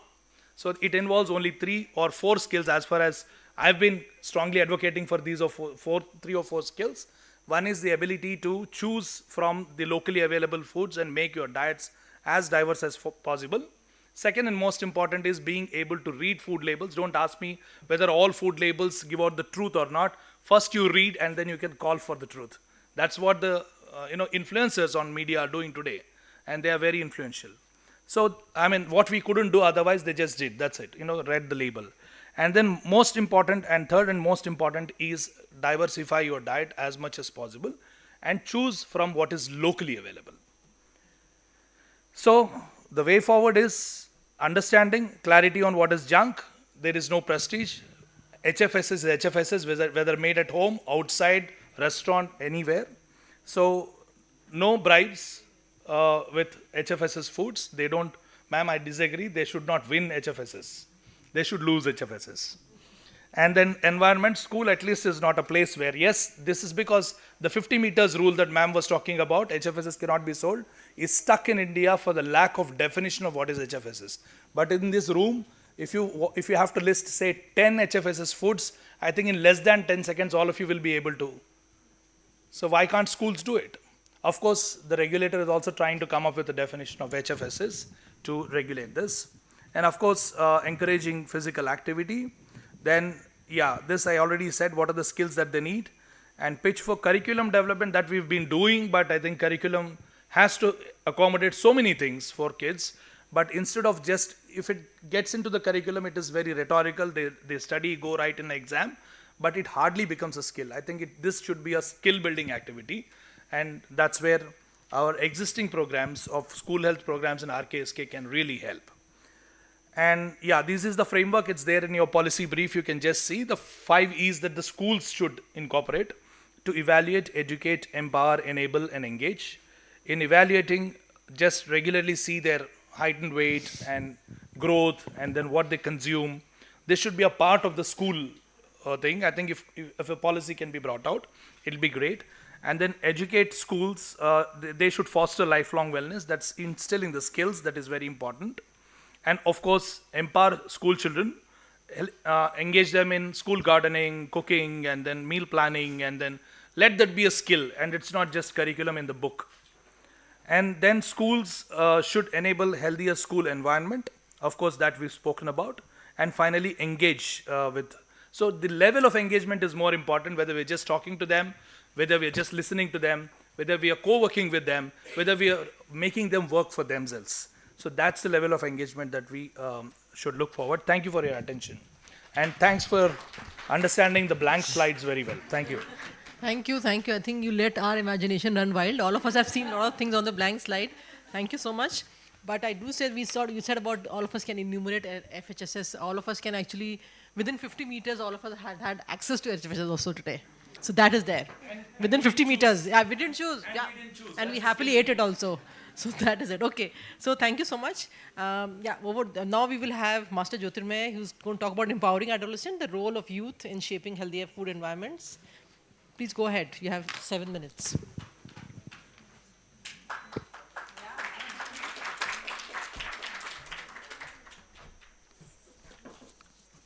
Okay, I don't have blank slides to show, sadly. But I have a speech. I'll give that. Mainly, my thing is, I'll give you my personal opinions before I start. If you go around my school, then you will find side में पूरा C block market है, उधर party chips सब मिलता है. So you can go beside a school for 20 rupees, get a patty, but then you can't get a bowl of salad for 20 rupees. It's not that accessible. Like you can buy a pack of chips almost everywhere, in every shop, but you can't buy any healthy things like that. It's the main thing is accessibility. We would have bought it, but in many places we just can't. So we can play a transformative role in creating healthier food environments by just being involved in grassroots initiatives and being meaningfully engaged in positive social behaviors, all while educating and inspiring their peers. One impactful approach is to lead school or community-based projects for, making healthier food environments, such as food drives, kitchen gardens, cooking classes, and interactive nutrition workshops. These initiatives not only raise awareness among the people, but they also cultivate real behavioral change at the local level. However, true change making is not possible without the help of adults, people, leaders, and community leaders who can help us and show us a path on what we can do. Be it infrastructure or relevant information that enables young people to turn their ideas into action. I mean, I'm giving a speech right now, but I can't go to each shop and say, "Bhaiya, salad bol de do." So, at the same time, it is critical to regularly monitor and improve our surrounding, including schools, especially, because schools ke andar bhi you get parties. In my school, personally, and I don't think it's my school; it's every school. Getting healthy stuff is not that easy. It is critical to regularly monitor and improve our surroundings, ensuring that schools offer healthy, nutritious food and restrict the availability of unhealthy, ultra-processed foods is essential. Adolescents should be actively involved advocating for these changes and even participating in monitoring efforts such as through school health committees, so they develop a sense of ownership and responsibility towards building healthier food environments. Empowerment is at the heart of this journey. We need to be trusted with responsibility and given the space to take ownership of their initiatives. Involving us in decision-making processes build our confidence and ensures that policies reflect our lived realities. When we are seen not just as beneficiaries but as leaders, we rise to the occasion and can make changes. Peer education is another very powerful tool. I myself was influenced by my peers here, and through social media campaigns, school-based events, or peer-to-peer monitoring, we as adolescents can spread awareness about the importance of healthy eating in ways that are relatable and impactful. By sharing our own journeys, we can inspire others to make informed and healthier food choices.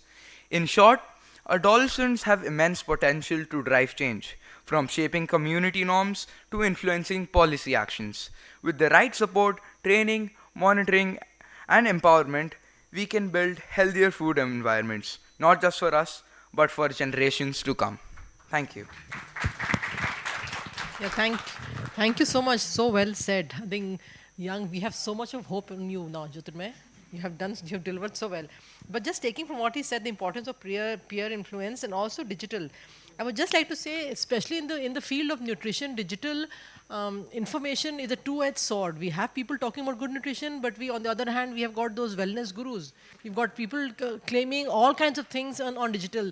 So we have to be really careful what you believe in, and especially young people, whether it's the way your physique looks, what makes you look better, what makes you look more attractive. There's so many, because nutrition itself is entwined into so much more. So especially for young people, I would request, please do verify whatever you listen on the social media, because everybody's on Instagram. What is the reel you're watching? Is it good? Is it safe or not? What they're saying is really going to help. So please just be careful whatever you watch, whatever you internalize, and do discuss amongst your peers. Like you said, peer influence is really important. So your peer discussion should focus around the validity and the truthfulness of what you're seeing. Okay, yeah, thanks so much. Thank you. Now we'll have Dr. Naini who speak about implementing the NEET tool in Sri Lanka. I think it's a video. Yeah. Sri Lanka. So I'll be presenting today on the adaptation and validation of the Nutrition Environment Assessment Tool for schools, which is also called the NEET test, which we are doing for Sri Lanka.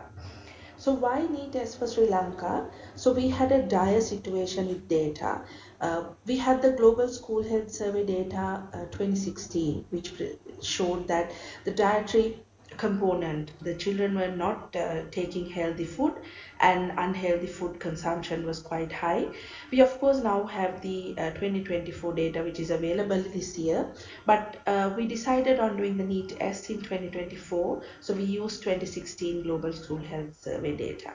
Then we also had the Micronutrient Survey 2022 data, which showed that the prevalence of stunting, wasting were quite high among the children aged 10 to 17, and there was increase in overweight and obesity as well.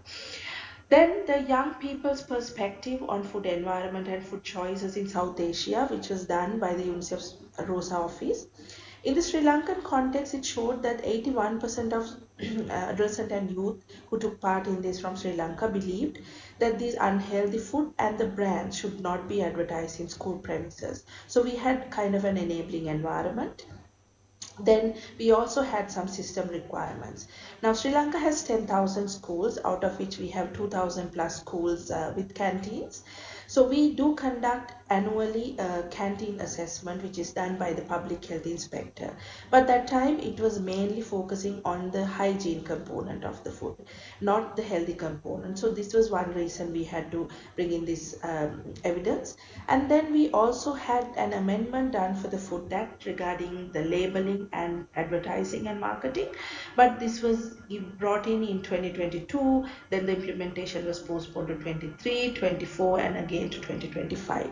So we all had to bring in the baseline evidence to make sure that we show that the implementation cannot be further delayed. So UNICEF Sri Lanka country office arranged an advocacy meeting with the Ministry of Health, the School Health Unit of Ministry of Health, the Nutrition Division, and also the Ministry of Education. We had the UNICEF Child Protection Sector, Health and Young UNICEF, and also the WHO Sri Lanka Country Office, World Food Programme, academia. Everyone was part of this stakeholder meeting, and we had an advocacy meeting to show that we need to bring in evidence so that we make sure these acts are implemented on time and they are monitored properly. So when we were assessing the 5-package intervention for nutrition environment in schools, where the tool is based on, we kind of aligned what we have currently happening in Sri Lanka, and we wanted to see the gap as well. When we go to steps of NEET in Sri Lanka, we had 4 main steps: the adaptation and translation of the tool for the country context, then the validation of the tool, and then the assessment using the validated tool and incorporating the NEET test assessments recommendations to the existing system, and also having indicators from the tool which will be monitored annually in the country. When you go to step 1, the adaptation and translation of the tool, we had a desk review, which we used all the government policies, guidelines, reports related to that, and also the key information interviews and focus group discussions. And we had to translate the tool to Sinhala and Tamil languages because those are the main 2 languages in the country.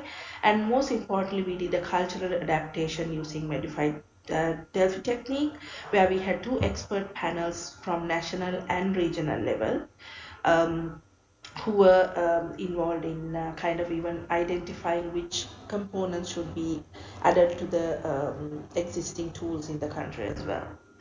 Then during the validation, we had to take off few components and we had to add few more. Especially, we added 3 supplementary sections on teacher's questionnaire, a student's questionnaire, and also a canteen observation checklist. Then we conducted the pilot in 6 schools. During the pilot, we evaluated how the administrative clearance was obtained and approaching to schools and the practical feasibility, and mainly on experience in administrating and understandability of this questionnaire. So when we went for the study proper, we selected 5 districts in the country, mainly comprising the urban, rural and the estate components, and also the northeast. So urban, rural, estate areas, urban, rural in fact represented the Sinhala community, and rural and the estate and the northeast mainly for the Tamil and Muslim community. So we covered all ethnicities and all the components.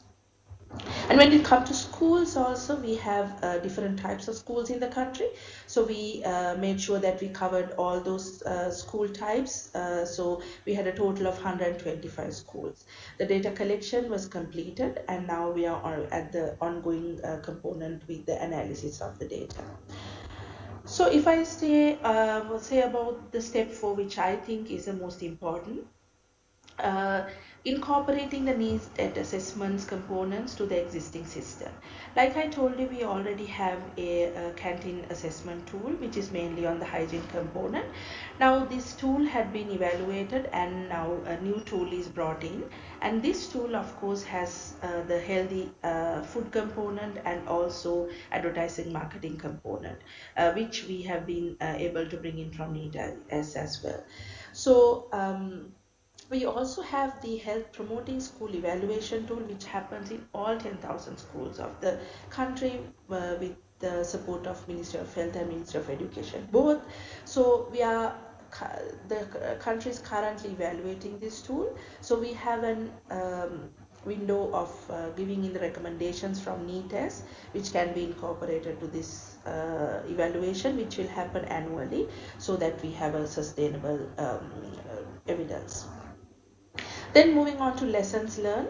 Now, one thing is that we really have to study the government documents, including local circulars, because there are certain provincial circulars, guidelines, and it's very important that you assess the school nutrition environment in any particular country before you kind of decide.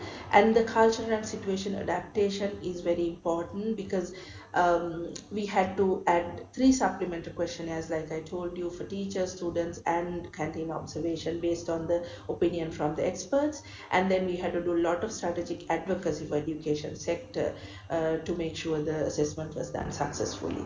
And the potential challenges that we identified were that, we had a lot of overlapping term breaks in schools, there were elections going on, so we had to kind of really plan prior with the timing. And certain variables in this tool were largely based on the self-declared information given by the school authorities. In a Southeast Asian country, sometimes they tend to have the best practices reported rather than to what they have. To overcome that, we of course incorporated the same questions in the teachers, students questionnaire, and also in the observation checklist as well. And we still face the same challenge that, we have to override massive influence by the child-focused advertisement by the food and beverage industry. So that's what we are trying to bring in with this evidence, so that, maybe give strong recommendations for the policy makers of the country, so they can face these challenges and transform the recommendations into practice. So thank you very much for having Sri Lanka for these sessions. And if you have any questions, we will get back to you through the organizing committee, and hope you'll have a great session ahead. Thank you. Yeah, thank you. Thank you, Dr. Naini. Before I invite Marie-Claude, I would just like to say that we talked about young people bringing about the change. It's important. How many of us remember when Delhi was really struggling to breathe? It was the young people only, the school children who pressurized Supreme Court to pass the order of firecracker banning. So I think if the children are empowered and informed, there's nothing which can stop them. So okay, just going from there, we'll have Marie-Claude to speak about the breaking the cycle, early interventions to prevent childhood obesity.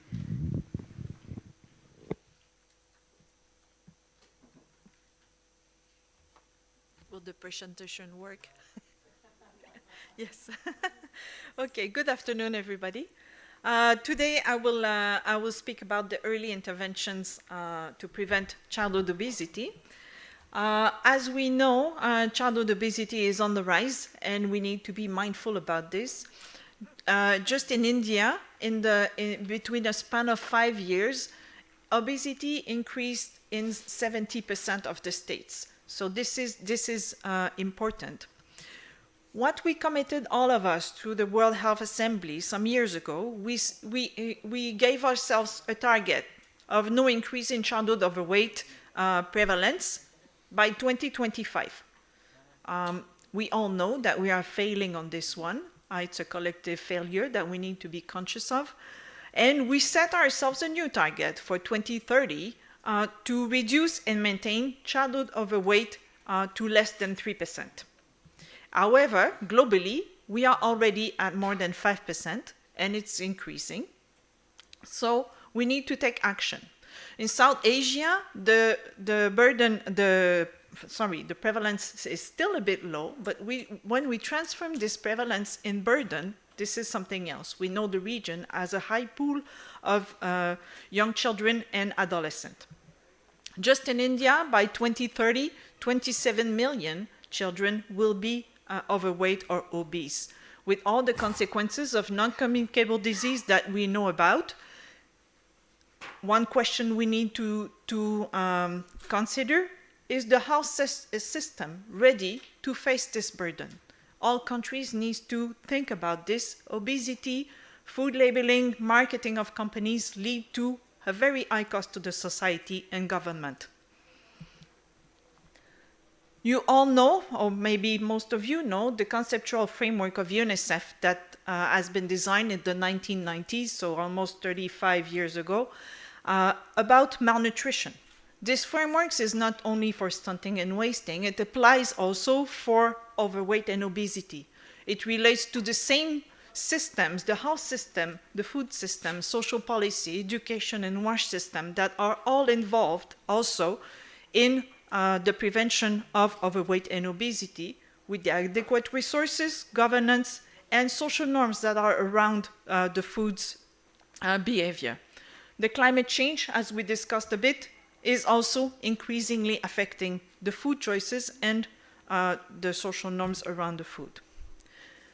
What is important to consider also is the timely interventions that we need to initiate. More early, the better. We know that changing food habits and physical activity habits in adults, we can look at ourselves first, it's extremely difficult. So if we start early, we have a better chance for better future for children.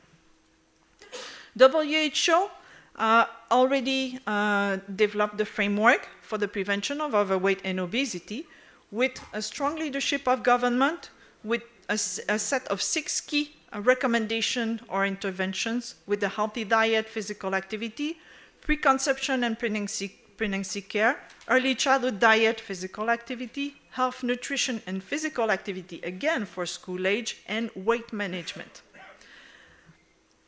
In the framework, we can see highlighted the advocacy and the dialogue with policymakers and regulatory bodies is one of the key steps that we can consider. The food regulation, the marketing, we all talked about this earlier, the legislation and policies, it's not only on paper, we also need to apply and enforce it.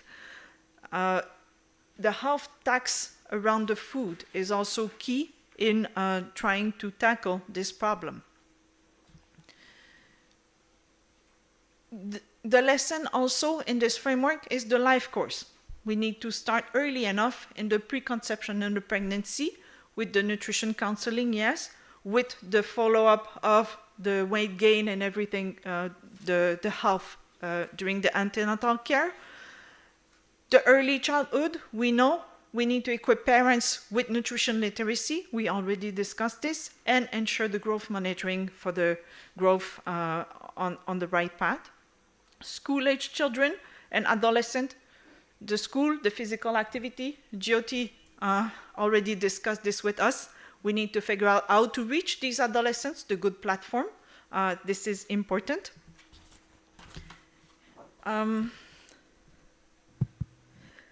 One of the key things around adolescent also, with the weight gain, the weight monitoring that is also set in the school, in some schools, we need to be mindful if children have issues, where do they go? Where do they refer them? And where do they get counseling for that? We need to build interest in the school and engage children, but we need also to offer the services that goes with it when present. Finally, some early interventions, like we discussed.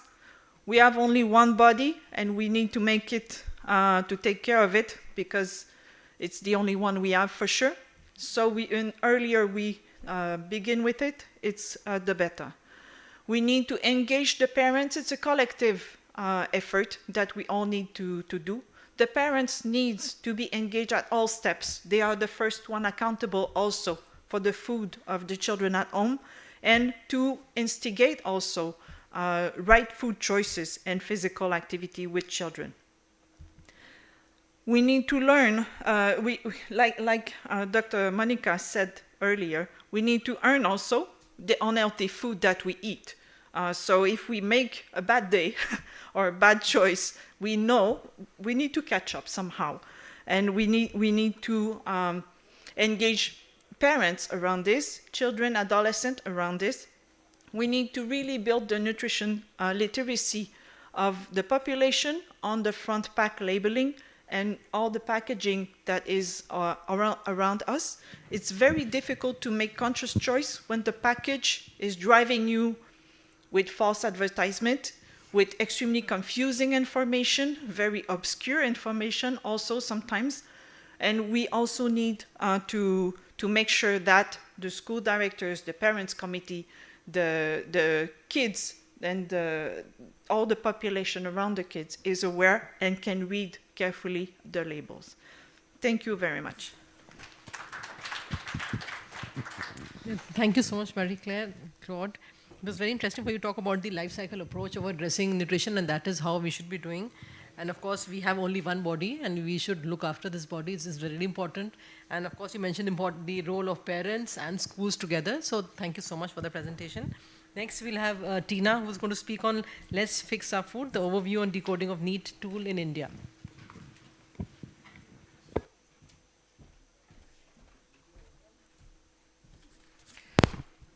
Thank you, ma'am, and very good afternoon to all. So we all have heard about the NEAT tool and how we have been adapting this tool in South Asia. So this is just an overview how we are doing it in India, looking at the current prevalence and what we have been discussing about obesity and growing burden of malnutrition. Let's Fix Our Food initiative, what we have been hearing from the initiation of this session. This collaborative effort is raising like an awareness, a collective awareness of the nutritional challenges. This is not only to create a shared vision for addressing the malnutrition, but to ensure a comprehensive approach for addressing this triple burden of malnutrition in India. Nutrition Environment Assessment Toolkit in India and context is in the process of adapting and pilot testing in 2 districts of Uttar Pradesh, that's Noida and Ghaziabad right now. And as we all have been hearing, the increasing prevalence of obesity, which is not along with the significant public health challenges that is posed by undernutrition, across all regions of India have highlighted the urgent need for this attention. Obesity in early age significantly elevates the risk of developing this non-communicable disease in adulthood. Why it is important for adolescents and children to be addressed? As they are during adolescence, this is a critical period where they transition significantly biologically in terms of the cognitive development, psychosocial and physical changes. So these changes are closely related to the nutritional status and affect the nutritional needs, making adolescence the life stage with the highest nutritional requirements and addressing various nutritional challenges from undernutrition to obesity among children and adolescents is crucial. Why we are focusing on schools as a setting for health promotion, given that the children spend there approximately 8 hours in a day in schools, and school environment plays a critical role in shaping their dietary habits. We all have heard Jyotirmay experience, how they have been experiencing the environment in their school. There is an increased emphasis on the food policies that improve the school food environment, ensuring students have the access to the healthy options as well. The key resource which we have been hearing since the beginning is the Nutrition Assessment Toolkit for schools, which has been developed by UNICEF and which helps schools to assess their environment and enhance their food environment. At this stage, we are doing with the specific objective adapting this tool in the Indian context to assess the food environment in and around the schools. Developing it is so that it can be scaled up in the other states of India. Identifying the gaps, opportunities to improve the nutrition environment, nutrition-related outcomes among these school student children, especially in the 2 districts of Uttar Pradesh. So the domains which we have heard in the previous presentations, that's about the nutrition food in schools, assessing the free meals guidelines, the healthy school food and physical activity environment, that there should not be an advertising or sponsorship of unhealthy food items and drinks which are around the schools and in the schools, access to free and safe drinking water, healthy foods and drink available and sale in the availability to the canteen, access to the school gardens and the concept of the kitchen gardens which the schools are promoting at this point in time, sufficient facilities for the space and availability of the resources for promoting the physical activity. Also, nutrition services in the school, that may be the iron and micronutrient supplementation, deworming, and assessing the nutrition and health monitoring aspects in the schools. The 4th component focuses around the nutrition education in the school curriculum, nutrition education through which are being planned and integrated to the training programs, and the need for a sufficient physical activity education at the school level. We all have been we have seen the methodology. The same methodology we are following in India as well, so which includes a desk review, key informant interviews, which we have already initiated, and it will be done as a pilot testing for the survey questionnaire, which will include the direct observation at the school levels, questionnaire administration with the senior school staff members, students assessing their attitudes and perception about the food environment, and the diet quality questionnaire. Again, this gives you an overview that how many officials and the principals and the number of schools we'll be including. So there are 10 schools as a part of this pilot, which we'll be doing this adaptation in Indian context. There will be an adaptation in terms of using the different tools which are a part of this needs assessment toolkit. There will be a reviewer and the cleaning of the data, analyzing the data, which we have been doing in terms of the qualitative and the quantitative, which will be collected as a part of the methodology. And there will be a dissemination plans published in the reports, scientific journals, and forums like this, where we can present these studies. So quickly, where are we right now in terms of the Let's Fix Our Food initiative? As you have seen the earlier presentations, we have done the evidence synthesis. There is a multi-sectoral action policy recommendations, which are there as a part of the policy briefs, which you all have seen right now, and meaningful youth engagement, how we have seen Jyotirmay is contributing this efforts. The next step we are creating, and we are looking at creating a supportive food environment through NEAT as school assessments and developing a network of LFOF schools in India. Thank you so much for your attention. Thank you, Tina. Thank you for letting us know what is the status of this study in India. Sri Lanka has already shared theirs, so that is good that you also are going ahead and doing the survey. Now I think I would just open the floor for a few questions, but just with the caveat, there will be no questions on the blank slides, please. No questions, only on what is discussed. So we have one, just briefly introduce yourself and just try and keep your questions very brief, because we have the next session starting in 15 minutes and all. So let's try and have, I think, 4 or 5 questions, should be fine. And if you just let us know who is your question addressed to also. Thank you. I am Amani, and I'm from Tanzania, working with Africa Academy for Public Health. I agree that parents strongly have to be involved, and I'd like to learn more if this initiative has involved parents, but pivoting more to the holistic well-being of adolescents. What is this program, Let's Fix Our Food initiative, going to do with the state that an adolescent might not be the breadwinner and therefore might have very limited influence in the amount of money they might be given to use at school, but also in the food choices that the household makes. So maybe there is work to be done. We've done some work across sub-Saharan Africa, and happy to exchange notes, Monica, that we can learn on how to involve parents in this process and to enhance that. Okay, we can do a few questions, and then I think all the panelists can give their views. I'll come back to that. Yes. Next, Okay, just after him, then we'll have you. Yeah, 1 second, let him just speak. So good afternoon. Yes, it's working. It's working, yeah. Good afternoon, everyone. It was a nice panel. Myself, Dr. Dhrushik from Gujarat. So one question, I agree with Master Jyotirmay, now every child, you go to even in a remotest village, they will have 5 rupees packets of chips packets or any fast FMCG foods, and even the child of a laborer, he will have note and he will eat this food. So open question to panel. So what the India is a very good startup ecosystem. So what can be some substitute for that 5 rupee chips which is nutritious as well as the children will like to eat that food? So that's a question to the entire panel. Thank you. Yeah. This is Mangesh Poddar. I belong to a company known as Lucky and Fish. So my question is, actually what is happening is that today's parents are very protective.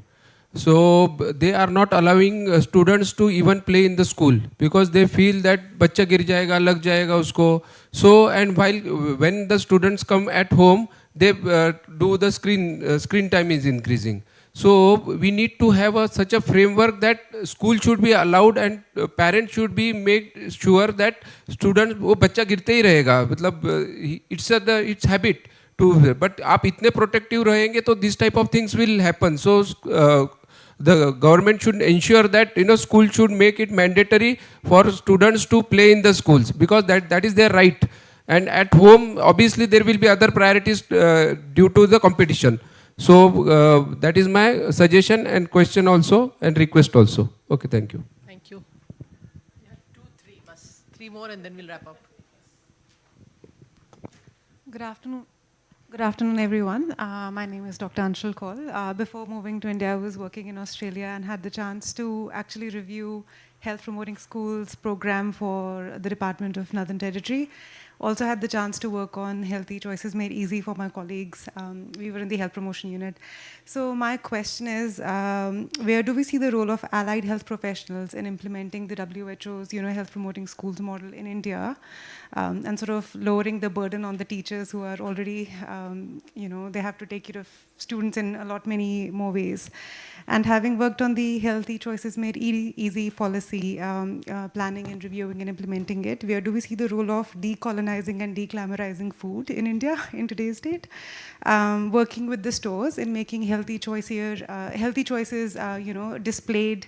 There's a lot of psychological warfare there. So, the display we know matters, the pricing matters, even in, urban areas. And talking about the front packaging, so there's something called the 5-star rating that has worked in Australia. It's not a fully foolproof method, but it does allow, for example, children and young adults to make somewhat an informed choice that, okay, if something has a 5-star, it is probably going to be a healthier food choice. So it may be a healthier cereal than another. Maybe Fruit Loops is not a good, it may have 1 star as opposed to a more fiber-rich cereal that has a 4.5 star. So where do we see the role of all this? Thank you. Yeah, thanks. This and then last, I am Kirtika Taran, founder of Heptasense, where we give counseling services, mental health counseling services and nutritional counseling services to improve person's health lives and reverse the NCDs also. And I am a NCD trainer who now I am giving NCD training to Devadasi women in Karnataka and rural women. Yes, especially kids. Actually, we are not talking much about sugar and sugar-based beverages. Because I am seeing in my counseling services, in young age they are getting fatty liver. And thyroids also, puberty, PCOD, all because of the sugar. And sugar is the worst drug ever I have seen, actually. It's killing. And again, one more thing in the school, we are sitting is the next smoking. We are sitting a lot and less activity, movements. Actually, movement also we are not promoting. Every hours the children are sitting. Even we are sitting only. So we are now smoking. That is true, real truth actually. We not born for sitting. We born for the movement actually. So in the schools also the less movements are there. Again, one more thing. Before mental health, before 10 years back, we didn't have much awareness about mental health. Now, every private school, we have mental health counselor. The same thing we have to adopt in private schools. That is my suggestion in policy making. We need a nutritional health counselor also in the school where we can give policies in the local school and local policies, not in the bigger way and the small clusters way we have to develop. That is, any idea or any suggestions so we can learn from you. So that's what. Thank you very much. Thank you. One last. Hello, I'm Dr. Shruti, and my question is to the panel. Thank you for the great session. First question lies is, I've read that you're promoting taxation on food. So instead of promoting taxation, can we also look into how incentivizing healthy food could be helpful, and is it a feasible option A? And question number B goes to that, do we need more aggressive advocacy? Because I was grown up seeing spinach as a healthy food by Popeye, but today probably we have laddus and samosas being healthy. And beyond just taking out advertisements, do we need to actually promote that not only Motu, now Patlu can also have NSAID issues? So maybe we need more aggressive kind of child-centric and something which is so innovative and interesting that it reaches not only the urban setup but probably also the rural setup. Thank you. Okay, thanks. I think rest we can have over tea, coffee, but quickly I'll try and address a couple of them. You talked about the availability of playground, but we have to realize that a lot of schools do not have playgrounds. First is that, right? But within the new education policy, the decision has been taken, I'll not say decision, it's under consideration that where schools do not have playgrounds, they have to do something else, either have a separate room where there are physical activities, or if there's no, they will start grading schools based on the extracurricular facilities which are there, and that will also decide what is the number of teachers, what is the number of students they will be allowed. So they're doing a lot of, I think, groundwork to understand what is the status of schools, whether there's a library, whether there's disabled friendly, what is the teacher-student ratio, availability of playground, availability of a canteen, availability of water, toilets. So I think the government has taken a call to first assess what all is available, and then they will take due action and I would say suggestions to the state which are found to be lacking. So that I think is a very positive thing, especially with the NEP and National Education Policy under process. A lot of emphasis is going into upgrading and improvement the quality of education and the facilities which are available in school. So I'm sure in coming days we will see much improvement in availability of playing spaces. They may not be playing grounds per se, but there will be spaces where children can have physical activity in schools which do not have the option of having a ground. Having said that, I would also say that about using of allied health professionals for supporting children on nutrition, for reaching out to children. We do have outreach activities within the National Adolescent Health Program, in which the adolescent counselor or the A&M also goes to schools and talks about healthy lifestyle. One of the topic, of course, is healthy lifestyle. Rest, there are other adolescent issues, whether it is sexual reproductive health, mental health, substance abuse, violence, gender-based violence. So nutrition is an important part of all the outreach activities. But yes, I would say teachers are lot of baggage is with the teachers, because teachers are supposed to be the people who show the way for children, and the children do spend 8 hours in school. So this is something which the education ministry also has owned up. So what we as healthcare, or as maybe I would say researchers, is to make their lives easier. How can we support them in building their knowledge, their skills, so that they can impart this correct knowledge to children while in schools without further burdening them? No, we're not putting in SMO reporting, we're not putting them something extra.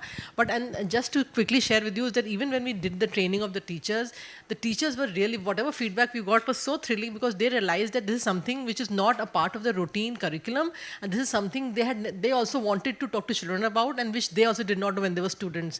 So a lot of new things which teachers are being told about, are being informed, also is inspiring them to take the step forward and informing their own families also. So this is the kind of behavior change which we're looking at in the long run. But yes, using only teachers is I think one of the handicaps which we have for school-based interventions.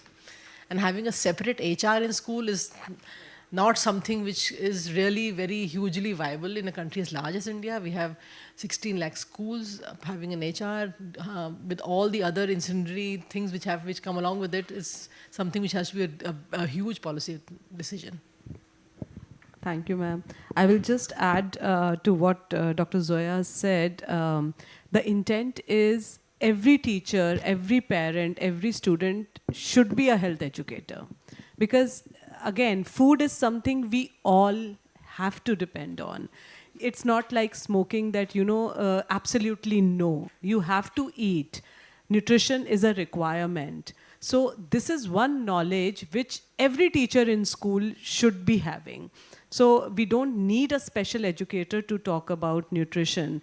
And that's the intent of also the health ambassadors in schools. They are being trained, and it is not mandatory that they have to be a science teacher. It can be any teacher.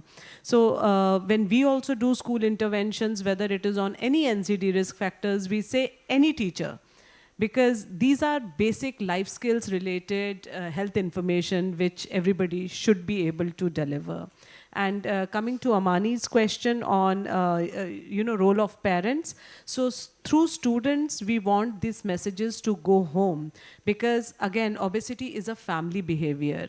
There is a saying that obesity doesn't run in families, it is because no one runs in the family.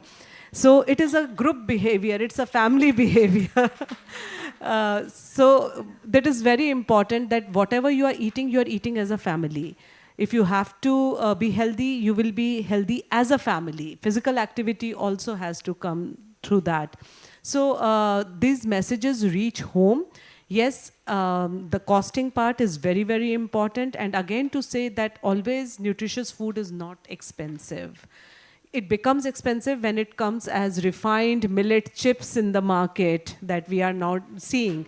But we have to all, educate again, these millet chips are not healthy because they have refined. The whole point of that coarse grain has been taken away. So these are the messages which have to reach home. They have all of a sudden become a fad and very, very glamorous to be consuming these. I will stop here.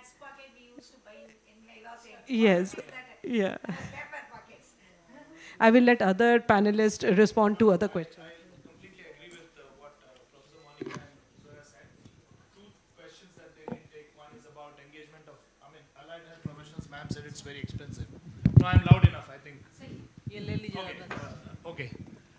Allied health professionals curriculum has come recently. It has been released by the Ministry of Health, and then where nutrition and dietetics is one of the important areas. But unfortunately, there are some gaps in it that we discuss on a different platform. But I think one good idea would be to provide employment for all these allied health professionals.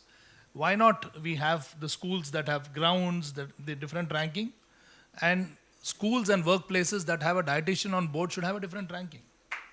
Why not a green, when we give pollution clearance, we give forest clearance, we give labor clearance, we give insurance clearance, why not nutrition clearance? Until and unless you have a nutrition clearance, you don't get a certificate to start a company, to start an organization. So I think NEET-S can become the basis. You have all parameters addressed on NEET-S first, and then only you will get a certificate. So that's one area. And star rating that you were talking about, Australia, India is also considering something similar to that. It is called India Nutrition Rating. But it's on the back burner for quite a lot of time because a lot of push and pull about that from the industry and then activist group, whether warning is right, whether star is better, a lot of things are happening. But whenever it comes, a front of pack label will come. And your question about taxation, yes, taxation, one of the ideas of taxation, William is not here, who's part of Let's Fix Our Food initiative, he would tell you, taxation is not just about making unhealthy foods dearer, but also making healthy foods cheaper. So it's about that. And then, they say it's not just taxation, we should call it health tax. Health tax. So that it's for health and then used only for health. So that's the caveat that is about. And then your question about how to make 5 rupee. As ma'am said, when we were kids, we used to get, guava outside our school. That used to be the cheapest. And the nuts outside. Not long ago, I was in school. My hair may be gray. So it has just happened over the last 20, 30 years. After 1990 liberalization. So decolonization is very important.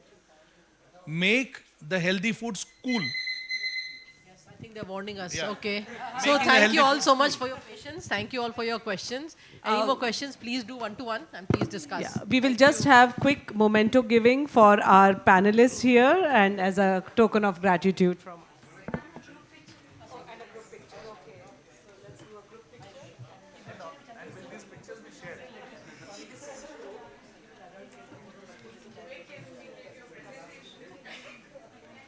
blank slides? Blank slides? All the presentations are recorded.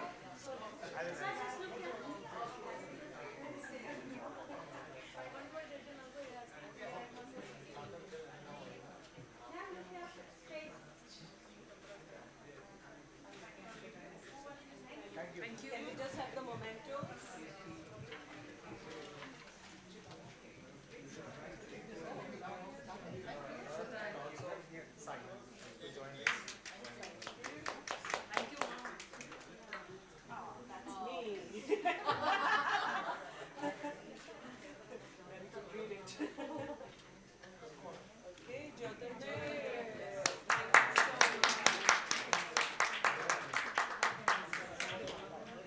Dr. Subarao, always very interesting presentation.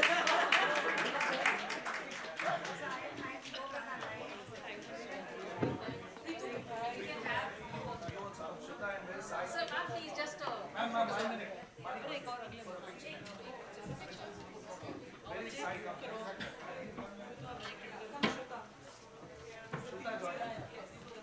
Come here, otherwise. It does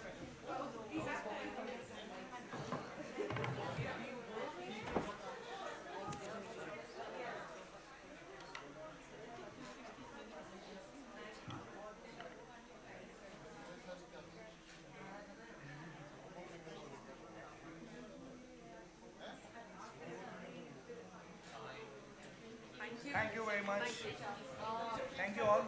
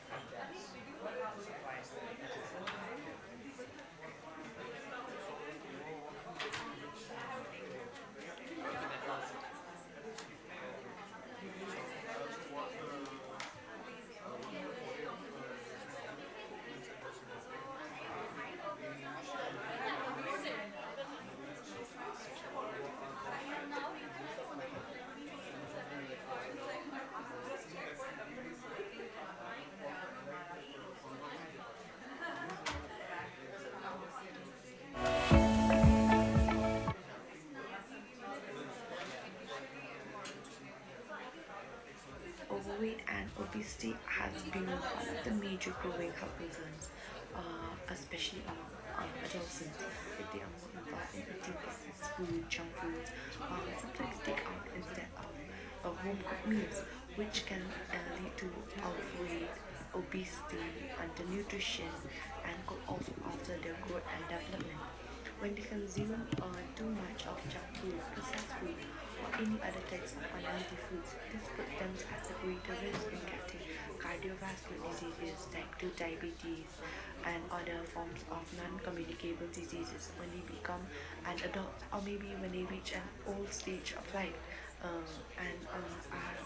Since these foods are higher in calories and lower in nutritional values.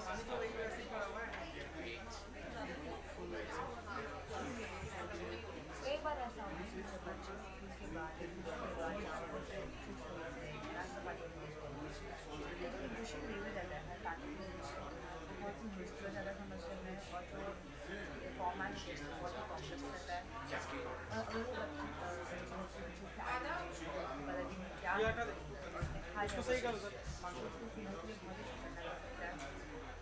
इसलिए अगर इंसान अगर जब open कर रहा होता है packet वही टेबल के नीचे होकर एक और थोड़ा टेबल डाल दिया बस बच्चों के लिए क्या है टिश्यू से बनाया वो खाने का चीज़ या कितना फैट है कितना कोलेस्ट्रॉल है तो बहुत बीमारियाँ जो हो सकती है और जो पेरेंट्स हैं उनको समझ में भी आ सकता है कि ये जो चीज़ है वो बच्चों को देना चाहिए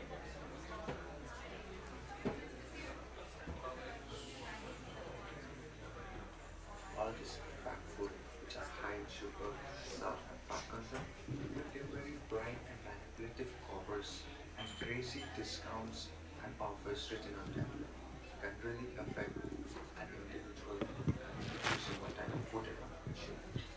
Advertisement which promotes the use and consuming unhealthy products and foods should be banned.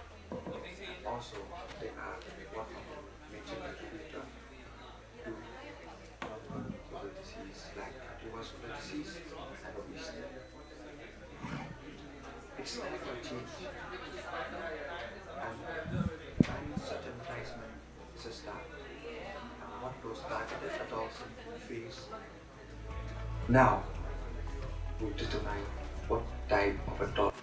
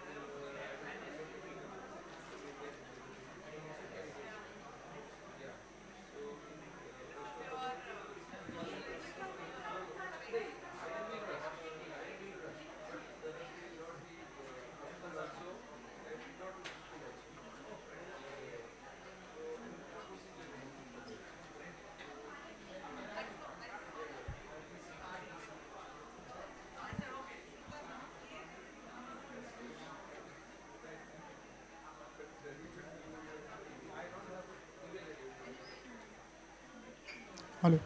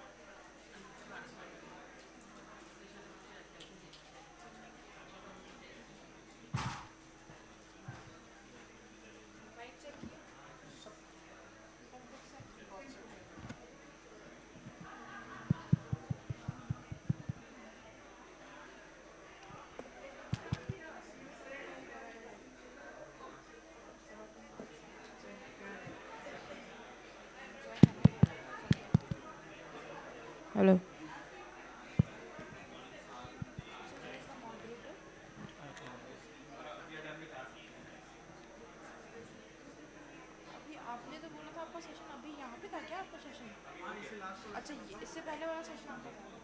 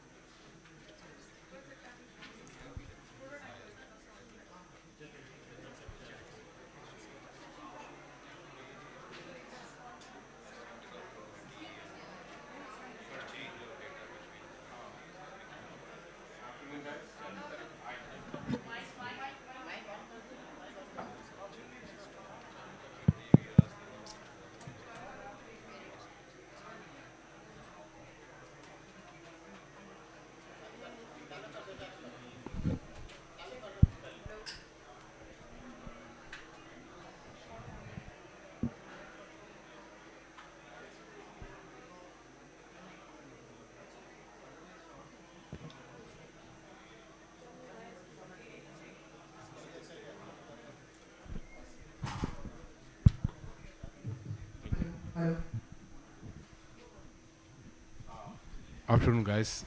Thank you very much for joining us on this session regarding the impact of digital technologies across healthcare, especially healthcare insurance. Okay, I got a quote somebody told me to start with.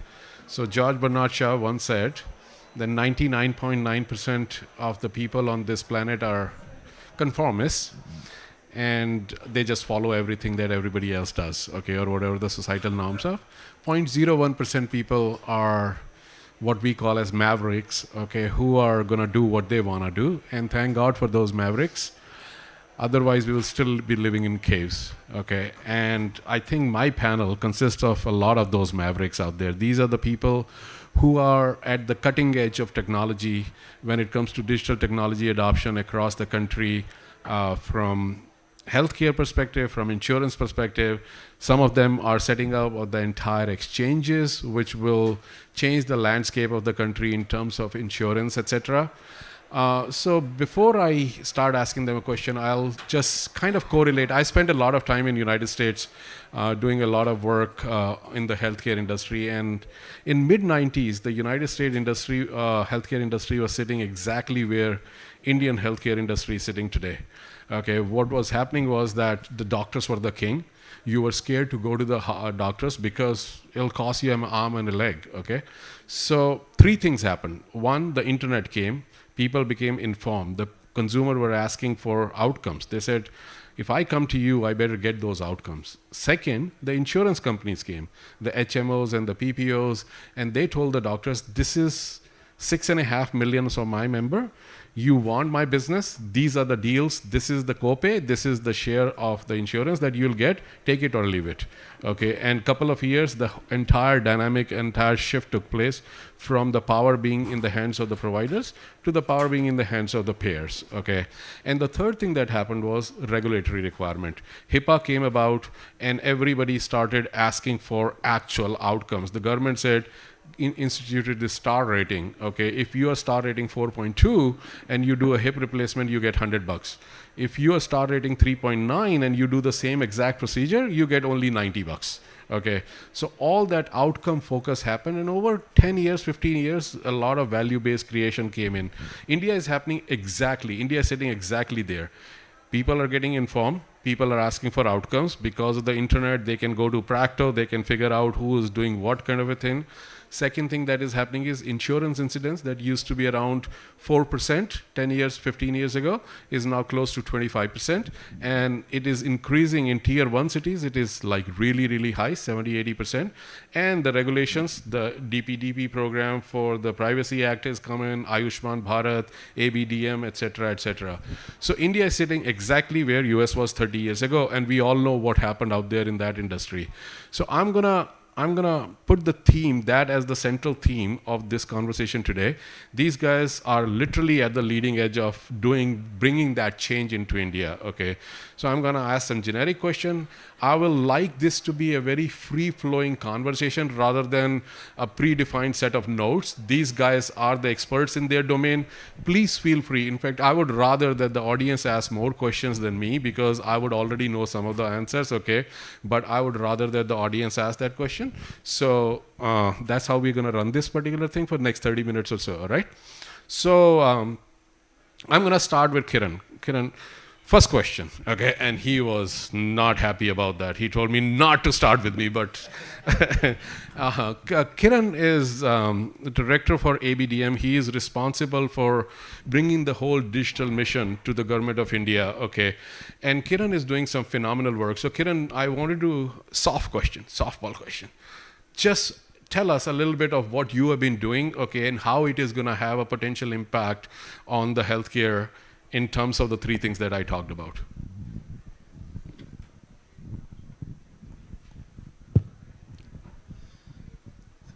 Thank you for starting with me. So, as some of you may know, that the National Health Policy 2017 was the first time when the policy spelled out, the government policy spelled out that digital technologies would be used to provide better access to quality healthcare in the country.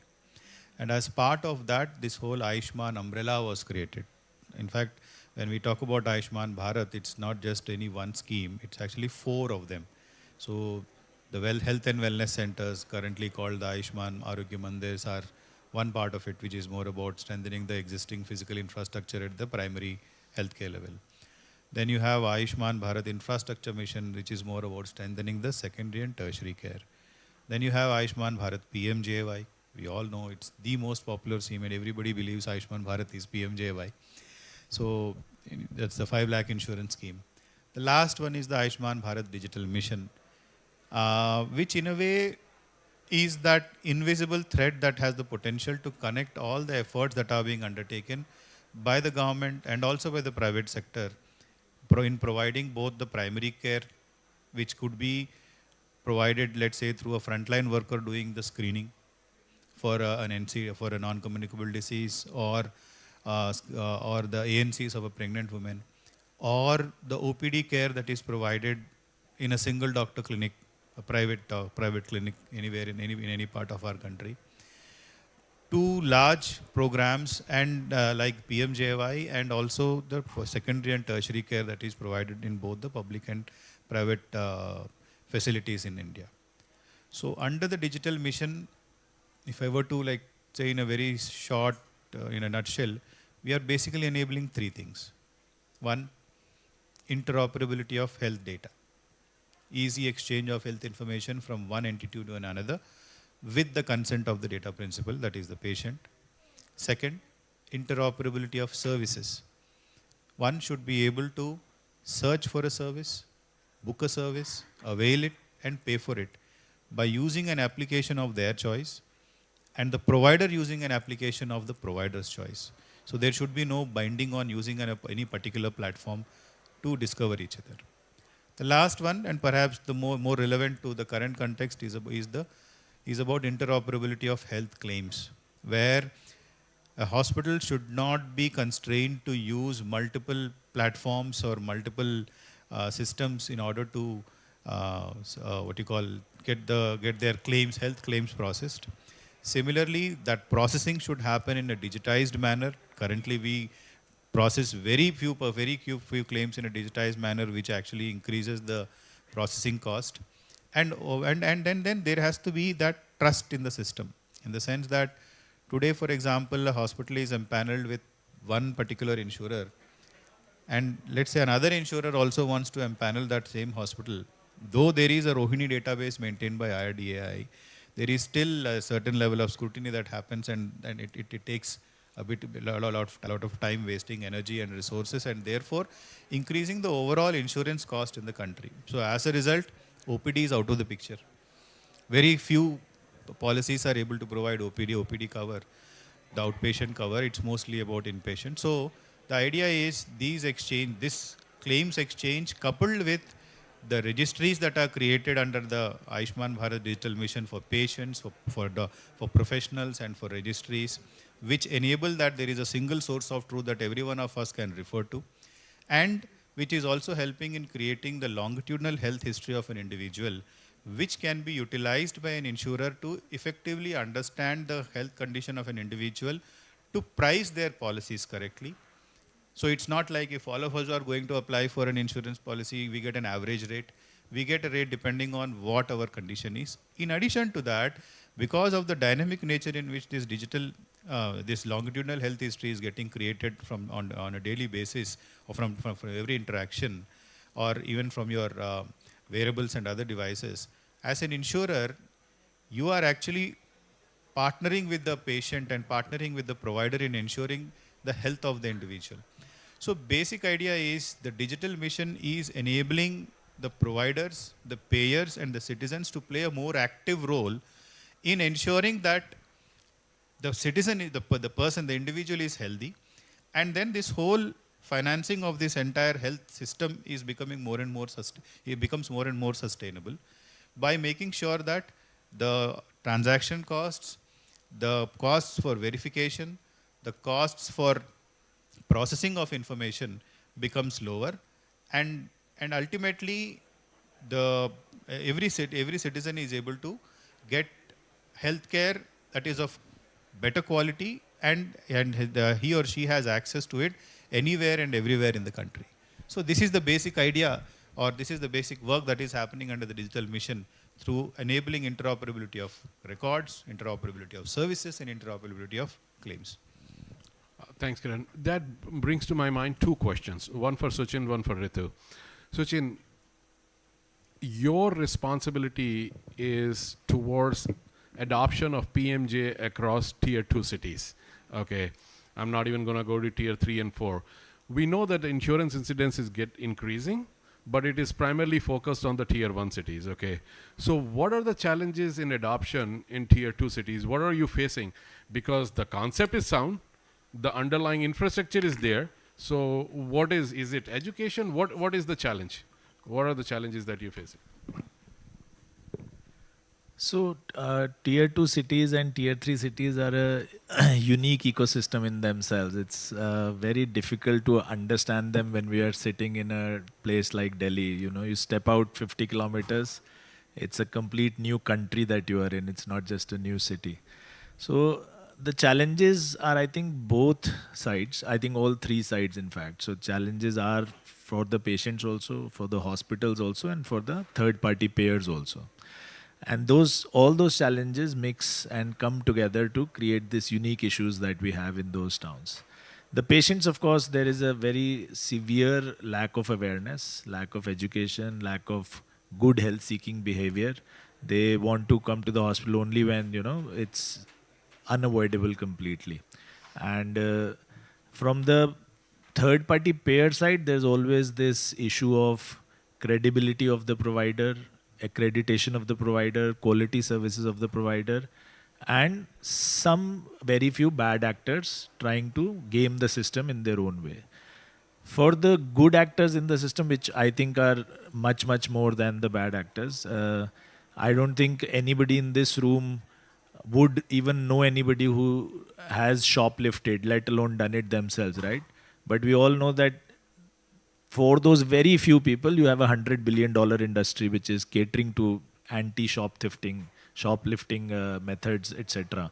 So in insurance, etc., it's also the same. For the hospitals who are providing at such low rates, especially for PMJ rates, which are one of the lowest in the world, if you have delayed payments due to, you know, the payer thinking that, you know, there is some credibility issue there and lots of forensic audits happening post facto, people trying to assess the claims and delaying the claims for that basis that we need to assess the claims in a deeper way. Those things create a lot of issue for the providers. The delayed payments create a lot of working capital issues, and the margins sometimes are lower than the interest cost on the capital that we are deploying there. So all these issues come together to dissuade many providers and many patients from taking up these insurance schemes. But question is that those problems from the provider perspective exist in tier 1 cities also. The margins, the ECGS rates, etc., are the same in Delhi as well as in Ranchi. Okay, so what is so special about those tier 2 cities where it becomes more prominent? So in tier 1 cities, there is an issue where hospitals like Ritu's hospital have the leeway not to treat most of these patients. So I don't think any of our hospitals would be treating PMJ patients. The cash rates, etc., would be much higher, which can actually cross-subsidize those rates. So in tier 2 cities, even the cash rates, sometimes they are lower than PMJ rates because the community cannot afford to pay or chooses not to pay in the small town. If they want to pay, they will go to the big city and pay there. So in our case, we cannot cross-subsidize the lower rates of PMJ with higher paying cash patients. And we do not have access to medical value travel, etc. You know, people will not travel to Kethel from a country outside of India. They will like to travel to Delhi or Bombay or a big metro city where the airport is. So those kinds of cross-subsidization models are not really available to us in the small towns. So that's actually very insightful. Okay, that's meaning it's obvious, but it's not obvious. Okay, so tell me this then: PMJ it cannot be once decided, we'll see it 10 years down the road, okay, and we'll see how it is doing kind of thing. It has to be an evolving in the days of AI, okay. I'm getting the feedback, I know what the problem is, I can, because it's clearly that the problem is known. So what is the government doing about this? How are we planning to adjust it, okay, PMJ going forward, create a 2 different tier system for tier 1 versus other guys? How's that happening? So I think we need to, and I'm sure the government is doing it. We hear a lot about it. PwC is participating in that as well. They're deploying a lot of technology to assess these claims. And then, as you said about the US system, I think it is in the process that a star rating system will come for some hospitals. And I hope then that the government will incentivize the good players, the good actors, by releasing the payments without any scrutiny, so that there is no excuse to delay the payments, right? It should be like a Tatkal passport issue, that you do post facto screenings, but you release the payments as soon as the claim is filed. In a car insurance, if you take your car to a garage, until and unless that garage gets the payment, they will not release your car, isn't it? So how are we allowing the third party payers to treat humans in a way which is actually worse than cars? That, you treat the patient, you discharge the patient, and then you wait for the money for a year to come. That even the car salesman doesn't do. So we need to switch to a system where as soon as the claims are filed, they are released to the good actors who have good star ratings, and then you can post facto keep assessing the claims later on. So Kiran, this falls straight in your bailiwick, right? Then your purview. So answer to Sachin. I think the concerns raised by Sachin are valid, especially for hospitals that are operating in tier 2 cities. At the same time, hospitals in tier 2 cities are also not providing the 5-star facilities that hospitals like Fortis are providing. So you're not going to price accordingly. So that is one. Another one is, the original idea of PMJY was that the pricing was to be done on a marginal model. I mean, the marginal price, it would be marginal pricing. It would be about if a hospital was providing the services, what is the additional amount required for providing service for that extra patient, the additional one patient, right? But then what is happening in tier 2 cities is, instead of being the 4 or 5% PMJY beneficiaries going there, it is actually becoming a majority of people going to these hospitals for the treatment, simply because until then the treatment was unaffordable for everybody, and suddenly since 2018 government had started underwriting 40% of the population straight away. So therefore, what was my pool of patients who could come and get treated in my hospital, which was perhaps maybe 5 or 10% in that tier 2 city until now, suddenly became 55%. So therefore this whole issue is coming. Yes, the issue of payments to be done on time is something that has to be done, and payments have to be done on time. And there are a lot of factors in it, and there are states like Uttarakhand where the payment is done within I think there was a time when Uttarakhand was able to pay within 3 days. And there were other states where, I mean, if you look at the spectrum of hospitals or other states in which the payment is done, there are many states who are able to manage their clearing their claims or doing their payments within the 30-day window. There are those who are not doing it. In fact, states are deprioritizing public hospitals in favor of private hospitals, because they understand that public hospitals have the funding mechanism they are able to run, whereas private hospitals have this issue of financing. And in fact, to address that one specific question about, comment about ways of paying well in advance and scrutinizing later, there is already a provision called Green Channel. So under the Green Channel, what happens is, there are certain conditions.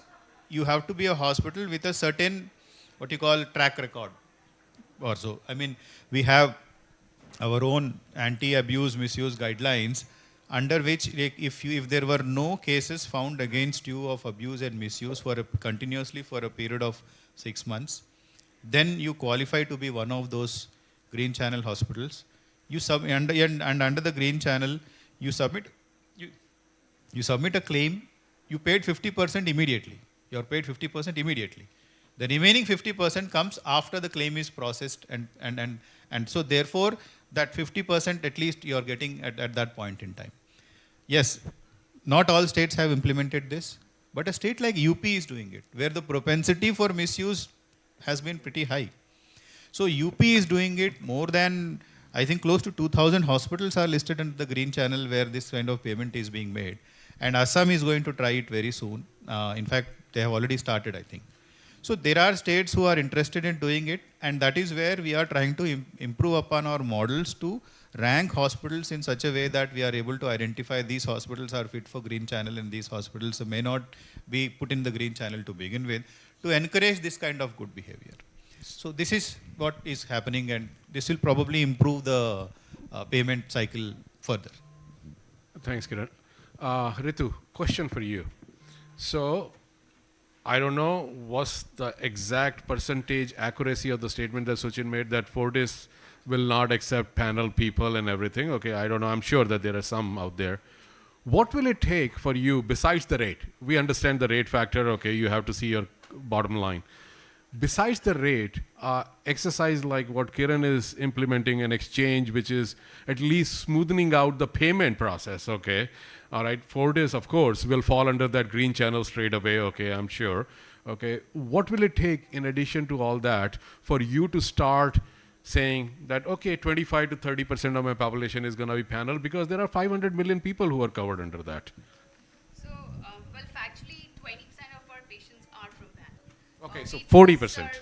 What will it take to get to 40%? Okay, so maybe, so the way we are structured today, I think, obviously, sorry, thank you.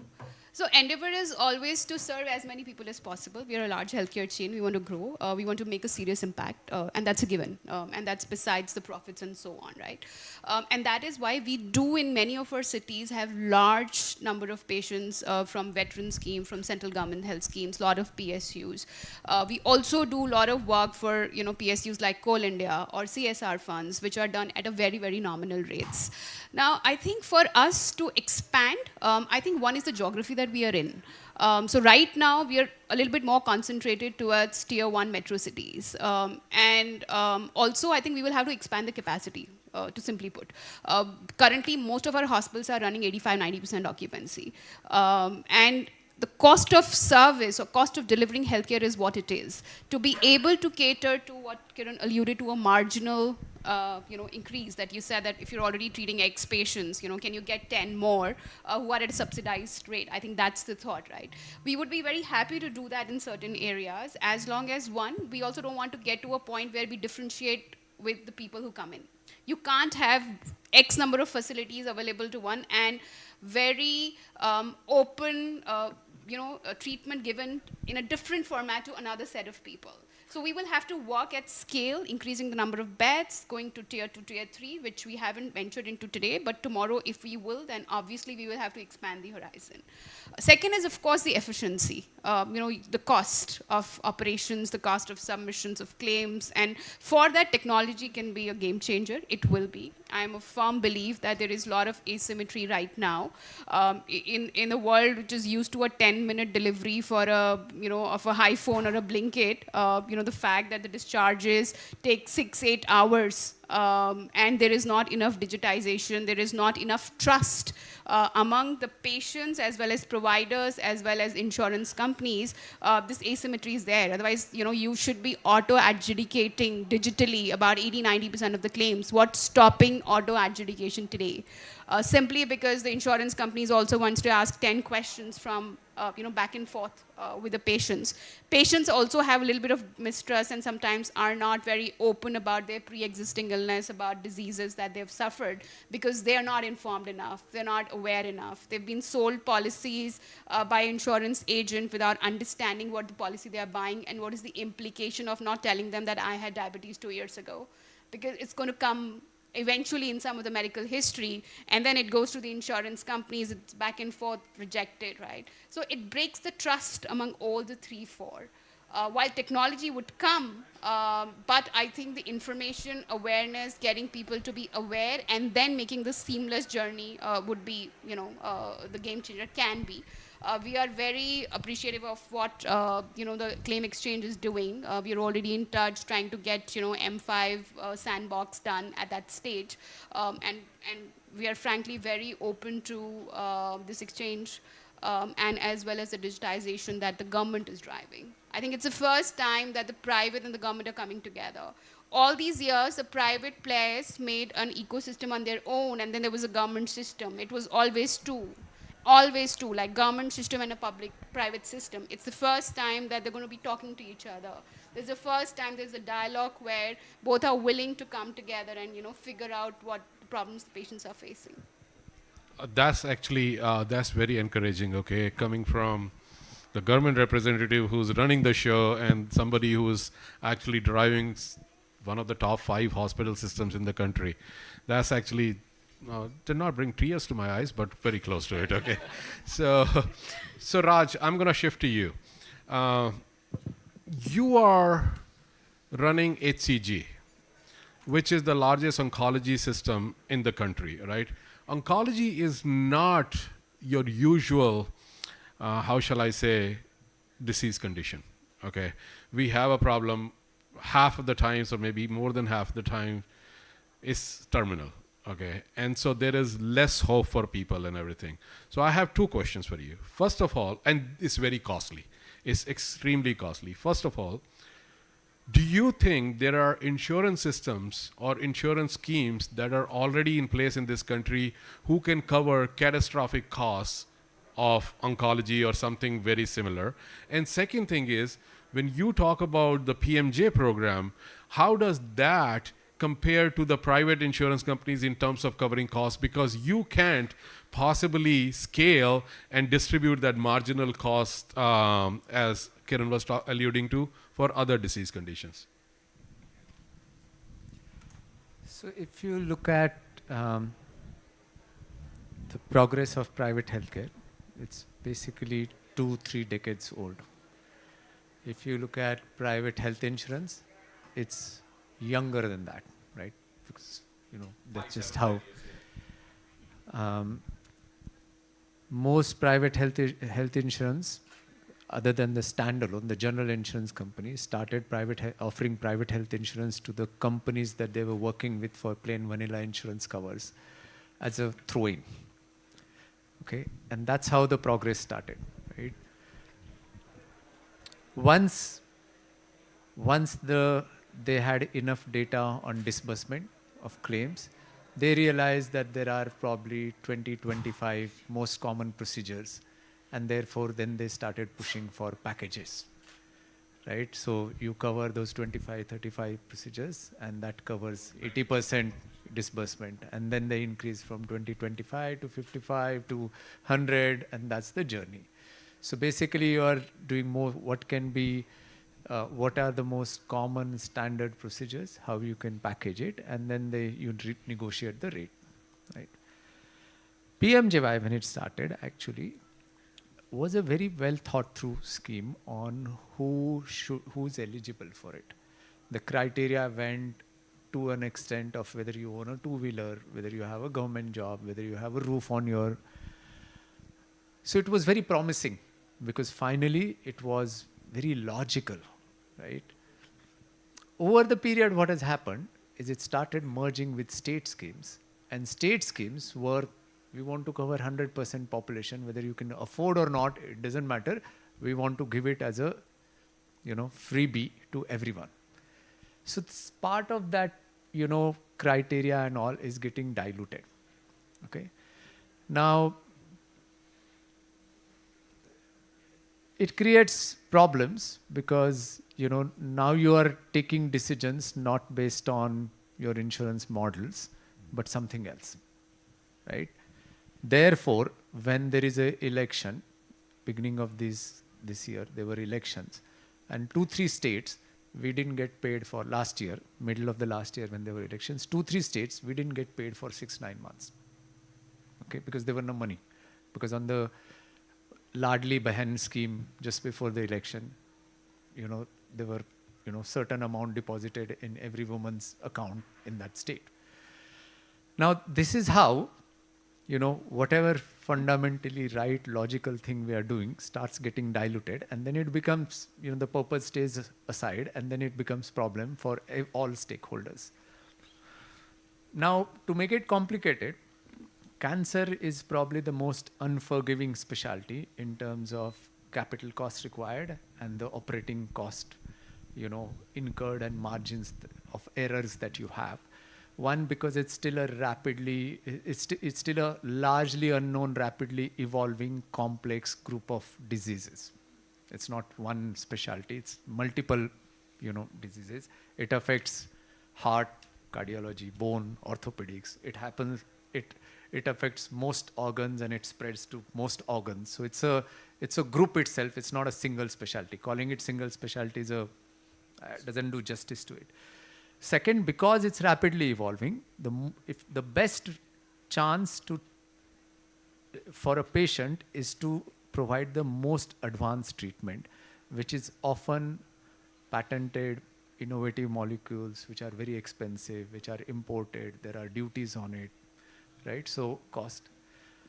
Now, the mindset to create insurance packages or schemes because delivery is the most common procedure, or a joint replacement is a common procedure, let's standardize, okay? That mindset, that methodology doesn't work for cancer, because cancer first is not a one episode of treatment, right? You have your journeys minimum 2-3 months to a year, because most patients in India come at an advanced stage. They get diagnosed late, they come at advanced stage, and therefore you need a multimodal treatment. So you need a surgery. Before that, cancer is also becoming more precise and personalized, and that's driven by the advancement on oncodiagnostic. So the more advanced diagnostic capabilities you have, PET scan, biopsies, genomics testing, etc., the more accurate diagnosis of cancer is, the underlying genetic mutation targets that you find, and therefore you can have more accurate, precise, personalized, targeted therapies, immunotherapies, advanced treatments. Now, one OP and diagnostic is not covered for cancer. Even in many schemes, don't cover PET scan, don't cover biopsies, right? The advanced treatments are not covered, right? Many schemes don't cover immunotherapy, right? Won't cover advanced treatment like cyber knives, robotic surgeries, etc.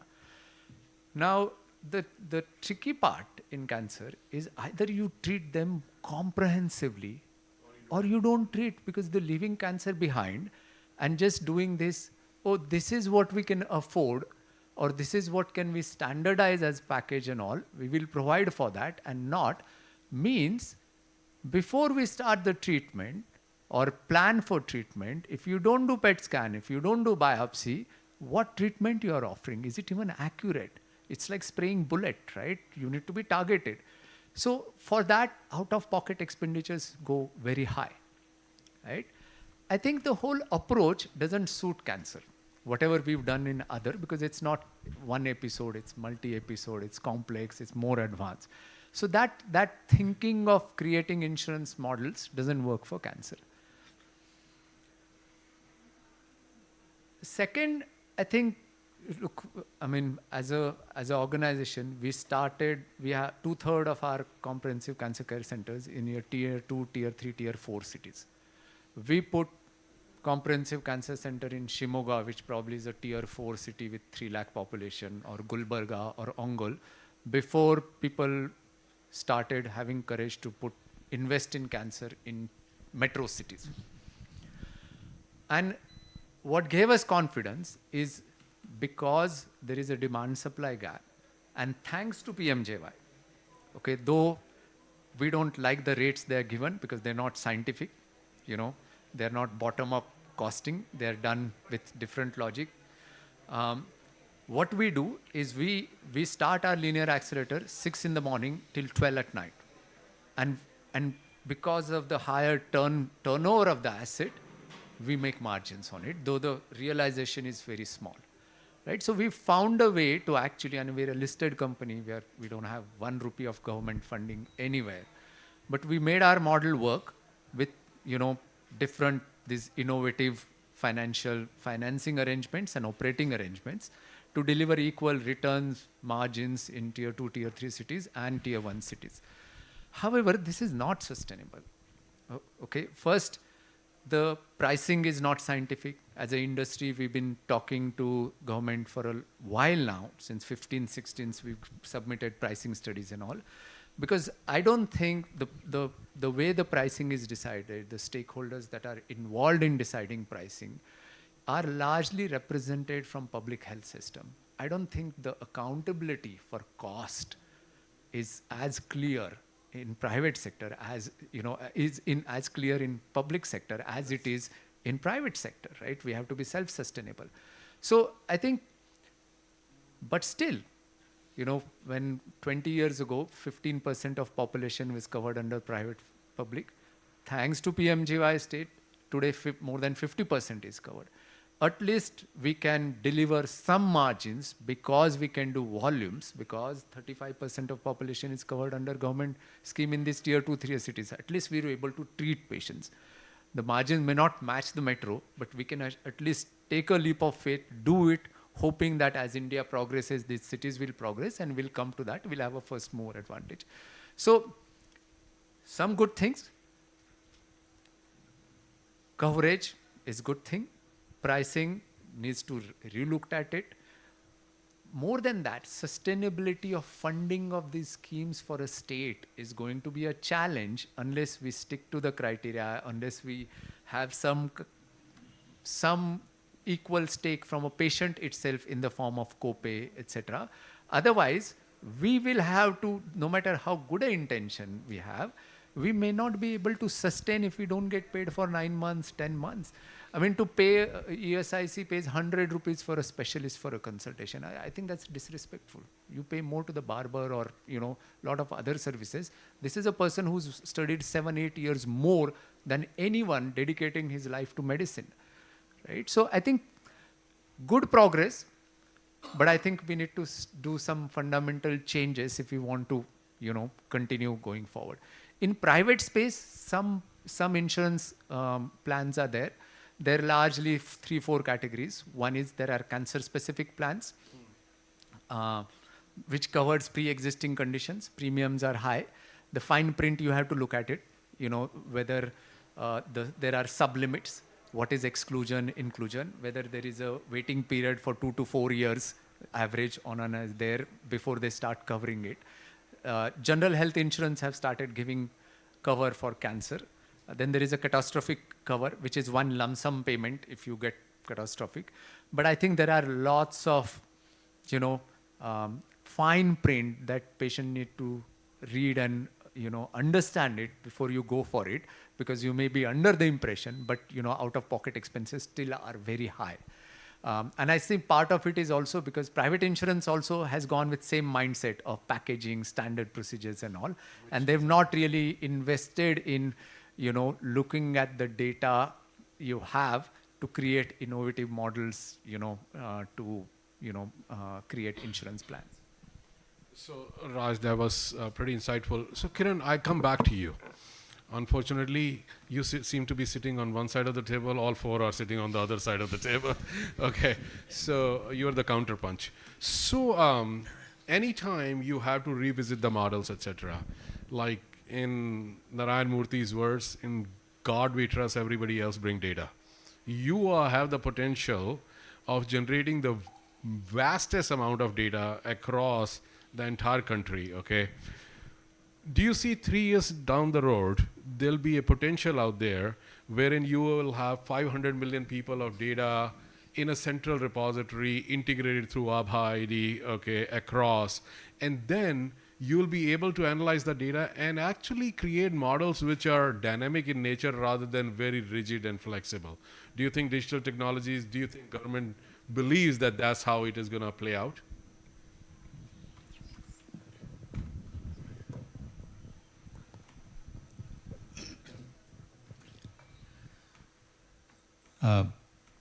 First, I'll thank Raj for that very elaborate commentary, and very rightly put, there is always this, I think, perceived disconnect between what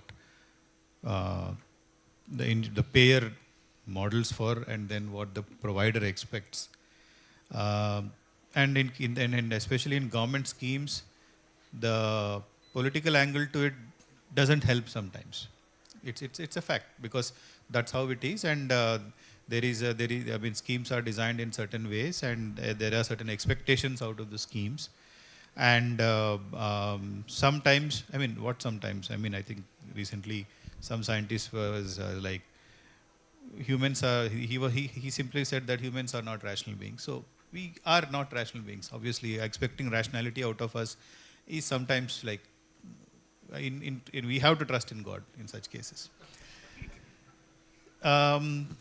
As far as creating these data repositories is concerned, or using data to create dynamic models is concerned, see, the thing is, data is getting created even as we speak.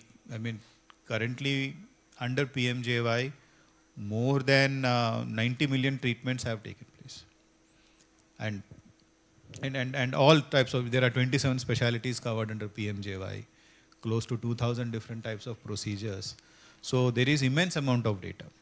Now, how do you use this data to create those dynamic models is like something that I'm sure will come as we move forward. And in fact, currently in the government, there is a lot of discussion going on about the challenges being faced by the insurance industry. We are just generally saying the insurance industry, but it of course takes every stakeholder into consideration, be it the patient who is going for getting treatment and ending up with high out-of-pocket expenditure, or be it the provider who feels that the rates are not remunerative, therefore they may not want to provide a service, or they want to they expect the prices to be raised, or the insurer who feels that everybody cheats. So I think there is this concern, or there is this discussion going on at the high levels in the government as to how we can improve this or come out of this situation, or how we can, what steps can be taken in this regard. And this is where the use of technology, use of data is going to play a very big role, wherein first thing is to beat this trust deficit factor. I mean, why should I as a patient be doubtful of the intentions of the hospital, that they may do some unnecessary treatment for me, and perhaps try to, even if I'm covered under insurance, fine, if not, I'll have to pay. Why should that situation exist? Why should the insurer feel that, oh, this hospital is overcharging or unnecessarily adding up additional costs and trying to claim? And why should the hospital feel that, okay, I'm supposed to spend X, but I'm getting only Y less than X? So now the answer to this is to build ways in which this trust deficit can be lowered. And this is where I think things like the claims exchange and things like auto adjudication, using data more and more, can help. And as far as dynamically, let's say, pricing or paying to the hospitals based on quality. I mean, there were some pilots done, and even under PMJY, called DRGs. Basically, this is about diagnostic related groups testing, and also effort. I mean, there was one study done, of quality study done called EQ5 LD5, where it was the effort was to understand whether the payments done to hospitals can be linked to the quality of care that is being provided, so that there is an incentive for the hospitals to provide a certain quality of care and therefore get paid better, instead of doing a half-hearted job or not a very good job, and ultimately ending up the patient ending up in readmission again, and therefore ending up in a higher payout for the insurer or the payer, and ultimately not achieving any objective. So such efforts were made in the initial days. Now and later on, the focus was more on increasing the adoption, getting more and more on board, getting more and more PMJY cards created. Believe me, at least 1.5 years under PMJY, the target was creating cards. Get more and see, the thing is, the clientele that we are trying to serve is the poorest of the poor, perhaps not fully aware of what this scheme is, what benefits they can avail. And if I can put a plastic card in their pocket and say, ye 5 lakh ka guarantee hai, that is what the scheme says, that gives a lot of confidence for them to first go and avail the service. I would say that was the target of what you call priority of the scheme, at least so far. But now I think we are at a stage, and in fact, PMJY would be going for its next 5 years extension now. We have to go back to the government for the next 5 years, because as a cycle, financial cycle goes, the 15th Finance Commission is going to end by 31st March 2026. We have to go again to the government. So at that point in time, there will be this rethink. There will be this whole thought process about how to use technology, how to use these different ideas, and how to further improve the payment. I think PMJY will have solved one of its biggest problems and make the hospitals or the providers happier if we are able to stick to a payment cycle. That is the first one. And I think every hospital will agree. If I tell you that I'll pay you in 15 days, and that is for sure you'll get it in 15 days, I think 90% of the problems get solved. Rate comes afterwards, because this is already a volumes game. So that is also one aspect that we'll be looking at.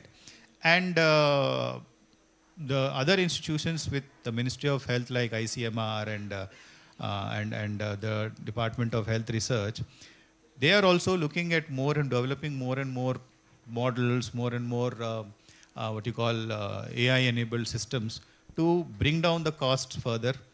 And very recently, we have, I think some of you might have already read, right?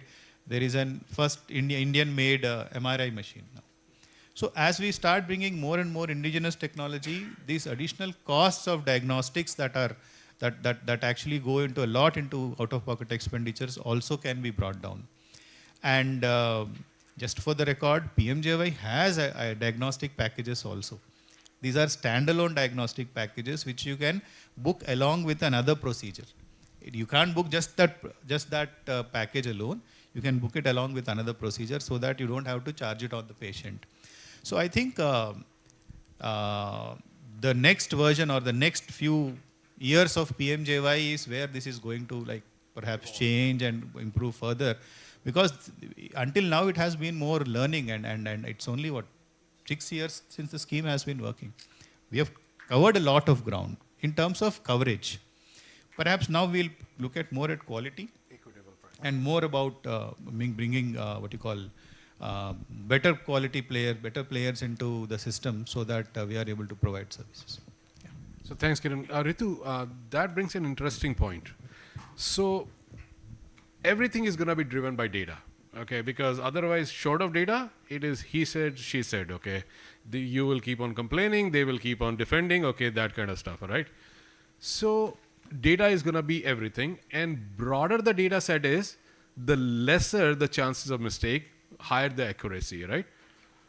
One of the challenges, and I don't know how true it is, okay, but one of the challenges that I've heard in the industry is that people are not willing to open their data sets.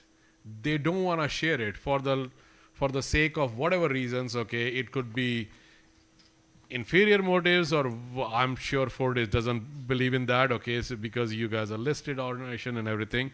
But it could be more for the fear of competition taking away the patients and everything, or something like that. And by the way, that is not unique to India. That happened with United also. Optum Health, when it was created, nobody wanted to share their data with Optum, okay, because of the sake of that. Kiran's job is driven by the fact that the more the data is, the more people are providing is, the better he can generate that curve. Where do you stand on that as a hospital system, broadly in the industry and specifically for Fortis? Yeah, so look, we of course have a lot of data that is getting generated. I think the issue comes back to the trust deficit and what is going to happen to the data. And today it's not just about us, we are only the custodians. In fact, we're not even the custodians. We are also just a holding period for a patient's data. The data ultimately belongs to the patient. Obviously, it's not our data. And with this whole Data Protection Act, the liabilities and all, I think the clarity on what is the data getting, going to be used for, and also educating both the providers as well as patients is extremely critical. And second point is that while we have a lot of data, today we have got, some parts which are missing. It's not completely 360. So you've got a lot of your lab data, you've got your billing data in place, but frankly, the medical record digitization is underway. So we have probably, gotten up to about 40-50%, which is digitized, not all of it. So it's in parts, right? So I think the hesitancy comes from two parts. One, as we were discussing earlier, that the structured, large healthcare is still fragmented. So we don't know that a lot of data is coming only from fewer players. And if it is coming, what is going to happen to the data? Through the claim exchange, who are going to have an access? And how do we ensure that the patient is also willing to the data and are patients fully informed what is going to happen to their data? It ultimately comes back to what Kiran was mentioning on the trust deficit. Once we fix the trust deficit through the dialogue, through clear indications of where, what is being used, and also have a way where everybody else, it also is like, why me first, frankly. So while we are almost ready to kind of share, the question is that, okay, who's the first one to give the entire data, and how is it getting structured? I think it would be great if there are certain reports and stuff that keeps also coming back to the providers, right? Whenever you generate, when you share a data, you also expect a little bit of insight that needs to come back, which I don't think anybody, is happening. Just to give you an example, I think recently government also launched this VIL portal, which is for issuance of visa, right? So we used to have our internal mechanism of issuance of visa, and which gave me the entire oversight of who am I issuing the visa to, is there a duplication, because liability remains with us, right? Is it being misused, and so on. Now, the Ayush portal has opened, and we have to, issue all our VILs through the portal. Great step. Having said that, today I have no visibility, I have no control. I don't know, because we run 28 hospitals. Every single hospital has a separate login, which means that one patient's duplication of visa, VIL can happen, and I have no control. I have no report, no dashboard that is visible to me as a provider of what I have exactly. So I think that is going to be a big one on this exchange as well, that what is the dashboard which is available to the providers of what we are furnishing? Are there reports that can also help us give an insight into what's happening? That would be critical. And second is going to be the patient. The information about patient when they come, because today they're all aware, right? They all want to know where their data is going and who is it going to, who's liable for it, what happens if there is a breach, where the liability lies. So that's actually very true. Suchin, I'm going to ask you one question to add on to Ritu's comments regarding, I need to know if I'm giving the data, what is it being used for? I'm sure there are additional challenges to that in tier 2 cities for not only I need to know where the patient is data, but what happens to my business in case I open my books to the government. Okay, those are some of the questions. Okay, I'm just being very direct, right? And I'm sure that you were alluding to some of that in your opening statement. And once you answer that question, the additional issue, Kiran, I want you to respond that what are the steps that you are taking in order to define your roadmap according to the wishes of the people that you are supposed to get the data from, because you can't possibly be doing it in isolation based on any political condition. You have to listen to the end users who are going to be actually, using those things, all right, and providing you the data. Yeah, so I think what the current medical data alludes to is mostly just information. So we have lab information, we have diagnostic information, we have some pharmacy information, and the rest of the electronic medical records, as Ritu said, are still work in progress. We are not there completely. Although all our 28 hospitals have complete 100% IPD EMR. So OPD still, we are working on it, but IPD is still, all electronic medical records are there. But still again, it's mostly information that I'm getting. So as Ritu said, we really need to make sure that the data that we are using, it leads from information to insight. And we develop insight into exactly what is happening in the system, who is the good actor filing the good claims, who is the bad actor who's filing the bad claims, what disease processes or what management processes, what packages are leading to the most complications or the most claims that are not being cleared. And once we have that insight, we need to go to foresight. that, this is how it is going to play and this is what we are going to do, and the predictive part will take care of most of the things, most of the issues that we are having. So small town hospitals like ours, I think, are some of the most transparent data sets because of the fact that we deal a lot with third-party payers, especially government panels, and all of those data sets are shared with the government anyways. All their files, all their records, all the information is already going to the government on a regular basis. But it's not are they in a standard format that the government can read it? Because Kiran cannot possibly generate input for like 18,000 different type of inbound claims, right? So for PMJ, definitely they're in a standard format because it's completely digitized. There is no paperwork at all. It's a completely paperless scheme. And as Raj pointed out, PMJ is now subsuming a lot of the state schemes, a lot of the central schemes as well. There's a lot of noise that ESI also may be subsumed within the PMJ scheme in the next few months to come, which is one of the largest schemes still working a lot on paper.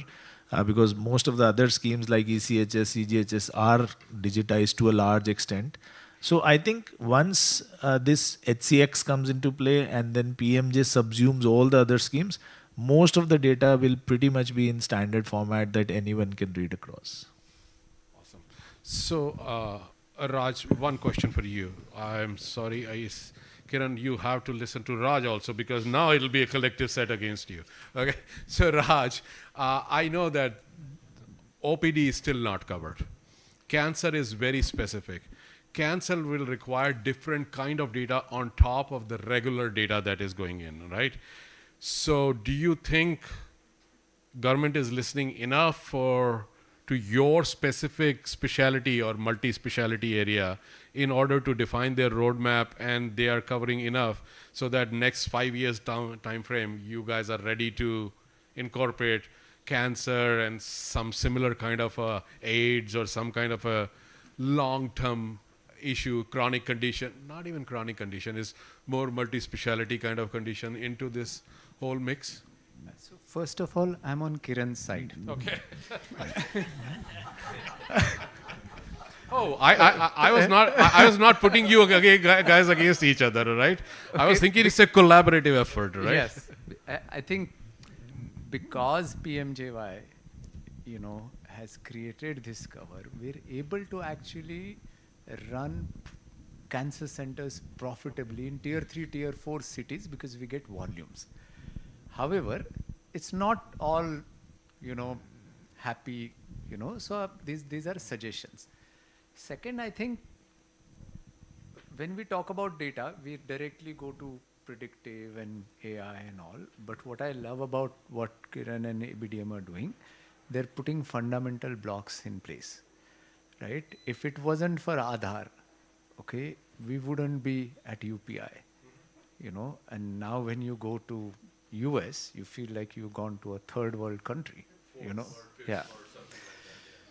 Now, if you have these master databases, unique identifiers for doctors, for procedures, for insurance companies, for hospitals, think about, how much standardization one can get. And once you have those building blocks, then actually you will have a longitudinal view on every patient journey, whether they go to Fortis or Ujala Cygnus or HCG, and then the real power of data gets unleashed.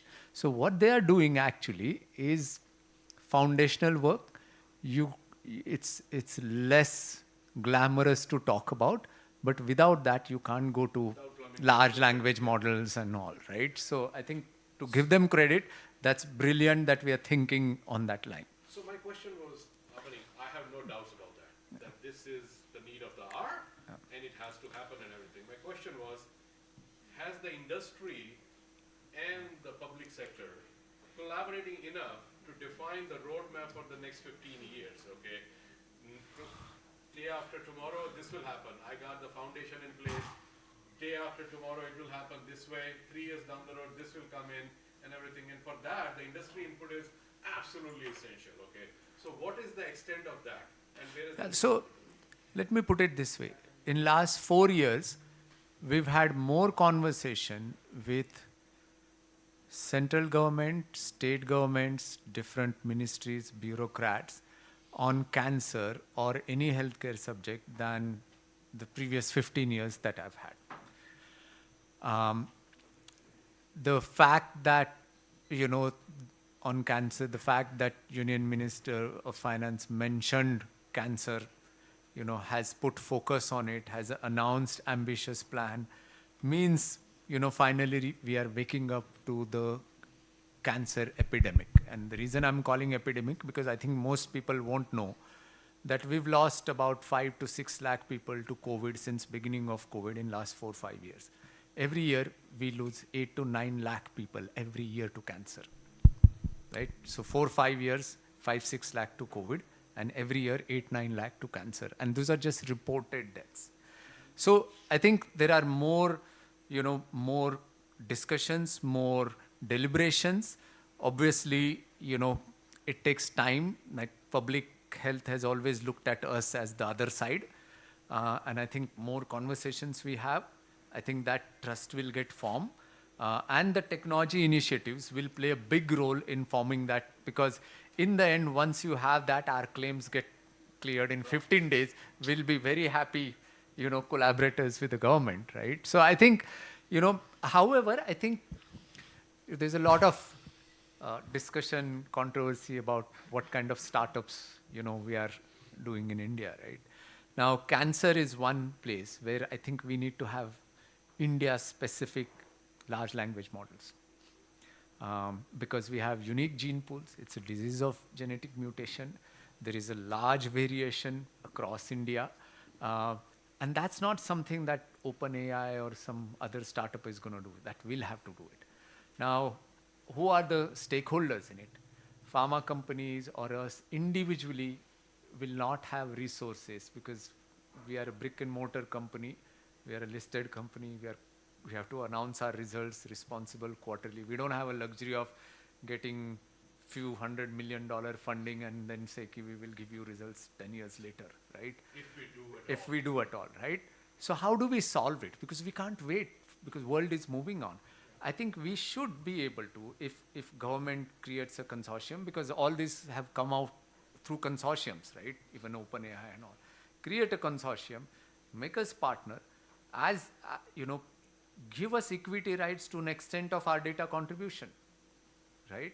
Create an incentive mechanism that all big players participate in it, create India-specific large language models, and then you can, you know, we get a, maybe the more data we contribute, the more discounting we get for using, more monetary rights we get from whatever that generates later on.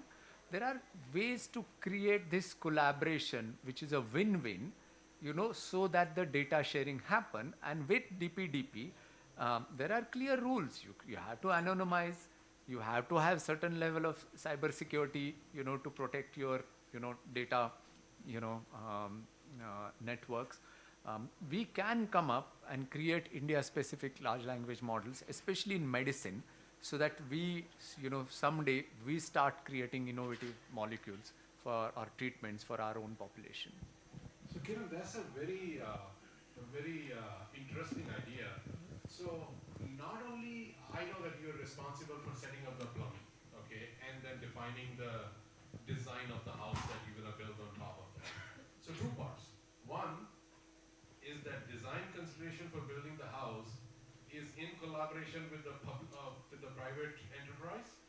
Two, as Raj pointed out too, has there been any discussion going on that how technology can help in figuring out some innovative payback models, okay, so that people are more incentivized? The reason why I say that is I was heavily involved with RIOS, the Regional Health Information Organization, Santa Barbara, Bronx. We spent a lot of money, damn lot of money, New York and California, of course. Failed, miserably failed, okay, because nobody was willing to put the data out there. Similar kind of challenge, right? St. Louis, a small little Rio, worked beautifully because they said to the doctor that I will give you 50 cents for every record that you put into the system, okay? So the government always adopts the carrot and stick approach. This is the carrot phase. Are you guys thinking on those lines? first the carrot and stick model.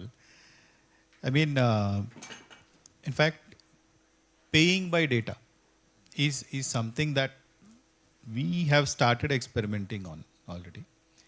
In fact, NHA specifically has an MOU with IIT Kanpur, where we are working with them in building a system that can benchmark AI models, and then also to create that data pool into which you can use the data and also you contribute to that pool.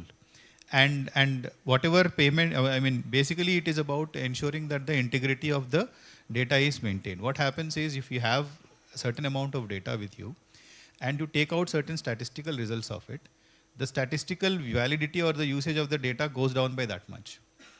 You need to add fresh data to ensure that when you further poll it for further statistic validity, you get more results. So the idea is, you use the data, you get the results, and then you add more data into it. So you pay in terms of data. This is something that was in a conceptual stage a few months back. Now the basic model is built. In fact, we are testing it now. We want to open it up, and we want, in fact, all the major hospital chains who actually are sitting on a lot of data to be able to use this model to contribute and also use each other's data to evaluate. On cancer, in fact, there is one work we are doing with IIT Bombay, and there is this foundation called Koita Foundation, in which there is this evaluation of EHR systems for digitization of cancer-specific data sets. So that is another work that is going on. And the Cancer Grid itself is another program that has actually gained more importance these days, where we are not only pushing our PMJY data into the Cancer Grid, we are also trying to bring in more and more hospitals so that there is this repository of cancer-related data that can be created. Now, another thing is about, are you making your models or making your future plans in consultation with the public sector, private sector? I think the entire claims exchange actually has been built in coordination with the insurance companies. The protocol, the different procedures, there are 9 different APIs, very, very broadly, and each one of them has been built in consultation with the insurance companies only. The IRDAI, NHA, the general. Sorry to interrupt, but that was a very interesting question. There's a reason why UPI was successful. Because there was one MyBab, RBI, saying, do this and this is it. Yes. There are 26 insurance companies.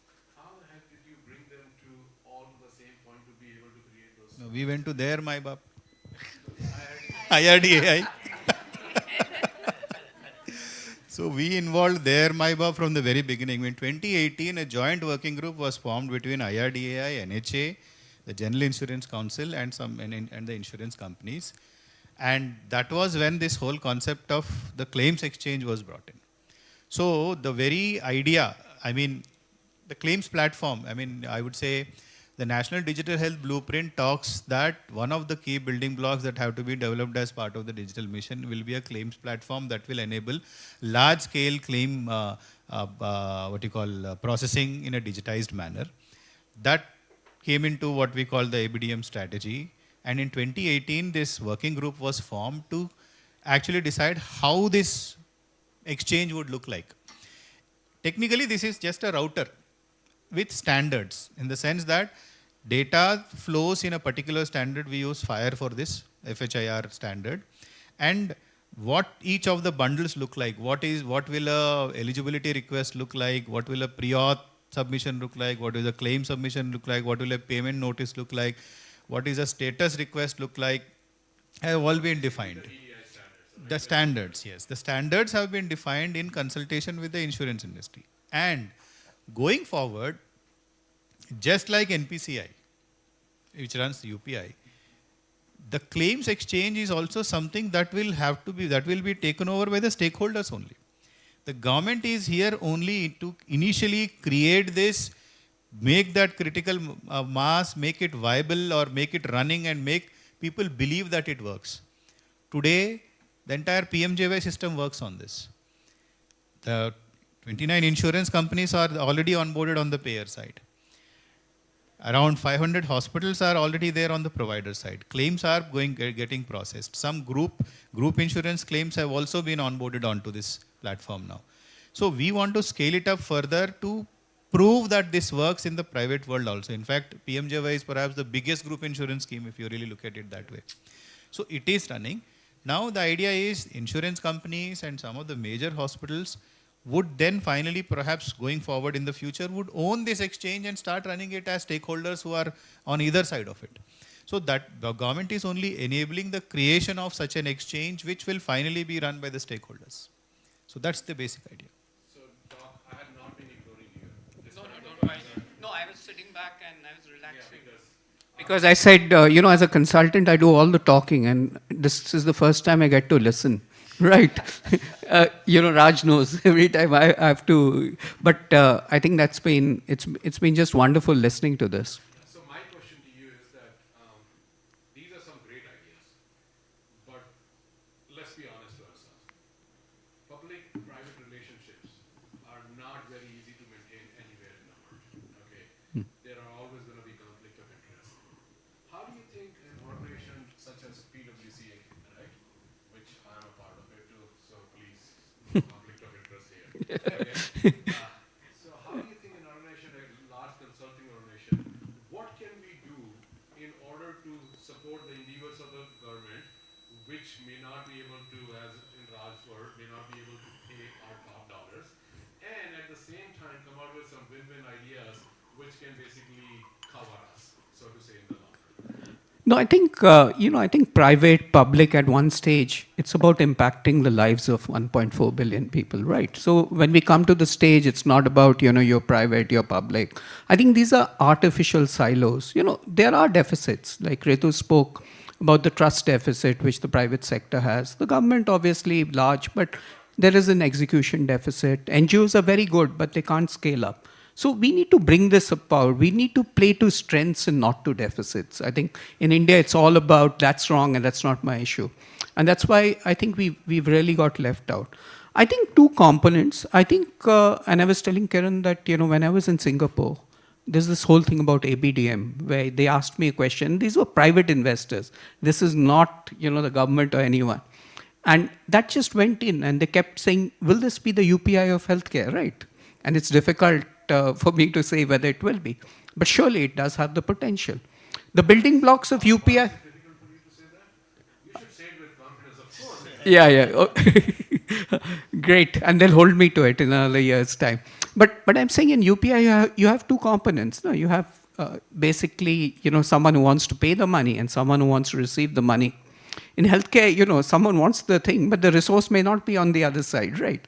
There's no money in the bank, so what do I do? The transaction obviously doesn't take place. I think the second thing, if we look at, I think, obviously it's going to be a technological access to care. There's no doubt about it. And I'm very excited about the claims exchange. It's like the fundamental building blocks. And these are all evolutionary in nature. In many ways, we did something which was very different, which no country did. How should we have brought out this whole health system? We should have first said that in primary care, a consultation is always free. These are the 50 drugs which are free. These are the 50 diagnostic tests which are free. But we actually went to the top and said, everything's free, including your cancer care. Now, that isn't a very evolutionary model. But having said that, it's been done. I think the biggest component where is that our primary care gets neglected. See, what really we are not able to see over a period of time is that previously the government was not a payer, right? So if you got cancer in stage 4, you pretty much fended. Today, the government is going to pay for a metastatic cancer where morbidity and mortality is known, right? So one of the things, if we do not, and this is where the data comes in, if you're not able to detect, no matter what you're funding. In 1965, the US spent 5% of its GDP on healthcare, right? And today it's close to 20%. We also spend 5% of our GDP. But I think the biggest advantage we have, which the US didn't have, is what Rajiv would say is technology. So I think we have all the building blocks. Finally, I think one of the things, I think as we go ahead, is very important to, what are we paying for? In the government or in the private sector, we just pay for process. Healthcare is about three things. It's about the infrastructure, it's about the process, and it's about the outcomes.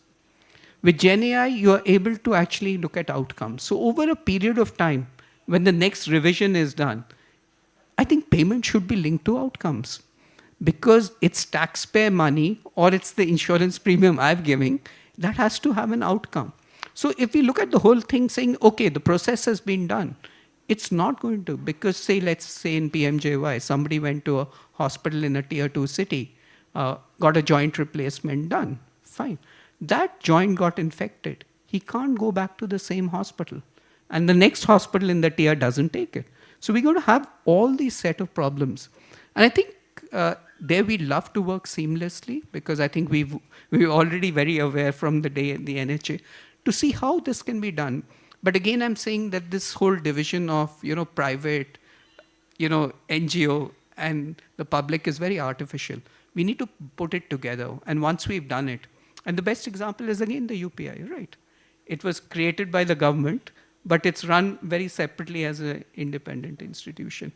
And I think with the outlook which Kiran has brought about, the focus on a few areas, I think amongst them the claim exchange, I think is something which is unique not only in India, but globally. Like in Singapore, they said we tried it, we got successful because we are the provider and we are the payer. Here, the government is the largest payer, but there are another 29 insurance companies, and that's going to go to 50 in a couple of years. So I think if we work together, it's really going to ultimately impact every Indian citizen. Awesome, thanks a lot. Hey guys, I'm going to last 15 minutes, so I'm going to open it to the audience, all right, whoever has questions. And please, feel free to grill them.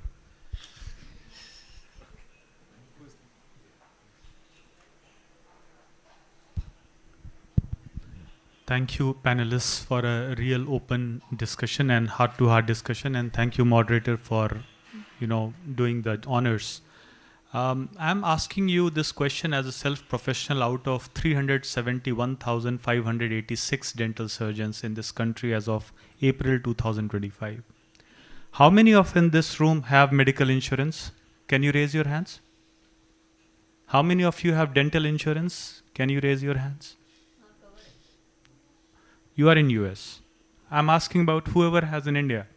So why I'm bringing this topic is because I understood Raj was speaking that 100 rupees is being given to his specialist to see. Now everything started with CGHS, if I may take you back 50 years or 40 years. And here I'll take time because it is important for us to understand. CGHS rate for a dental extraction today is 80 rupees. 80 rupees, right? And in 80 rupees, I can bet you will not even find a pair of gloves, right? And I was listening to Suchin, who suggested about good actors and bad actors.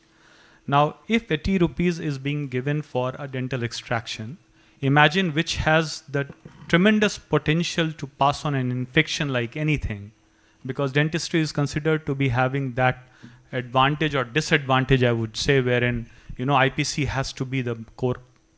So my question to you is that considering that technology is available today, considering that insurance platforms are available today, how do you want to bring in the trust factor as regards to and the service factor from the dental surgeon, dental industry into this insurance scheme? Any one of you? Thank you so much. So I can take a shot at it, right? I'm sure that none of us, including Kiran, Suchin, Rana, me, Ida, and none of us, this is way beyond our pay grade, okay, for us to make that call, okay? Because I don't think any of us is in the capacity to be able to. So I won't answer, or I would not even ask any of the panelists to answer that, what they're doing. But what I'll say is that the impact of the technology is, as the data comes in, and as Kiran alluded to the fact that ultimately the data will define my models, these dynamic models we are talking about. And if the data clearly shows that you can't even buy a pair of gloves for 80 bucks, and it's going to cost you 2,000 bucks, all right, to do a dental extraction, I'm sure that there is a good behavior or good intent on everybody's part to increase the rates and everything, okay, and accordingly act. Just to add on to what you said as a follow-up statement, right now there is no pedestal across for dental related models. There is no pedestal at all. There is, except for CGS and ECHS, there is no insurance as of now in India which supports any dental insurance. So I'm talking about taking the first step. So I want to say a few things. Yeah, that's what I alluded to when I said the pricing when was decided, was it based on bottom-up costing, or was it, who was involved in that? Was it done scientifically? You will leave more tip for most services in your day-to-day life than what we are offering for a dental extraction. Now think about, we're all going to be old someday. We're going to need more and more healthcare. What is a business case for today's 18-year-old to choose medicine as a profession, pay the kind of fees that one has to pay, study 6-7 years more to do post-grad and then further super specialization to be specialist at 29-30 when your other friends at 22-23 after MBA are getting a lakh rupee job, and at 30 they will have kids, house, cars, and you will start at 75 as per whatever 5th, 6th, 7th pay commission is going. If we do not fix these things, we will have a shortage of healthcare workers, including doctors, right? So again, why is this happening? One, because sometimes we take certain decisions as populist decisions without doing logical thinking about it.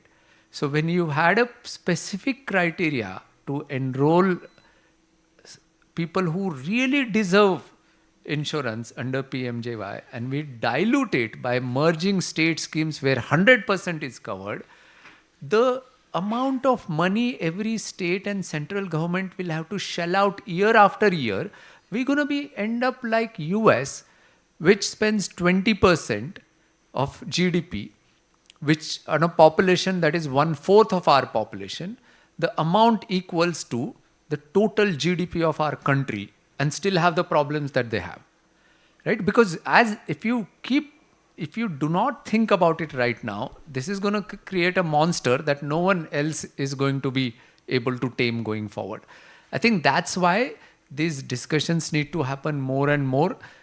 Both sides, private sector, public sector, need to be part of that discussion. Because look, whether we private or public, I believe that everyone who's in private healthcare had joined because they love helping people. They may be doing it a job, but nothing gives you satisfaction as working in a healthcare sector.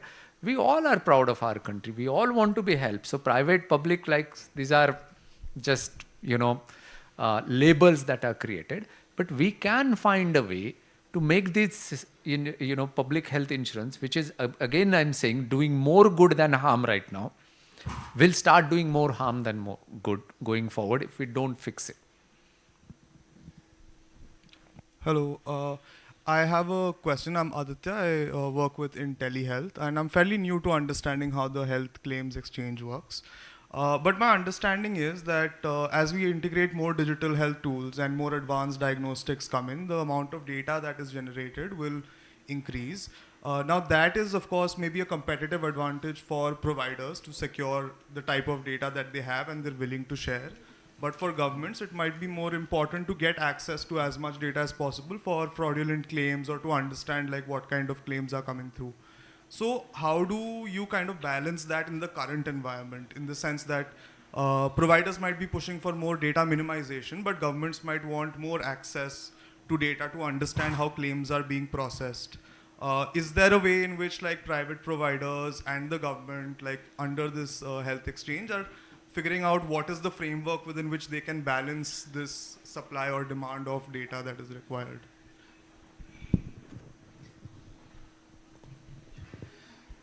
I think the understanding of the claims exchange, I think we need to spread the awareness even more, because from the question, it looks like the exchange, everybody is thinking that the exchange is something through which the government is going to collect data. No. It is just a router. It is just like your, what you call, email router. It follows a protocol called SMTP, Simple Mail Transfer Protocol, that enables your Yahoo Mail to send an email to my Gmail.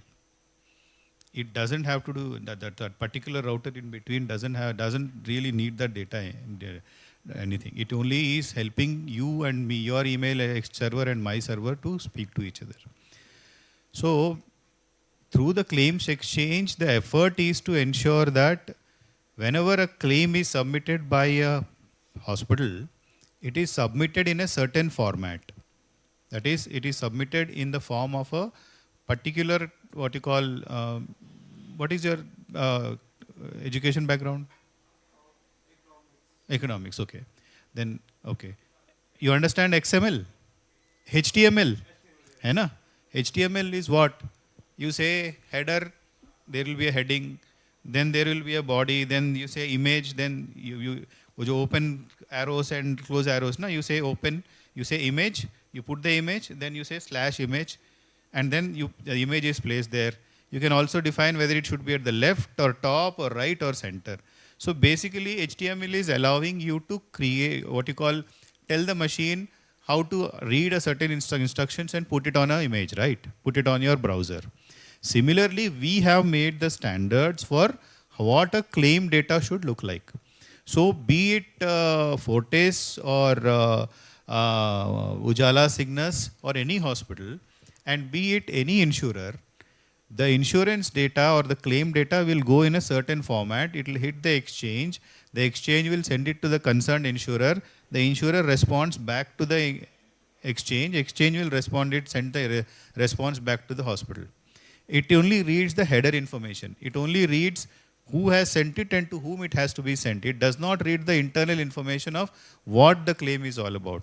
It is finally for the payer, which is the insurer, to do it. In the case of PMJY alone, government is the payer. For private insurance, there is a private insurance provider is the payer. They will open the bundle, they will process the data, and they will look at it. So and providers generally do not have any resistance to digitizing their what you call data. In fact, we go to any of the hospitals that you see them, their processes are fully digitized. In fact, it helps them to actually have digital data. Because tomorrow when you visit the hospital again, he can tell you when all you have visited, what was the data at that point in time, and therefore they can give you treatment further. If a claim data is fully digitized, when it comes to me as a PMJY insurer, or let's say it goes to some private insurance company like HDFC or someone like that, they can actually run a model, a machine model on it and simply process it. They don't need somebody to physically look at it and claim, acha, ye theek hai, this report is right, this report is wrong. They did not do it. So whatever time was being taken for processing a claim can be reduced to a few seconds. So the turnaround time will improve. So there is no what you call difference of opinion between the provider and the payer on digitization. It is all about what you call who will be the first one, and everybody will say, like, if today, I'll tell you one simple example. All of those who raised their hands at the time of when they said insurance, do you have a health insurance? They were all of us had questions, right? You have this condition, you have that condition, you have that. Many a times there are many who don't want to say what conditions they had. But if I tell you that if your longitudinal history is getting created and the insurance company will directly have access to your longitudinal history so that they know your full history, they can actually price you according to that. Will you agree? But if everybody is following it, you will agree, no? So everybody feels that why should I be the first person? That is the problem that Ritu had mentioned. So this is the issue that everybody feels that ki main pehla kyun hu? That is where government is saying, okay, let us all come to the table, let us all go and get digitized in one go so that nobody feels like I am the first one and I am losing out. So there is no difference of opinion between the payer and the provider on digitization. It is about how to do it and who will do it first and how fast to do it. So that's the bottom line. Digitization is coming. Nobody is denying that.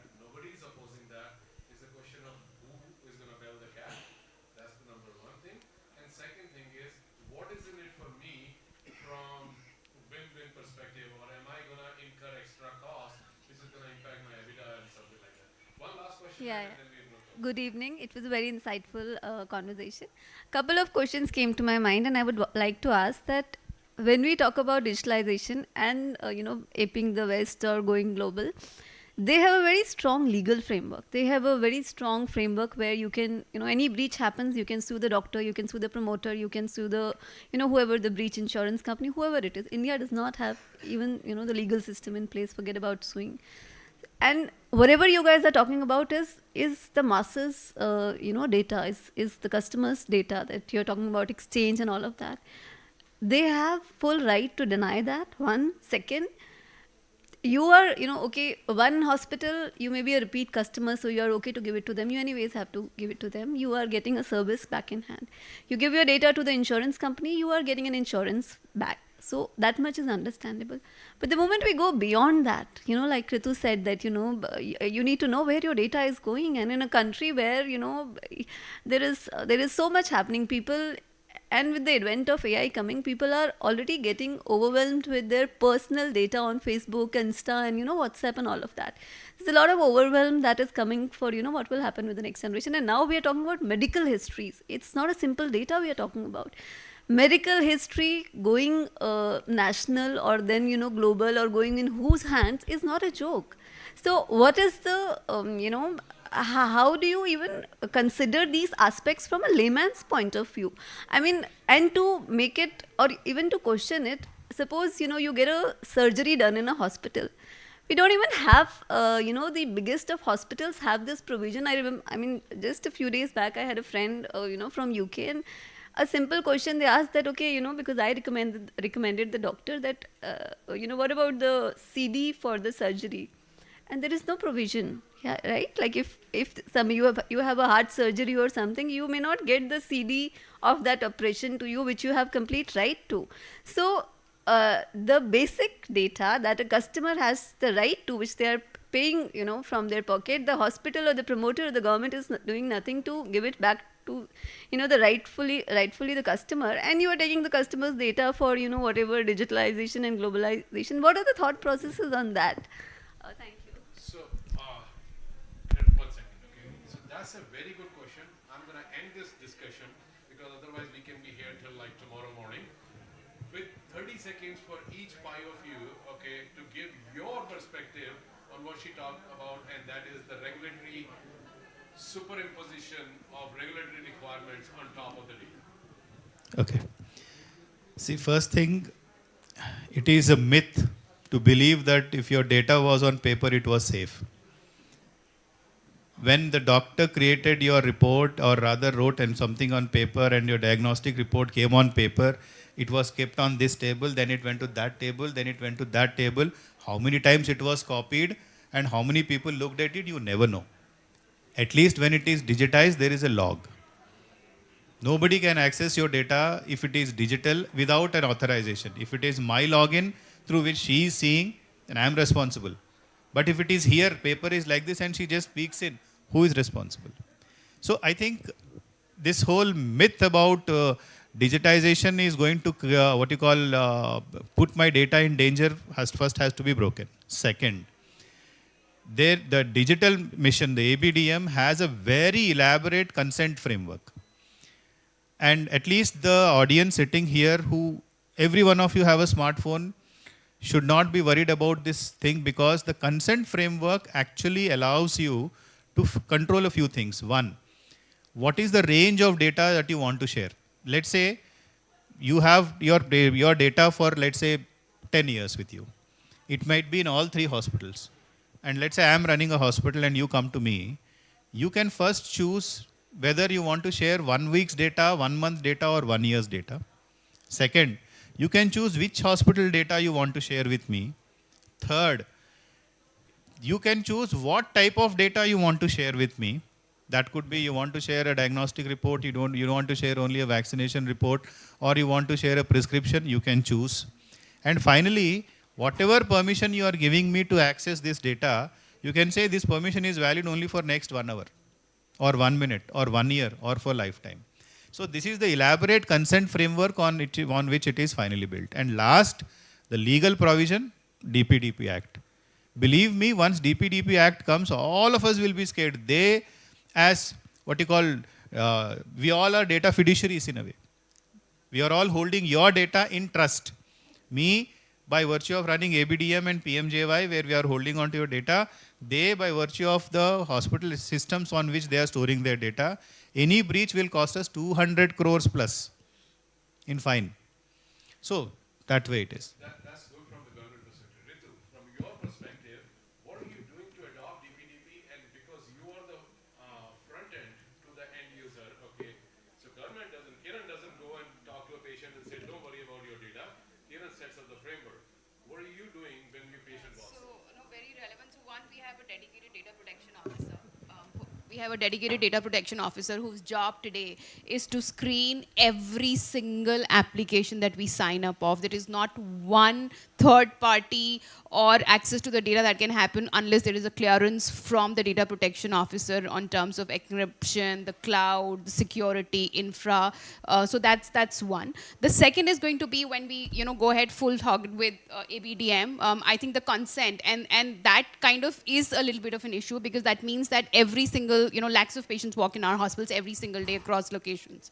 So there is one consent that happens by default, right? When you open up, I accept the terms that we have signed many terms, which is kind of just on paper and not really in the spirit. But I think the onus of explaining that to the patient sort of falls on us because we are the ones who are collecting the data. So and that is a worry because we will have to find a way to ensure that they understand where and how the data is being used. And I do feel, Kiran, I kind of disagree that the physical paper is safer because frankly we are also haunted by cyber attacks. If you ask us that what is it that keeps us up tonight with all the digitization journey, this is a cyber attack. We know that it can put all of us in a mess. Absolutely. And yes, there is a significant cost and investment that we are doing in terms of infrastructure, security, and it is humongous. It is humongous. Our data ID spends have probably quadrupled over last couple of years, quadrupled. And yes, so there is enough guardrails that we all as responsible organizations will have to put. And I think things like Data Protection Act helps because it does make us more accountable. And we will have to strengthen our own mechanism the way we do it for fire and other security risks. Thanks, Ritu. Sachin, same question as to Ritu, but you are facing a different kind of audience. These guys are not MBAs or working for MNCs. These guys are farmers, okay, and they're coming in and they're asking, bank se chori ho gaye the paise, tum mera data kaise bachaoge? How are you? Yeah, before I answer that, I think just reinforcing Raj's point that it is not a us versus them kind of a panel here. We are firmly on Kiran's side. We've been champions of PMJ ever since it was launched. We are like the largest providers of PMJ across the country. And we truly understand the digitization that is happening.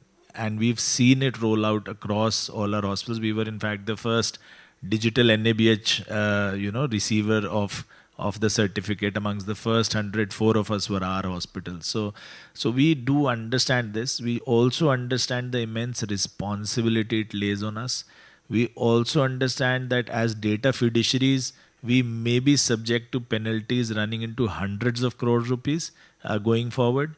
We also understand that implementing this is costing us right now in terms of hardware and software costs crores of rupees, which we can ill afford because we don't have those margins or we don't have those kinds of financial bandwidth that the bigger corporate chains have. But it is costing us crores of rupees and we are implementing it in full heart and spirit because we understand that the future is there. We also understand that educating the patients that we have in our communities is going to be a task that all of us will have to take. So as Kiran sir said, when initially the target of PMJ was creating cards, we were the ones who were going village to village and helping the government in creating those cards through our Sehat Chopal programs, through our digital outreach programs. We were making the community aware that you have this facility now where you can go to any hospital and get this treatment done free of cost. And this is now the next phase. What we are driving is creating the digital awareness that this data that you have is as precious as the rupees in your pocket. You have to protect it. Any hospital you go to, you have to be very clear. You have to talk to them what we are going to do, and you have to make sure that the consent is not being filled like the consents of your, where a blank paper used to be given to the patient कि ये sign करिए और चलिए late जाइए आपका इलाज होगा. You don't give lifelong consent to share your data to the hospital that you go in. So you always make sure that you put a time period that I am sharing this data for 1 month or 1 year, and then automatically it will get switched off later on. Then when you go back, you can switch it on again. So these kinds of things are the ones that are the top of the mind things that we talk to the community about.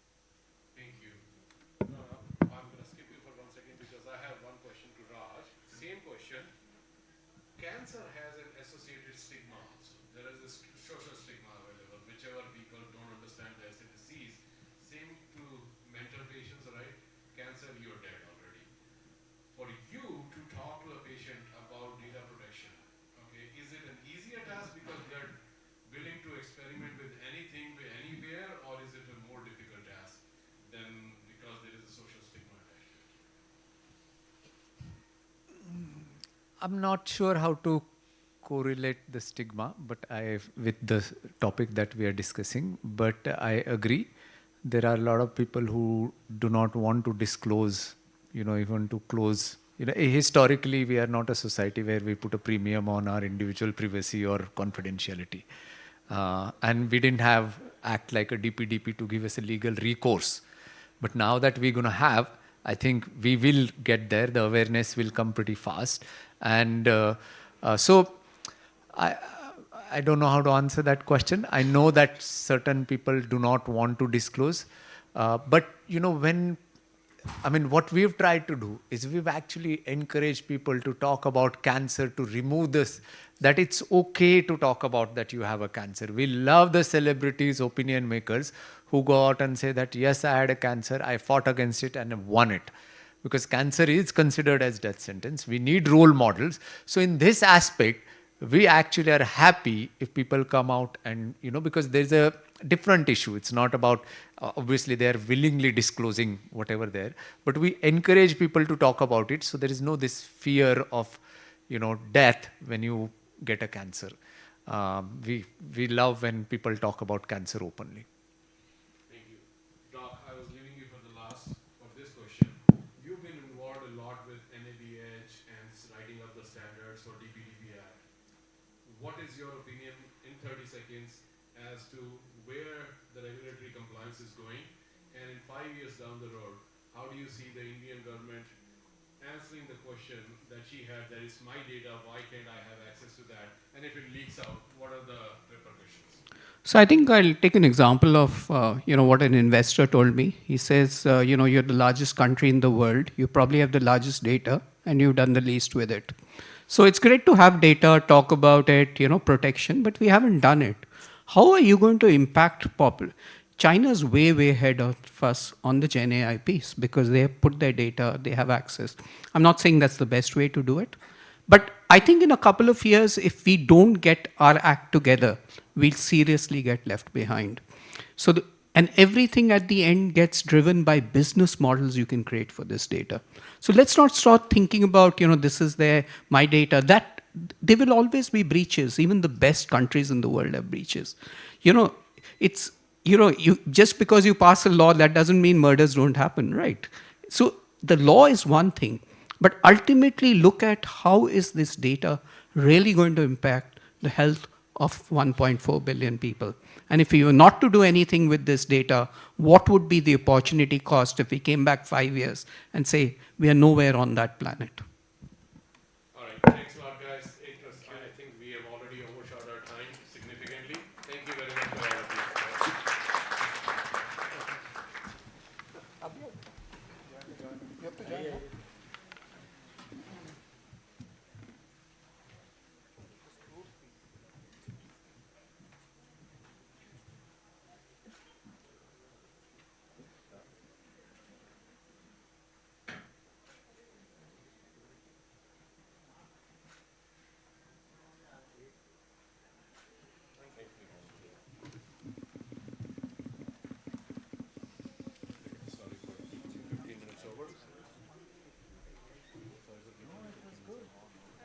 question. I told you I'm not the mill. I'm going to ask tough questions.